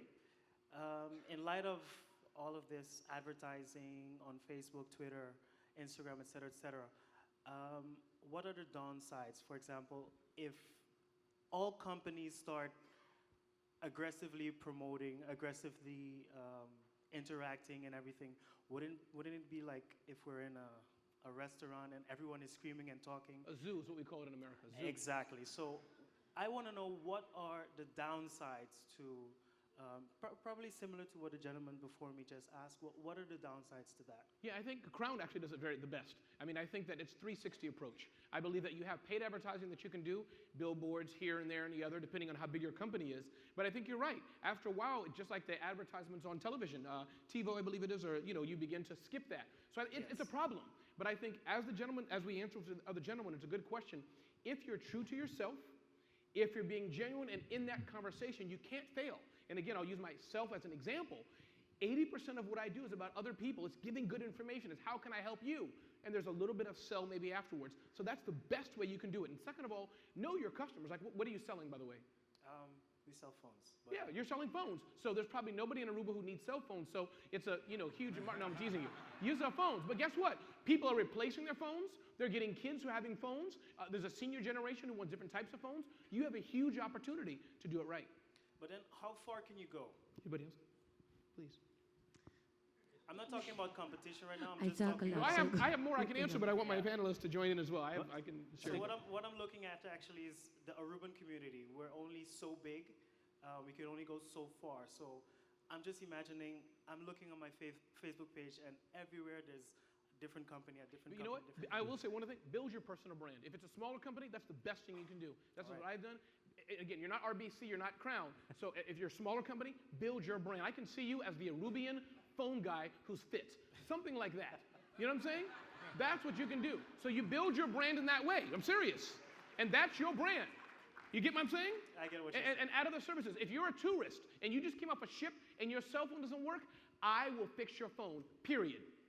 So you build your brand about what you can do and go very, very narrow. Crown sells phones. Don't be afraid of him. You do cell phones? Do you? Yeah. Lots of them. Okay, right. So my point is, though, he has a market. But you can go places Crown can't. You understand what I'm saying? There's a room for everybody. Okay, thank you. So just one thing you need to realize is Facebook not to get too technical, what you see on your Facebook page, does that mean that everyone sees it? Facebook has changed his method, his algorithms, so that they can target people that advertisement that you see, that is because people are, or whoever, those pages, they know what you like. So what you need to do is do the same. Whatever, if you want to target a specific group, you can advertise. I mean, you can start with a budget of $10, $15 per day, but you need to be very specific. You need to focus on the how you say, the things that people like, and target them, because you cannot reach everybody because it's going to be a huge budget. So you need to be focused, and that's how it works, because Facebook knows this as well. I mean, everybody's trying with Facebook pages, and it gets flooded. So be very specific, focus on your target, and I think it would work well. I don't want to pick on you, but you know, you need to invest in Facebook, and it's really important. I mean, I don't know how many, do you have a Facebook page already? Yes. How many fans do you have? About 10,000 plus. Oh, that's very good. Wow. But if you have a small company with a small fan page, Facebook has made it that you can only get to that amount of people. So if you don't invest, you're not going to get those extra people, or you're not going to get more, for example. All right, we are out of time, but we're gonna let the three people that are standing in line do their questions. And I'm gonna, if you wanna have a specific answer from a speaker, please do so, as we can only give an answer, one person can only give an answer due to time. And this is why, Mark, you're such a good guy. So if it was me, I would have said, see y'all, you ought to go. Just go. We don't have anything to do on Saturday. This is for Raymond. My name is Janice. I have a dance studio for almost 14 years. We've been competing in different places and have been the first world champions of Aruba. Wow. But because of that, we have now a higher level in our dancers, etc. So my question is how do you convince your audience that the level you operate is achievable without you intimidating them with your higher level of dance? I think a few things. Even though I'm not a dance expert, you can ask my wife. You should actually hire Richard and Emmy. They should come to your studio because these guys can dance. And my wife can dance. A couple things. One, get other people to talk about you. I mean, get the head of Royal Bank of Canada. Show him or her, you know, the gentleman here. If he gives, so that kind of thing. Get this guy. So that's point one. Two, video. Show people that you can do it. Three, personal, bring yourself out of video. And four, overall customer testimonials. Like I showed you with the fireman, there's nothing better than having some old guy who can't dance like me saying, oh my God, I went to Janice. Yes. Yeah, I went to Janice's studio and I learned how to dance. If you follow what I'm saying, my point is have other people convince other people that you rock. That's what we've been doing for 14 years, but still you have people that think that it's not achievable because the way they see you dance can, oh, you know what, let me do some basic steps somewhere else, and then I come to you. So that's just what we want to work on. I would then tweak what you're doing, because 14 years, you're doing a great job, already success. Tweak what you're doing, and guess what? Maybe these customers are not for you. Is there any other dance studio here? Raise your hand. Okay, send those people, Janice, send those people to them. You take the high prices. Serious. Thank you. Next question. This one goes to Ramon. My name is Ruklan. How, as a company or organization, can you make existing tweeters be more active and frequently? Aruba is open for social media, but not active and frequently, special tweeters.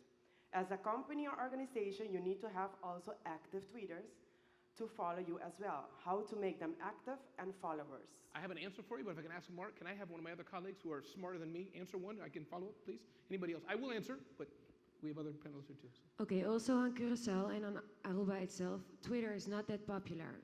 Not that popular as, for example, Facebook. But what you can do if you want to attract more customers to your Twitter page and you want them to be more active, ask them to retweet facts and stuff like that. People may not think that it works, but if you ask people, so for a call of action, they most of the time will follow up. So there are some tricks that you can implement in your Twitter strategy, and they will follow up. You can just search it on the internet, and stuff like that will work. And education is what I would add to that. Educate, educate, educate, please.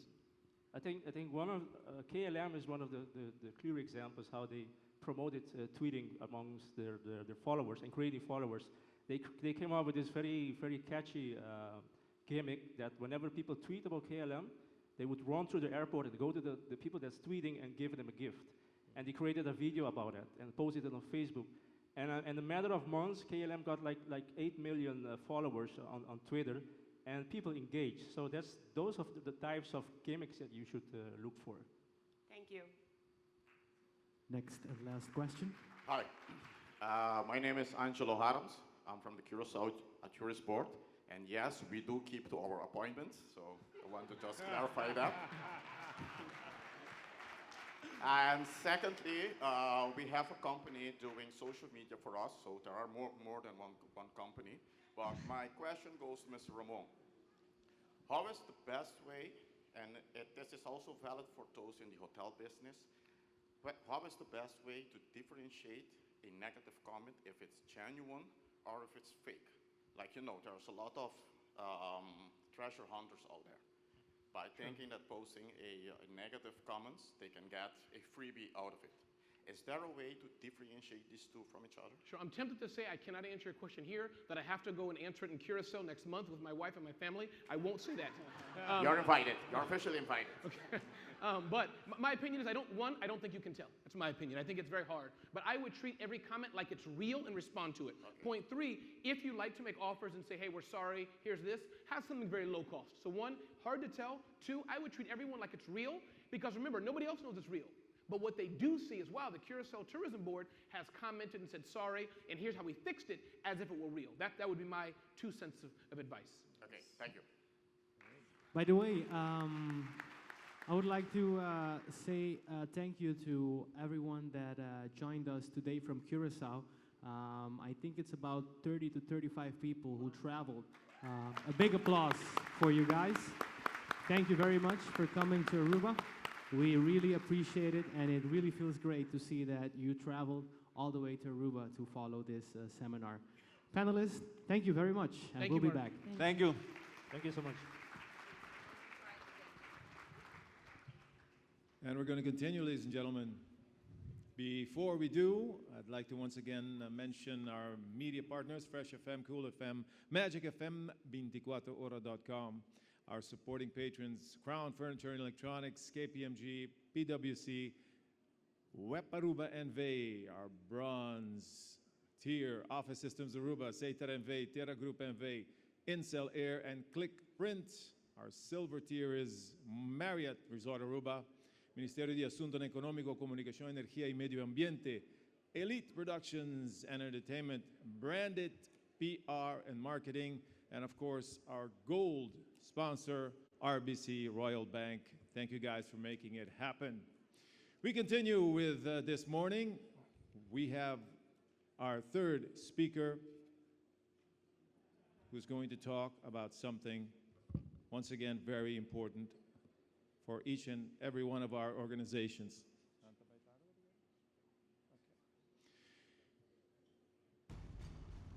We're going to hear of our next speaker.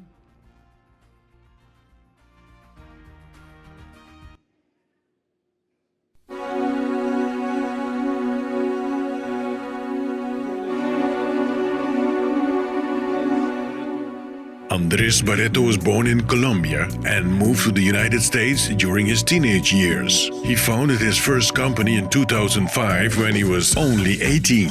Barreto went to college thinking he would major in business and engineering. After he had taken a few political science courses, he wanted to help Latin America become more financially stable through entrepreneurship. Currently, he's president and co-founder of Unswipe, a platform for tablet publishing and advertising.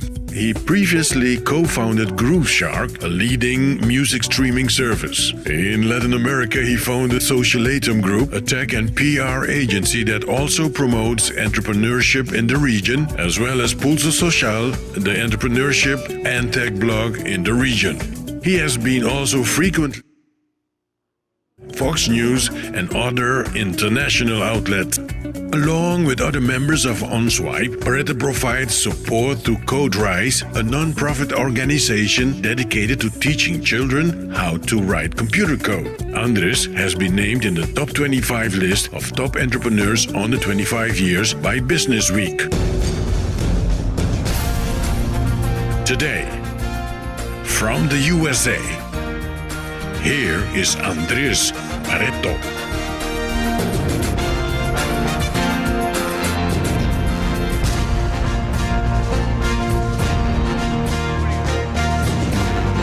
Everybody, it is now afternoon.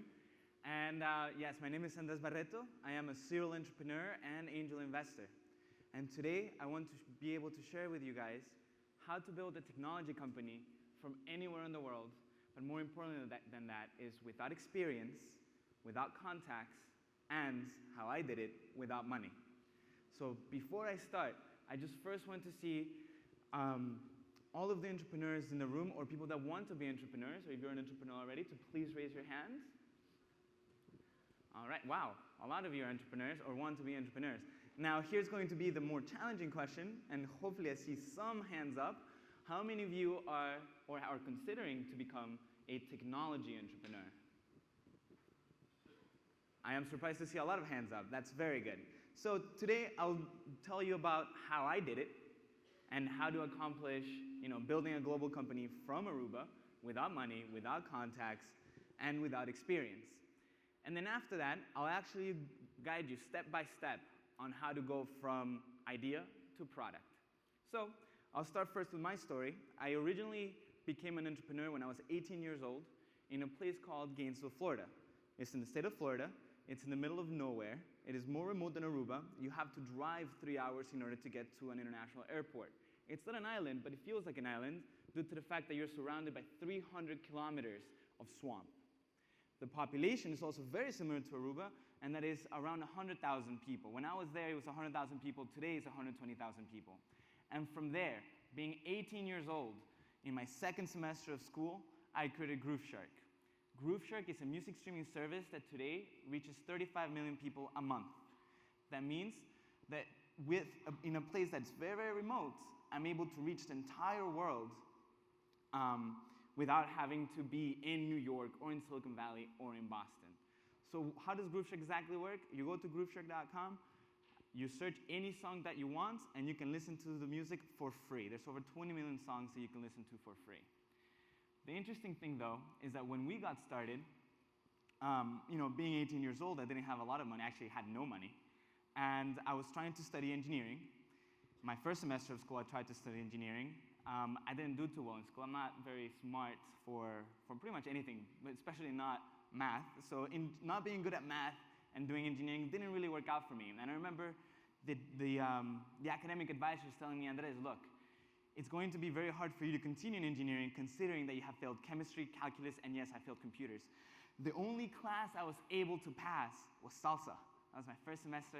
I learned how to dance salsa. So I know there's 2 dance studios here. There's probably more. It was pretty much the only thing I learned that semester. And when I spoke with my academic advisor, I'm like, look, for me, the reason why I'm doing college is not because after I graduate, I'm going to look for a job. Obviously, if you fail, it's going to be hard for you to look for a job. And my dreams of, graduating from school, or actually my dad's dream of me graduating from school, being an engineer just like him, were probably not going to work out. So I told them, you know what? I still want to build with technology. That is still my passion. And next semester, or actually eventually, I'll hire all of you instead of me having to be an engineer. Next semester, it turns out that I had GrooveShark already. I had about 20 engineers working for me. So I didn't necessarily have to be an engineer. And the benefit of being so young and not knowing what I was doing, which doesn't mean that has changed, I still don't know what I'm doing, is that I had no limits.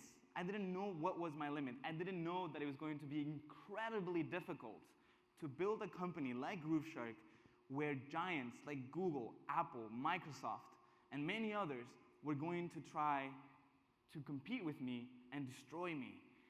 I thought anything was possible, and I still think that anything is possible with the internet.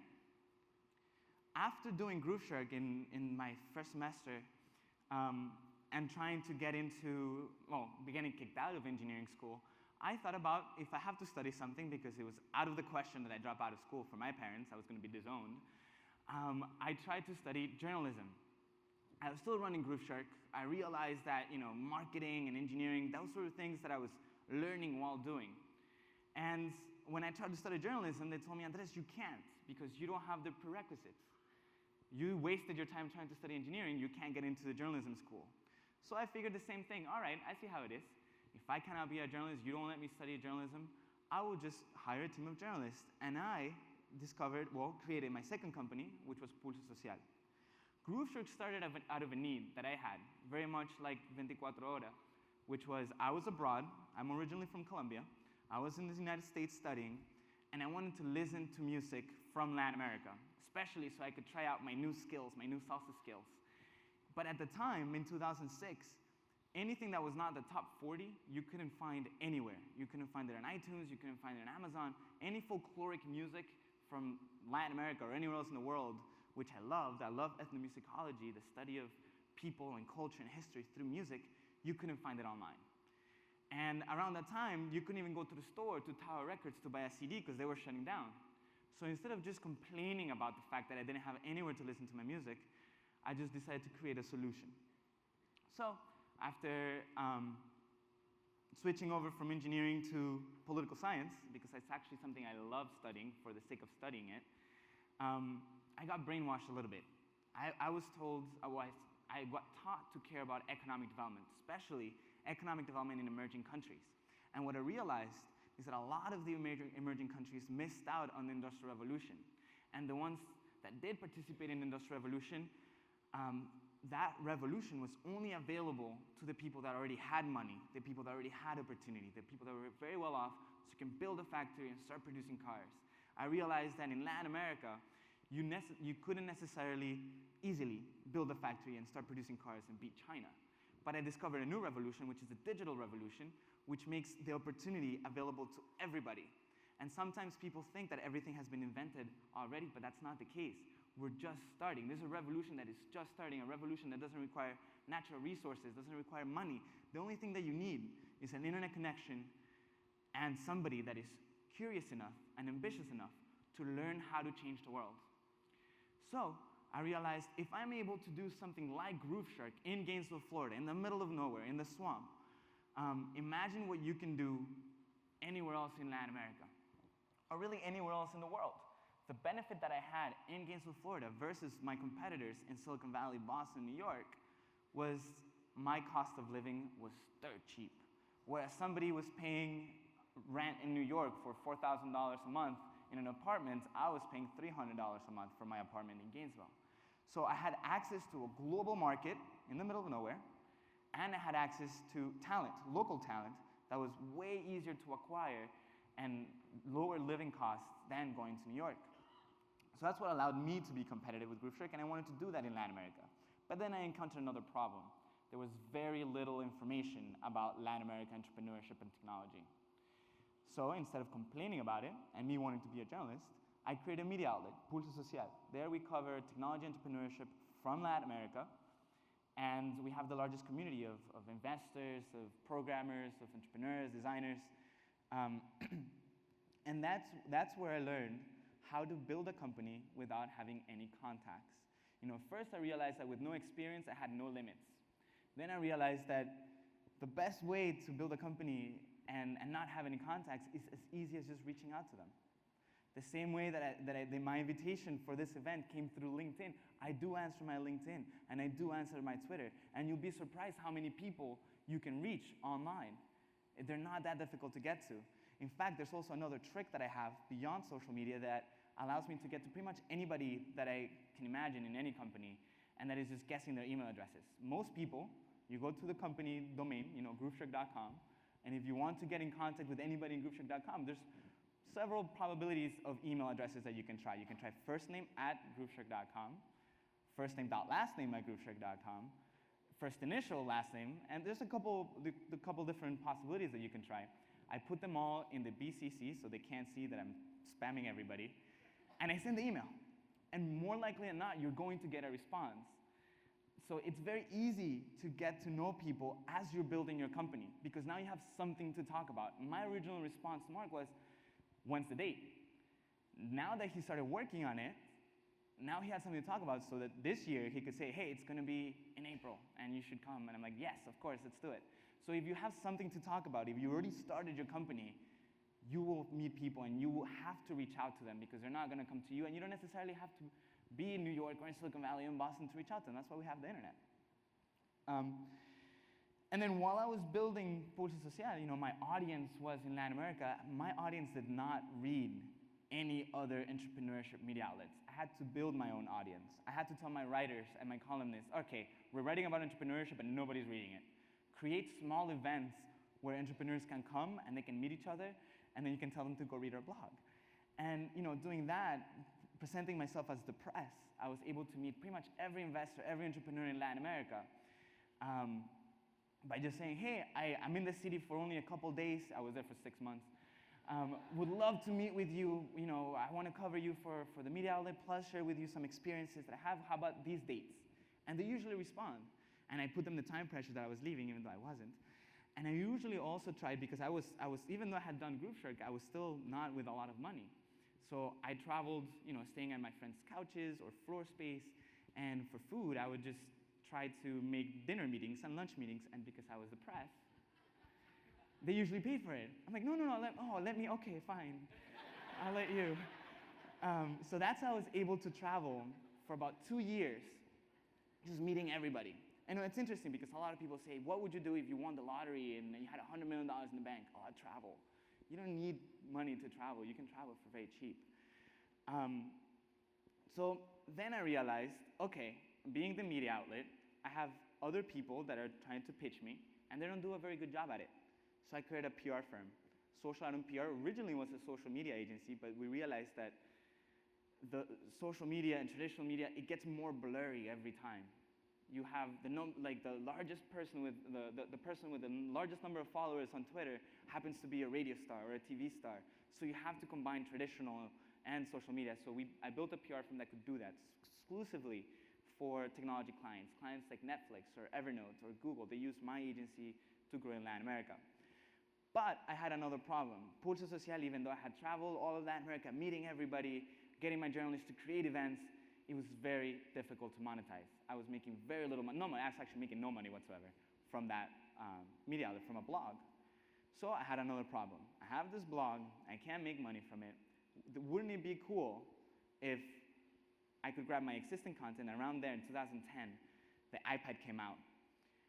And I remember telling an entrepreneur that I met at another event, he was building magazines online. And I told him, hey, if you build a magazine online for my blog so that it works on the iPad, beautifully on the iPad, I'll pay you $50 a month.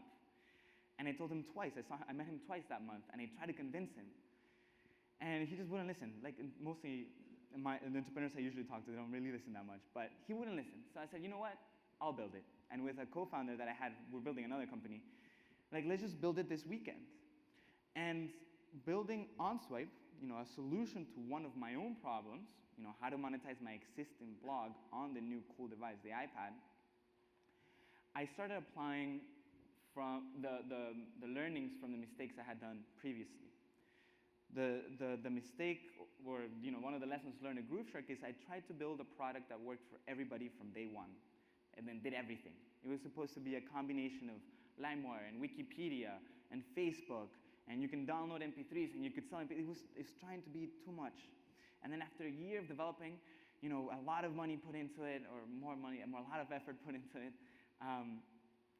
we launched and nobody used it. Absolutely nobody used it. It took us a year of developing and nobody used it. Because we were trying to make the perfect product from day one, and it was way too ambitious from the beginning, and we took so long at launching it. So I learned that the less time I wait for me to launch something, the less money I'm going to spend, the less effort I'm going to spend, and the sooner I'll know what people actually want. So OnSwipe, instead of taking $700,000 and a year worth of developing, OnSwipe took me 3 weeks to develop, and it cost me $700. And I built it in Guadalajara, Mexico. Today, that company reaches 40 million readers every month. It has raised tons of money from the same investors of Twitter, Google, Facebook. And it's the largest ad network to help blogs like Pulso Social monetize a lot better for the mobile web. That means touch devices, things like the iPad, the iPhone, Kindle Fire. It's one of the largest ad networks in the US. But the cool thing about that company is that even though our headquarters in New York, it got started in Guadalajara, Mexico, with an engineer, that very much so like the engineers I had in GrooveShark. We learned how to code while building the company. It's not like we were geniuses at coding before. We learned while doing, just like business, I learned while doing. We didn't have, the iPad just came out, and they didn't sell iPads in Mexico. So we had one iPad in our team of 3, my engineer in Mexico, me in Miami, and my co-founder in Miami as well. And he would be coding on his computer, and through Skype, my co-founder would be showing the results. He would publish the code, and my co-founder would be like, nope, it broke. You need to do it again. But he couldn't test it because he didn't have an iPad. But that didn't stop us. So what I realized is that the less amount of time that you spend, the easier it will become. Then there were about 14 other companies that I tried that completely failed as well. And those companies failed because I was trying to solve problems that were not my own. So if I solved my own problem, first I wanted to listen to music from all over the world. I solved my own problem. I wanted to know what was going on in Latin America. I created a publisher, Pulso Social. I wanted to monetize Pulso Social a whole lot better. I created an ad network. When I tried to do anything else that was not my problem, it never worked. Maybe just because I don't know how to do certain things, I'm a bad entrepreneur. But if you build a solution for your own problem, you don't need to do any market research. You don't need to guess whether the market wants what you're building, because you know that you would pay for it. So now let's move on to actually before step by step, how to build a technology company, just what I did after OnSwipe. Since 2013, I have been investing in other technology companies, in other entrepreneurs that are building global products that, like OnSwipe, are built in Latin America but sell globally from day one. And why sell globally from day one? Because it's easier than selling locally. Even though I built OnSwipe in Mexico, and Mexico is a big country, the idea that starting a product locally and then going from one city to another country, and then getting to the US or then going to a global market and thinking that that's easier, it's in fact harder. As it's been mentioned in other talks, things like Stripe and PayPal are not here. There's many other things that you have that are outside of the control of a technology entrepreneur for building locally than it would be, it's much easier to build for the global market first. So to give you an example, at OnSwipe, we were building this technology for publishers, media companies. We met with the #1 newspaper in Mexico. It's been almost 2 years and a half, 3 years later. It's been 3 years since I met with them. I'm still waiting for them to answer my email. And I was able to close the New York Times in 2 weeks in New York. So sometimes it's a lot easier to start selling your products internationally and globally than locally. So since 2013, I've been investing. I have about 18 companies that I have invested, technology companies, global products made in Latin America. I also found that one of the biggest questions is, well, what about talent? What about culture? Well, there is culture, and I showed that there is entrepreneurship culture through Pulso Social. I showed that there was talent because I built OnSwipe in Latin America. And then the last excuse was that there's no money, there's no investors, which is also an excuse. It's a very real problem if you're building local products for a local market. But if you build global products for a global market, you have access to global investors. Nevertheless, I decided to quash that excuse by starting investing myself. So when I encounter problems, I just try to solve them instead of just complaining. And for the talent problem, I also started a nonprofit that I think it was mentioned in the introduction, where we teach kids how to code, 14 through 18 years old, called CodeRise. And the reason why we do that is because all my co-founders and everybody that I've worked with have started coding when they were 14. I had the chief technology officer of OnSwipe. We recruited him when he was 19. He already sold 3 companies.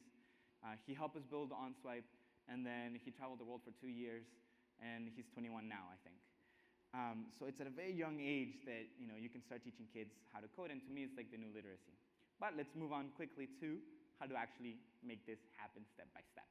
So a lot of entrepreneurs or people that want to be technology entrepreneurs think that everything starts with a genius idea. But that's not necessarily the start. In fact, that's the bad start. And a lot of people say, hey, Andres, I have this great idea. It's going to change the world. It is so good, but I can't tell you what it is. I'm like, okay, well, don't tell me what it is. No, but it's really good. It's really good. But I can't tell you because maybe, what if somebody steals it? I'm like, okay, well, don't tell me. All right, fine, I'll tell you. And the problem with that mentality is that if you don't talk about your idea, first stop calling an idea your company. If you don't talk about your company, you're going to miss out on meeting, co-founders, meeting future clients, future investors, future employees, because you're holding it. But let's say that you manage to keep it a secret until you launch the company and until you launch the product. If it's really good, you're going to have competitors. And if it's really, really, really good, Google's going to be your competitor. And I've had Google be my competitor for several companies. So in technology, the only competitive advantage that you have is being able to build a better product faster. So the idea doesn't really help you any. The ideas are worthless. What's important, beyond anything else, is the team. So companies are made of people, like Richard said. Like people is the number one thing. So before you start thinking about an idea or an app to build or something like that, think about the people that you know, the smartest people you know, and try to get them to leave their comfy jobs or to leave school, whatever it is, to join you and build a company. So let's say that you have the best team ever. Now that you have the best team ever, identify a problem that you have. Like I previously said, if it's a problem that you have, you don't have to spend a lot of time in market research. And hopefully, it's a problem that you have that frustrates you so much, that takes you so much time, that is so painful, that you would be willing to pay for the solution of this problem. Much like I did with Pulso Social, losing money is not fun. So I realized I would pay money if I could find a way to monetize my blog a lot better. After you have that, then the most natural thing to do is to write the business plan and to think about your target audience and plan everything out. The benefit with technology is that you don't have to do a lot of planning. If you know, you start with yourself, you're the market of one, so build a product that you would pay for. Oh, but what if I don't know how to code? Well, the answer is not, hey, you're a developer, I have a great idea, it's going to change the world, I'll tell you about it, but you have to build it. That's not necessarily the answer. It could be, but it takes longer, and most of the time the engineers already have their own ideas, or they already have very comfy jobs. So it's not that difficult for you to at least learn what coding is about. I didn't know how to code when I started, and none of my engineers knew how to code when they started. But there's enough resources online, there's enough websites where you can learn how to code, and now more than ever, it's becoming easier and easier and easier to learn how to code. You should know enough how to code, like you know enough math to do accounting, if you had to for your company, or enough math to, or enough, you know how to read. You can do marketing if you know how to read. So just enough so that you can partner up with somebody that maybe has better skill, or maybe you learn along the way and you build a product. But because you don't have a limited amount of time and money, instead of building a product for 10 months, you limit it to something that you can build within a few days. My limit for building OnSwipe was 3 days. What can I build in 3 days that will solve my problem? It took me 3 weeks, but it didn't take me a year. And it took me $700, it didn't take me $1 million. And the day I launched, I had 500 paying customers. Okay, so how do you launch? How do you get people to talk about you? Well, this is where Ramon's and Richard's talk comes in very, very handy. The way that I did it has all been through social media and public relations. If you participate online on Twitter, on the communities where entrepreneurs are, if you read the media outlets that entrepreneurs read, you're going to be able to connect yourself to your global market. And what I do specifically is PR. I look at where my audience is, what they read, what blogs they read, what media outlets they read, and I look at the journalists there, and I know that the journalists there have an editor that is pressuring them to publish 7 stories a day, and they can't take more than 10 minutes writing. And they need stories, because they always complain that they don't have stories. My journalists complain about that, so I know that. And if you help them, not selling your company, just help them with content, useful content. You could say, hey, I know that you're building, that your audience talks about, travel, and I have this new app for travel. But and this is the story. This is my story of the app in travel. You have media outlets cover you. And that, to me, is the easiest way to get your first customer base. It's through public relations. Okay, now that you have an audience, the question usually is, well, actually, before you start your product, the question is, oh, but I need money to start. Now we know we don't need money to start. If you know how to code, you don't need money to start. But now that you have paying customers, great. Now you can grow the business. Maybe you can raise outside capital. You can talk to angel investors like myself, and we'll invest in your company. Or you have paying customers so that you can grow it on your own. That's your decision. It's usually faster if it's a global company to get angel investors to come in.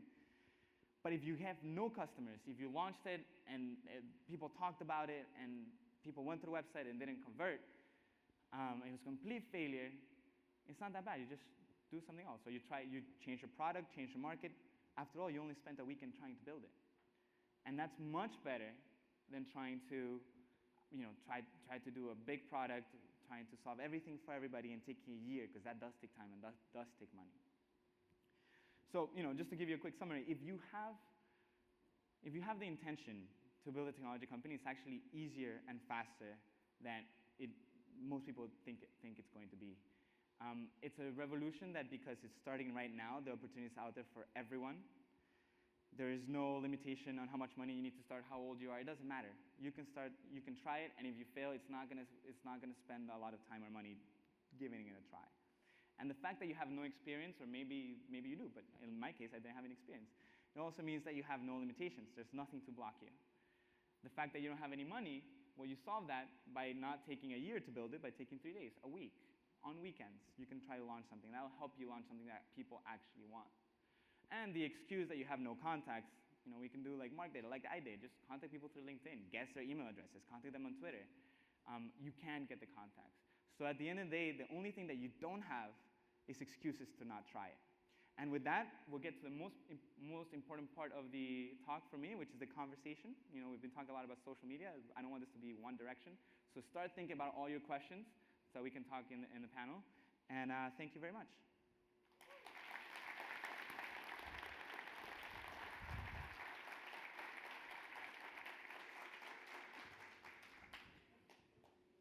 Thank you, Andres. It's time to call Mark Benson-Dens back on stage to lead our panel discussion. Habib? And of course, our panelists, get those questions ready, either in the audience or through eAruba seminar, hashtag eAruba seminar. They're quickly headed towards the stage.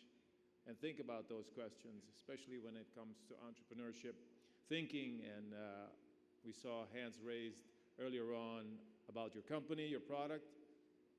It's time to launch. Andres has shown that it can be done low cost, low time. So think about those questions. Now is your time to talk to the experts. Mark.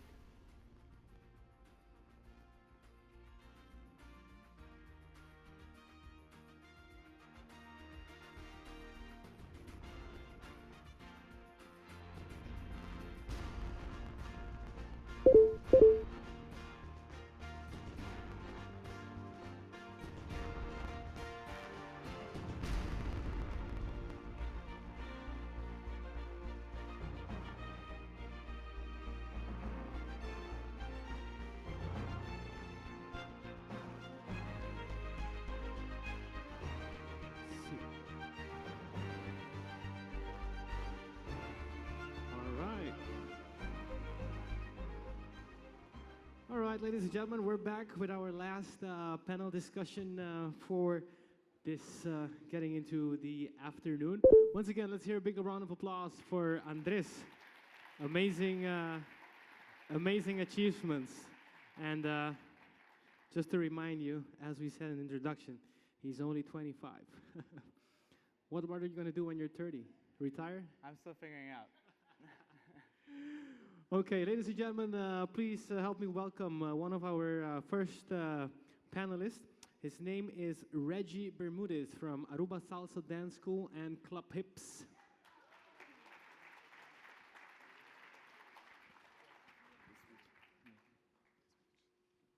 Next up, I'd like to call forward Kawish Misir. He's representing the Young Entrepreneurs Stichting, a local new foundation for young entrepreneurs. And last but not least, we have once again a lady to join us. We would like to welcome Roseanne Ruiz from Aruba Zumba.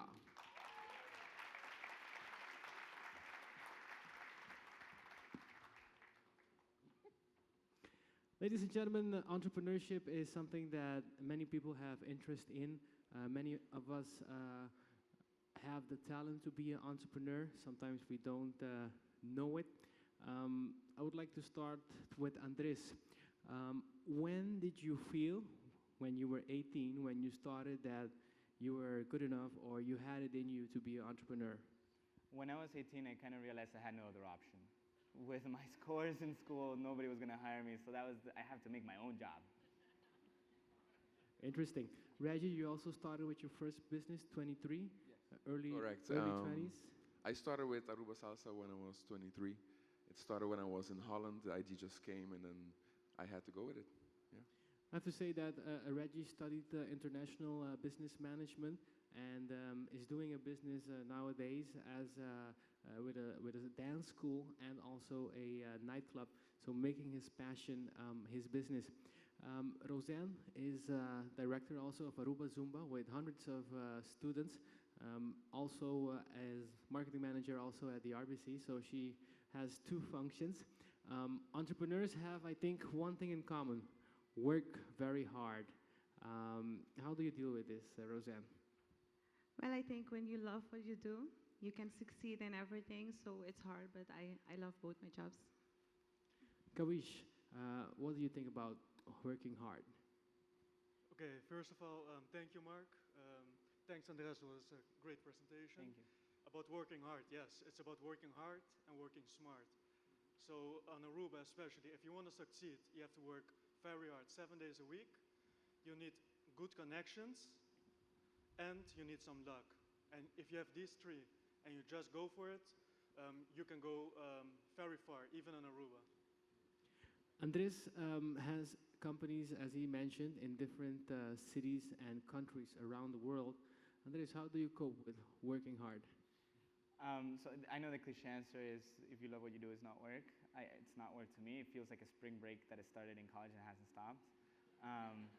But I'll give a practical answer. Is the only way that I can manage doing all of this is I see the people that I work with, the employees, the people that I recruit and hire, they are my customers. It's not my investors. It's not my actual customers. My job is to make their job easy and to align incentives. Everybody works for a reason.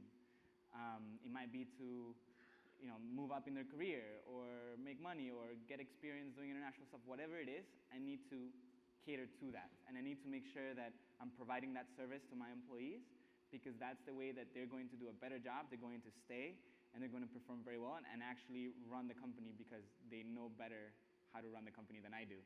So that's what I do. Yes, very good. Reggie, what are struggles that you might have encountered during, let's say, the startup years as a young entrepreneur?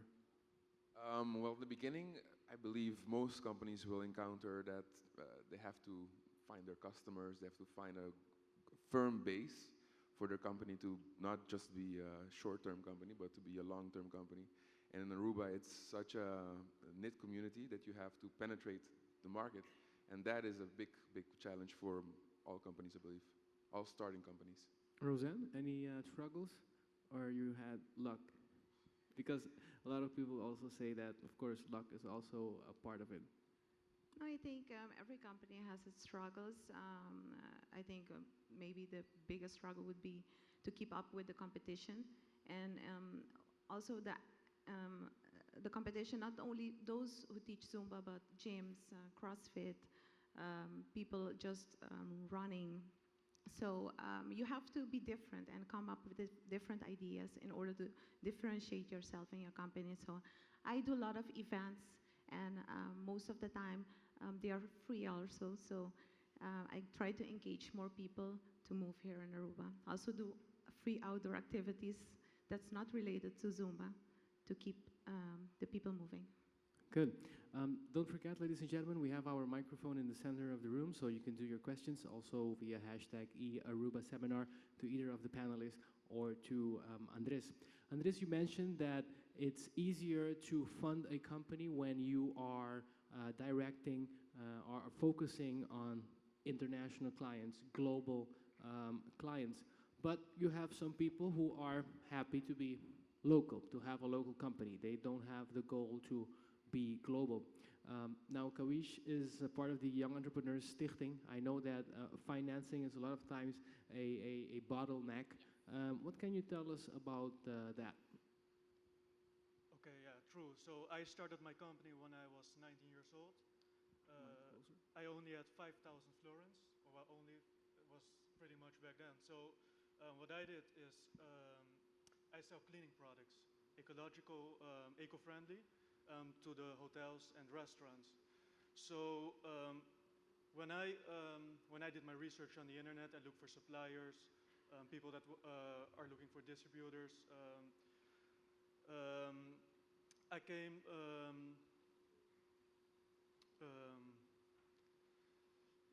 I saw that they wanted to export their brands. So I said, hey, we're in Aruba. We're in this Aruba gateway thingy going on. So that we wanted to take American and European products, which are very eco-friendly, and take them to the Latin America. So you have to talk with your suppliers about something bigger, and then tell them, hey, can you just sponsor me one pallet and see if it works even in Aruba? So if I get one pallet, which is worth maybe 5 or 10,000 for free, by saying that I will check if it works on Aruba, and then in Latin America, I already, get my financing through that, through my suppliers, and that's what I did. Andres, do you have any tips for financing, but then on a local level? Financing on the local level. So here's the thing. If you're doing a company locally and you're selling locally, do it understanding that you're making your life harder. If you do it because you love it and you're passionate about it, awesome. If you're doing it because you think it's easier, not awesome. So I think I see a question here. I develop an Aruba GPS map. How can I find investment in my project? So that's precisely the type of things that if you're doing a map app in Aruba because you think it's easier, that's Manuel Balfa. Manuel, there you go. It's harder. And why is it harder? Because you have a lot of things that are missing, like a local investor community that wants to invest in local companies. You will have an easier time building, mapping solutions that are solving a global need. It's easier. It's not any harder. And that's kind of the reality. I mean, if you're doing it locally, the only way I see and I've heard is just through your own customers. But I want to touch on a previous question that is somewhat related, and that is challenges. And at least in tech companies and tech startups, the biggest challenge I see is not the customers, it's not the competition, it's not the investors, it's not the market. The biggest hurdle for many of the tech startups are the people themselves. So I don't know about big companies because I've never worked in a big company, but if any tech startup or any startup that I've seen or I've invested or I've built, it is chaos inside. I mean, if there's actually a book on hatching Twitter. It shows you the chaos inside Twitter. We saw the chaos inside Facebook, and that's every single company. So I believe that's a challenge, and that's why I put so much emphasis in aligning incentives, in making sure that the people that are there, the most challenging thing, because if you put a lot of type A personality, very ambitious people, very intelligent people in one room, they're all going to be rowing in different directions. So that's why you have to align incentives. I mean, I think that's the biggest challenge for most companies. We have a question from Roland Hoek with our hashtag Aruba seminar. What is the best way to get leads fast, successfully, and inexpensive? Oh, that's me. All right. So the experience that I have, I don't know if it's the fastest or inexpensive, but the experience that I have is through public relations. You hit one media outlet, and that'll get you like a lot of leads, especially if it's the media outlet that writes to your audience. And then other than that, I call. Even though I do, it's digital and whatever, I make lists. Whatever I'm doing, if I'm hiring an engineer, if I'm looking for advertisers, if I'm looking for customers, I make lists of 500 people, and I guess their emails, and I contact them. Out of 500 people that I contact, 50 will write back, 1 will buy. And I don't care. That's the way I do it. So it's PR and outbound. Reggie, how do you get leads for your dance school? I think it's important to keep it on a local level, to network.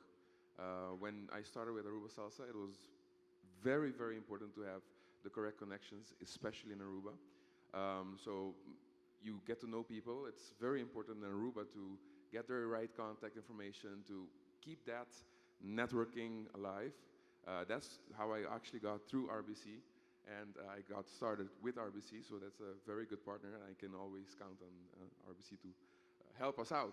It's a good networking partner, but people they tend to start up a company and they don't do the SWOT analysis. What Richard said earlier, that's very important also. Before you start something, you have to really know what you're going to get into, what you're going to do. And in Aruba, it's all about networking. So if you want to really get leads and to be successful and quickly, you have to have a great network in Aruba. That works.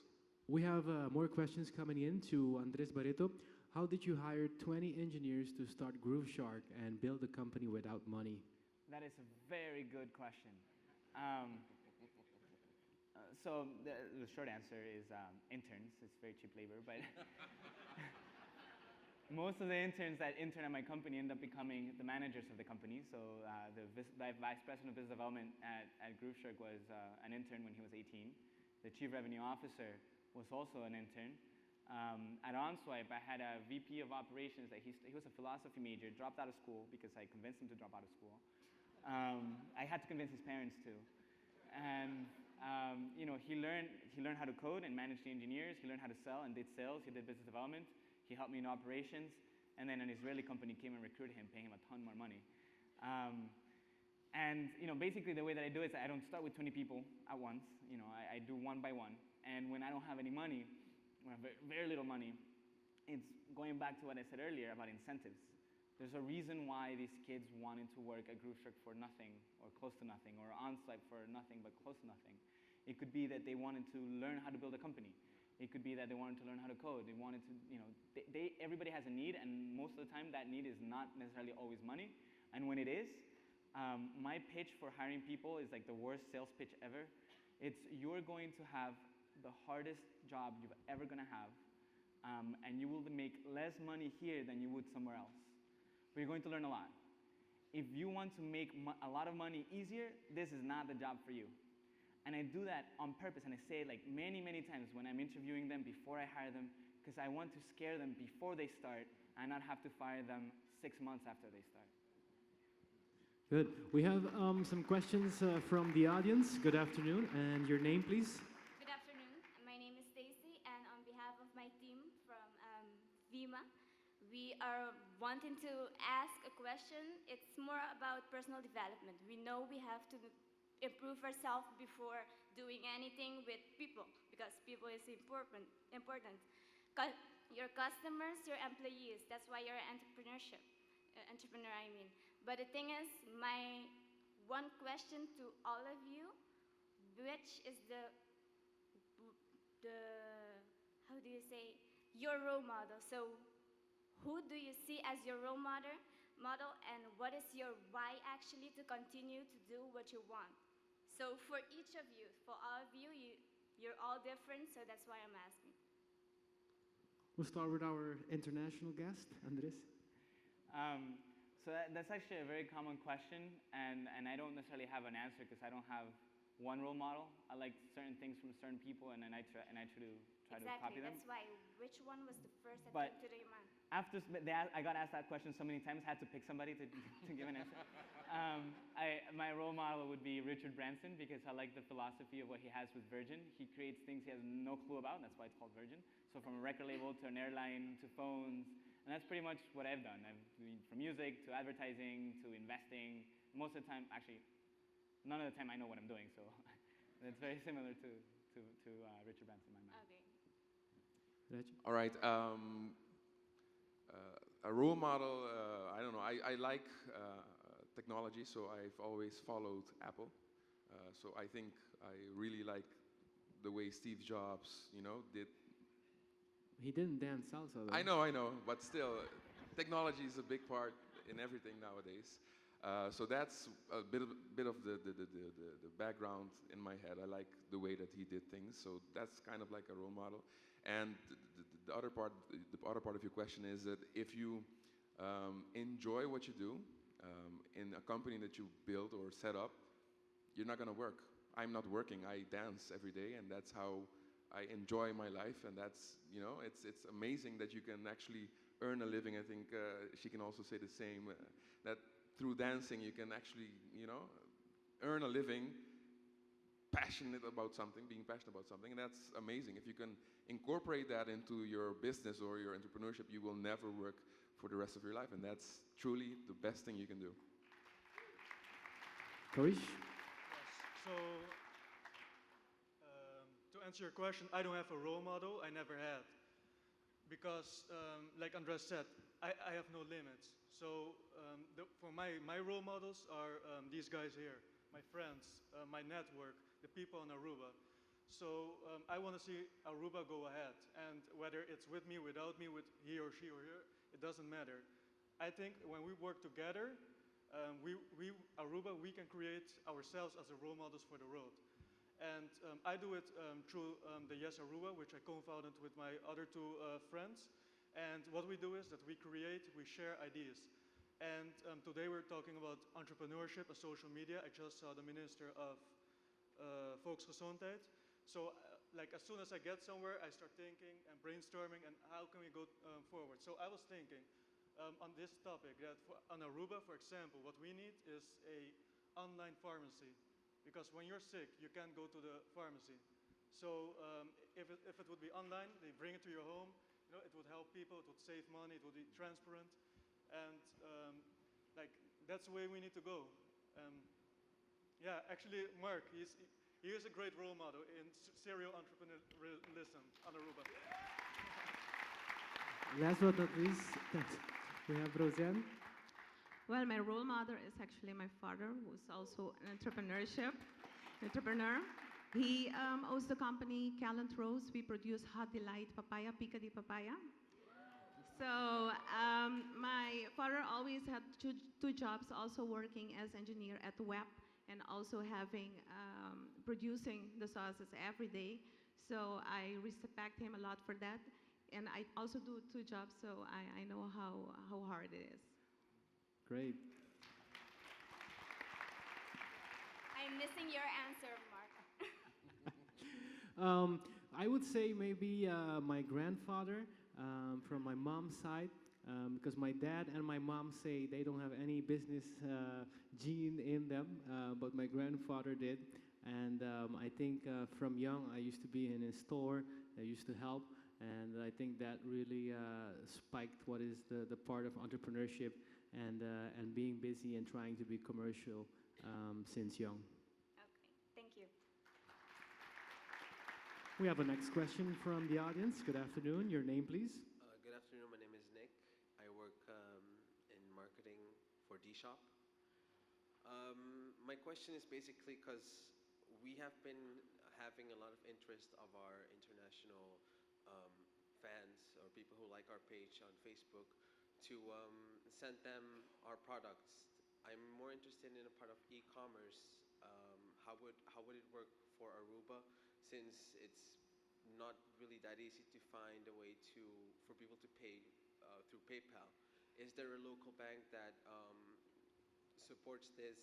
I mean, the RBC Royal Bank is basically hosting this. Maybe they can help. Maybe they can help come up with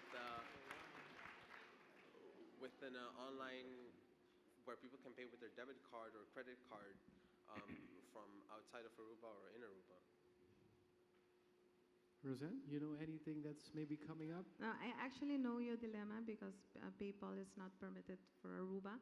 But I don't know, as for the bank, if there are other ways. I think the only possibility would be for international transfers.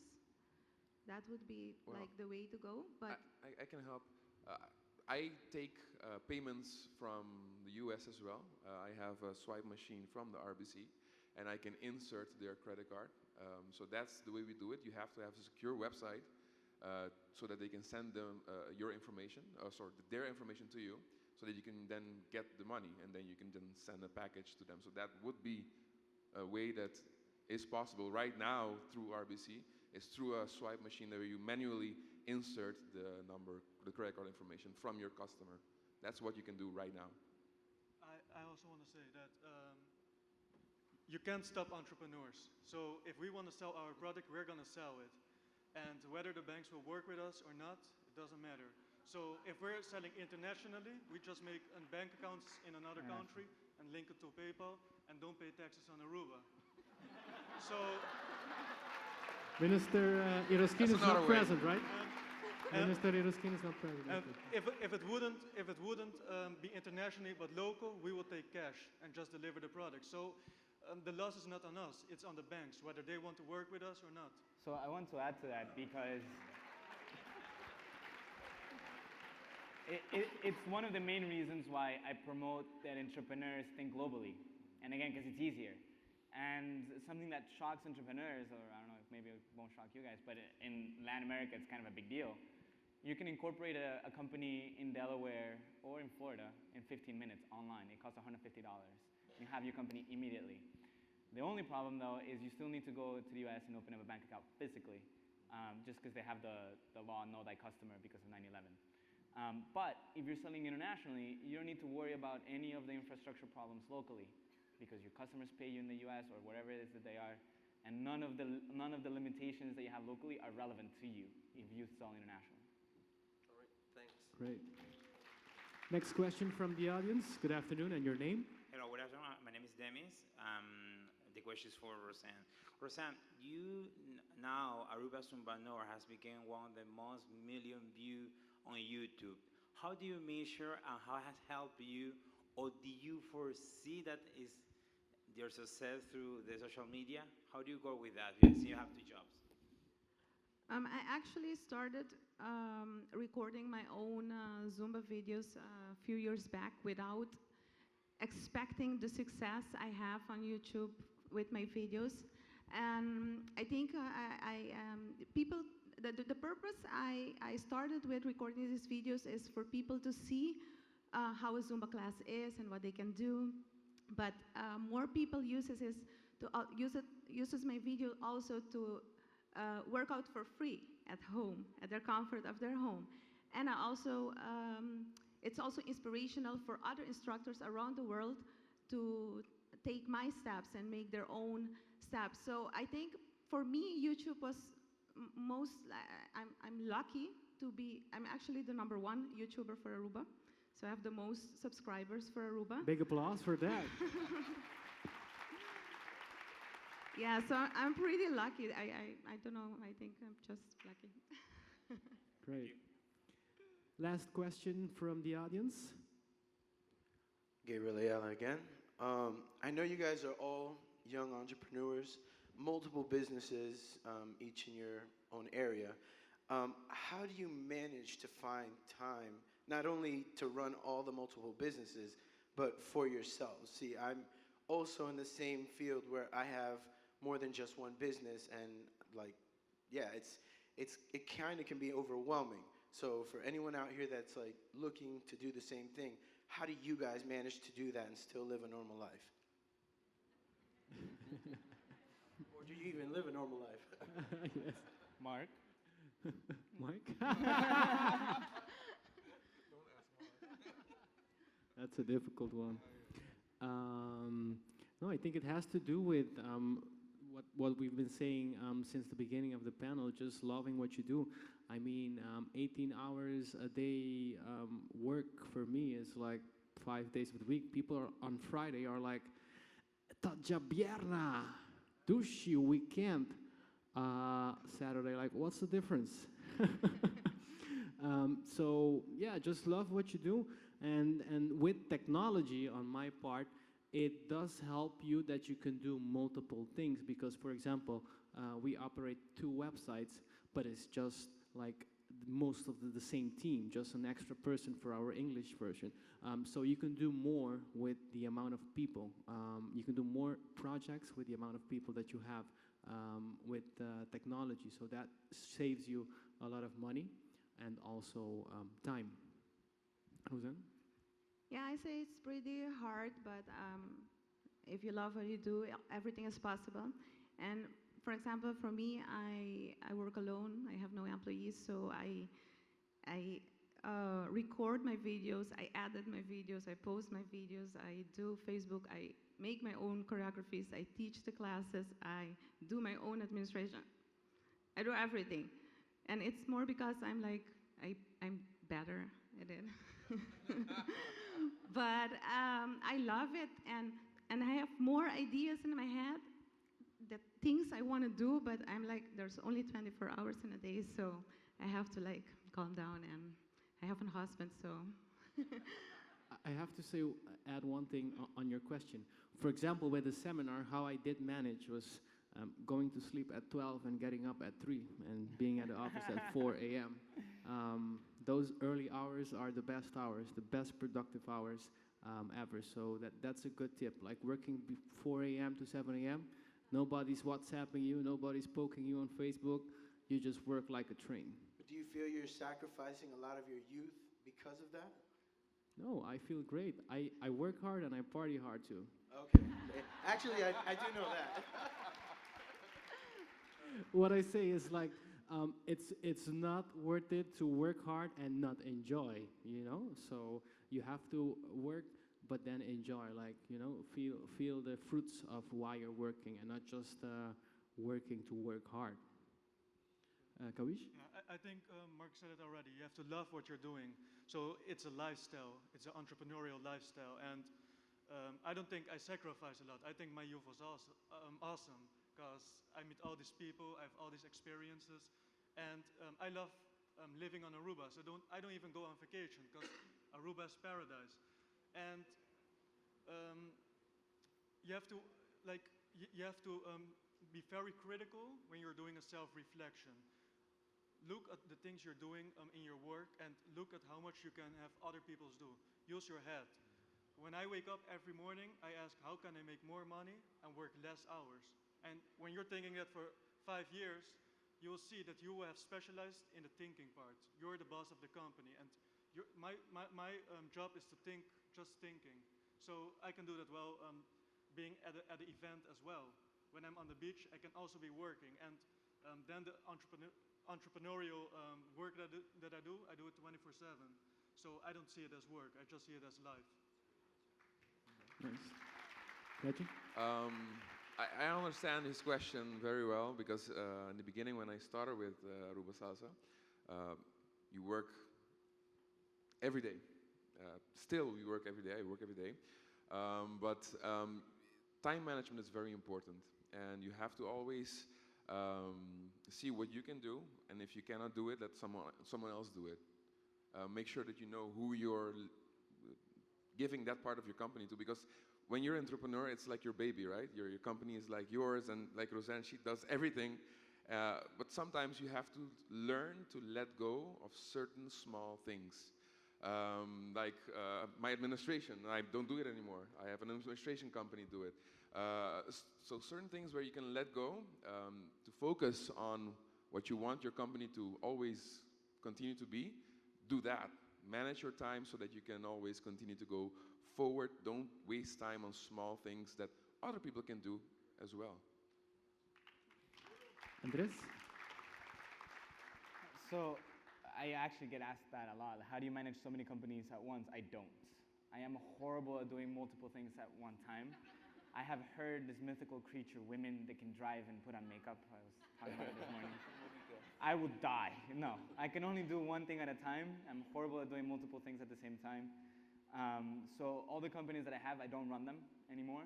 I do one company. I identify the problem, launch the product, get money, whether from clients or funding, recruit really good executives. I'm holding this like it's a mic. Recruit really good executives that know better what they're doing than I do. And then on the life thing, if I have a normal life, I don't have a normal life, and I like it. When I was working in New York at Onsite, my own company still, I used to do these type of events about once a month. So I would land in a city, talk on Friday, go out Friday night, do some sort of hackathon or event or workshop on Saturday, go out Saturday night, and then go out Sunday for like adventure travel, check out the place or whatever. And dance a lot of salsa. And then I'll land in New York for my 9 a.m. meeting on Monday. And I wouldn't sleep the whole weekend. And I really, really like that, especially because I got to travel and I got to work with entrepreneurs, which are my two favorite things, and dance salsa, my three different favorite things. So I decided to do that my job. And that's why I say like I've been in spring break forever, because that's what I've been doing since 2013, is traveling, helping entrepreneurs, working and helping other companies, and seeing the world and dancing a lot of salsa. So to me, it's like that's my life, and I love it, and I wouldn't change it for anything normal. I think it's right now when we're all very young, you sacrifice now. I think now we sacrifice. We work hard. We work hard. We work hard, and then when you're around 30, 40, you're done. That's That's not yeah, that's I think the mentality of a lot of entrepreneurs. We work now. We work. I had my first vacation after 5 years after I started Aruba Salsa. I went on my first vacation. I didn't go on a vacation So for 5 I have a years. question on vacations for people that live in Aruba. Do you go to like a really cold place in a very dense city? Like Argentina. What's the opposite? Okay, got it. And I do have to reaffirm that Andres does not have a normal life because in 3 hours he's already on the plane leaving. But he did enjoy, I think, one day on the island of Aruba. Thank you, guys and lady. It was a pleasure. It was a real nice panel discussion. Thank you.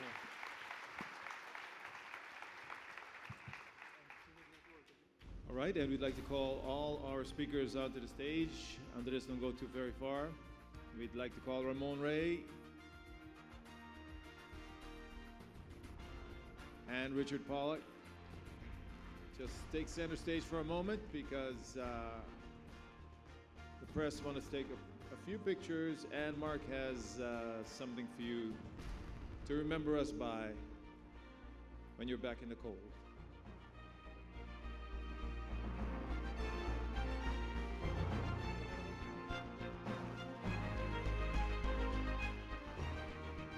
Yes. All right, I'm missing Carlinda. All right, please join us.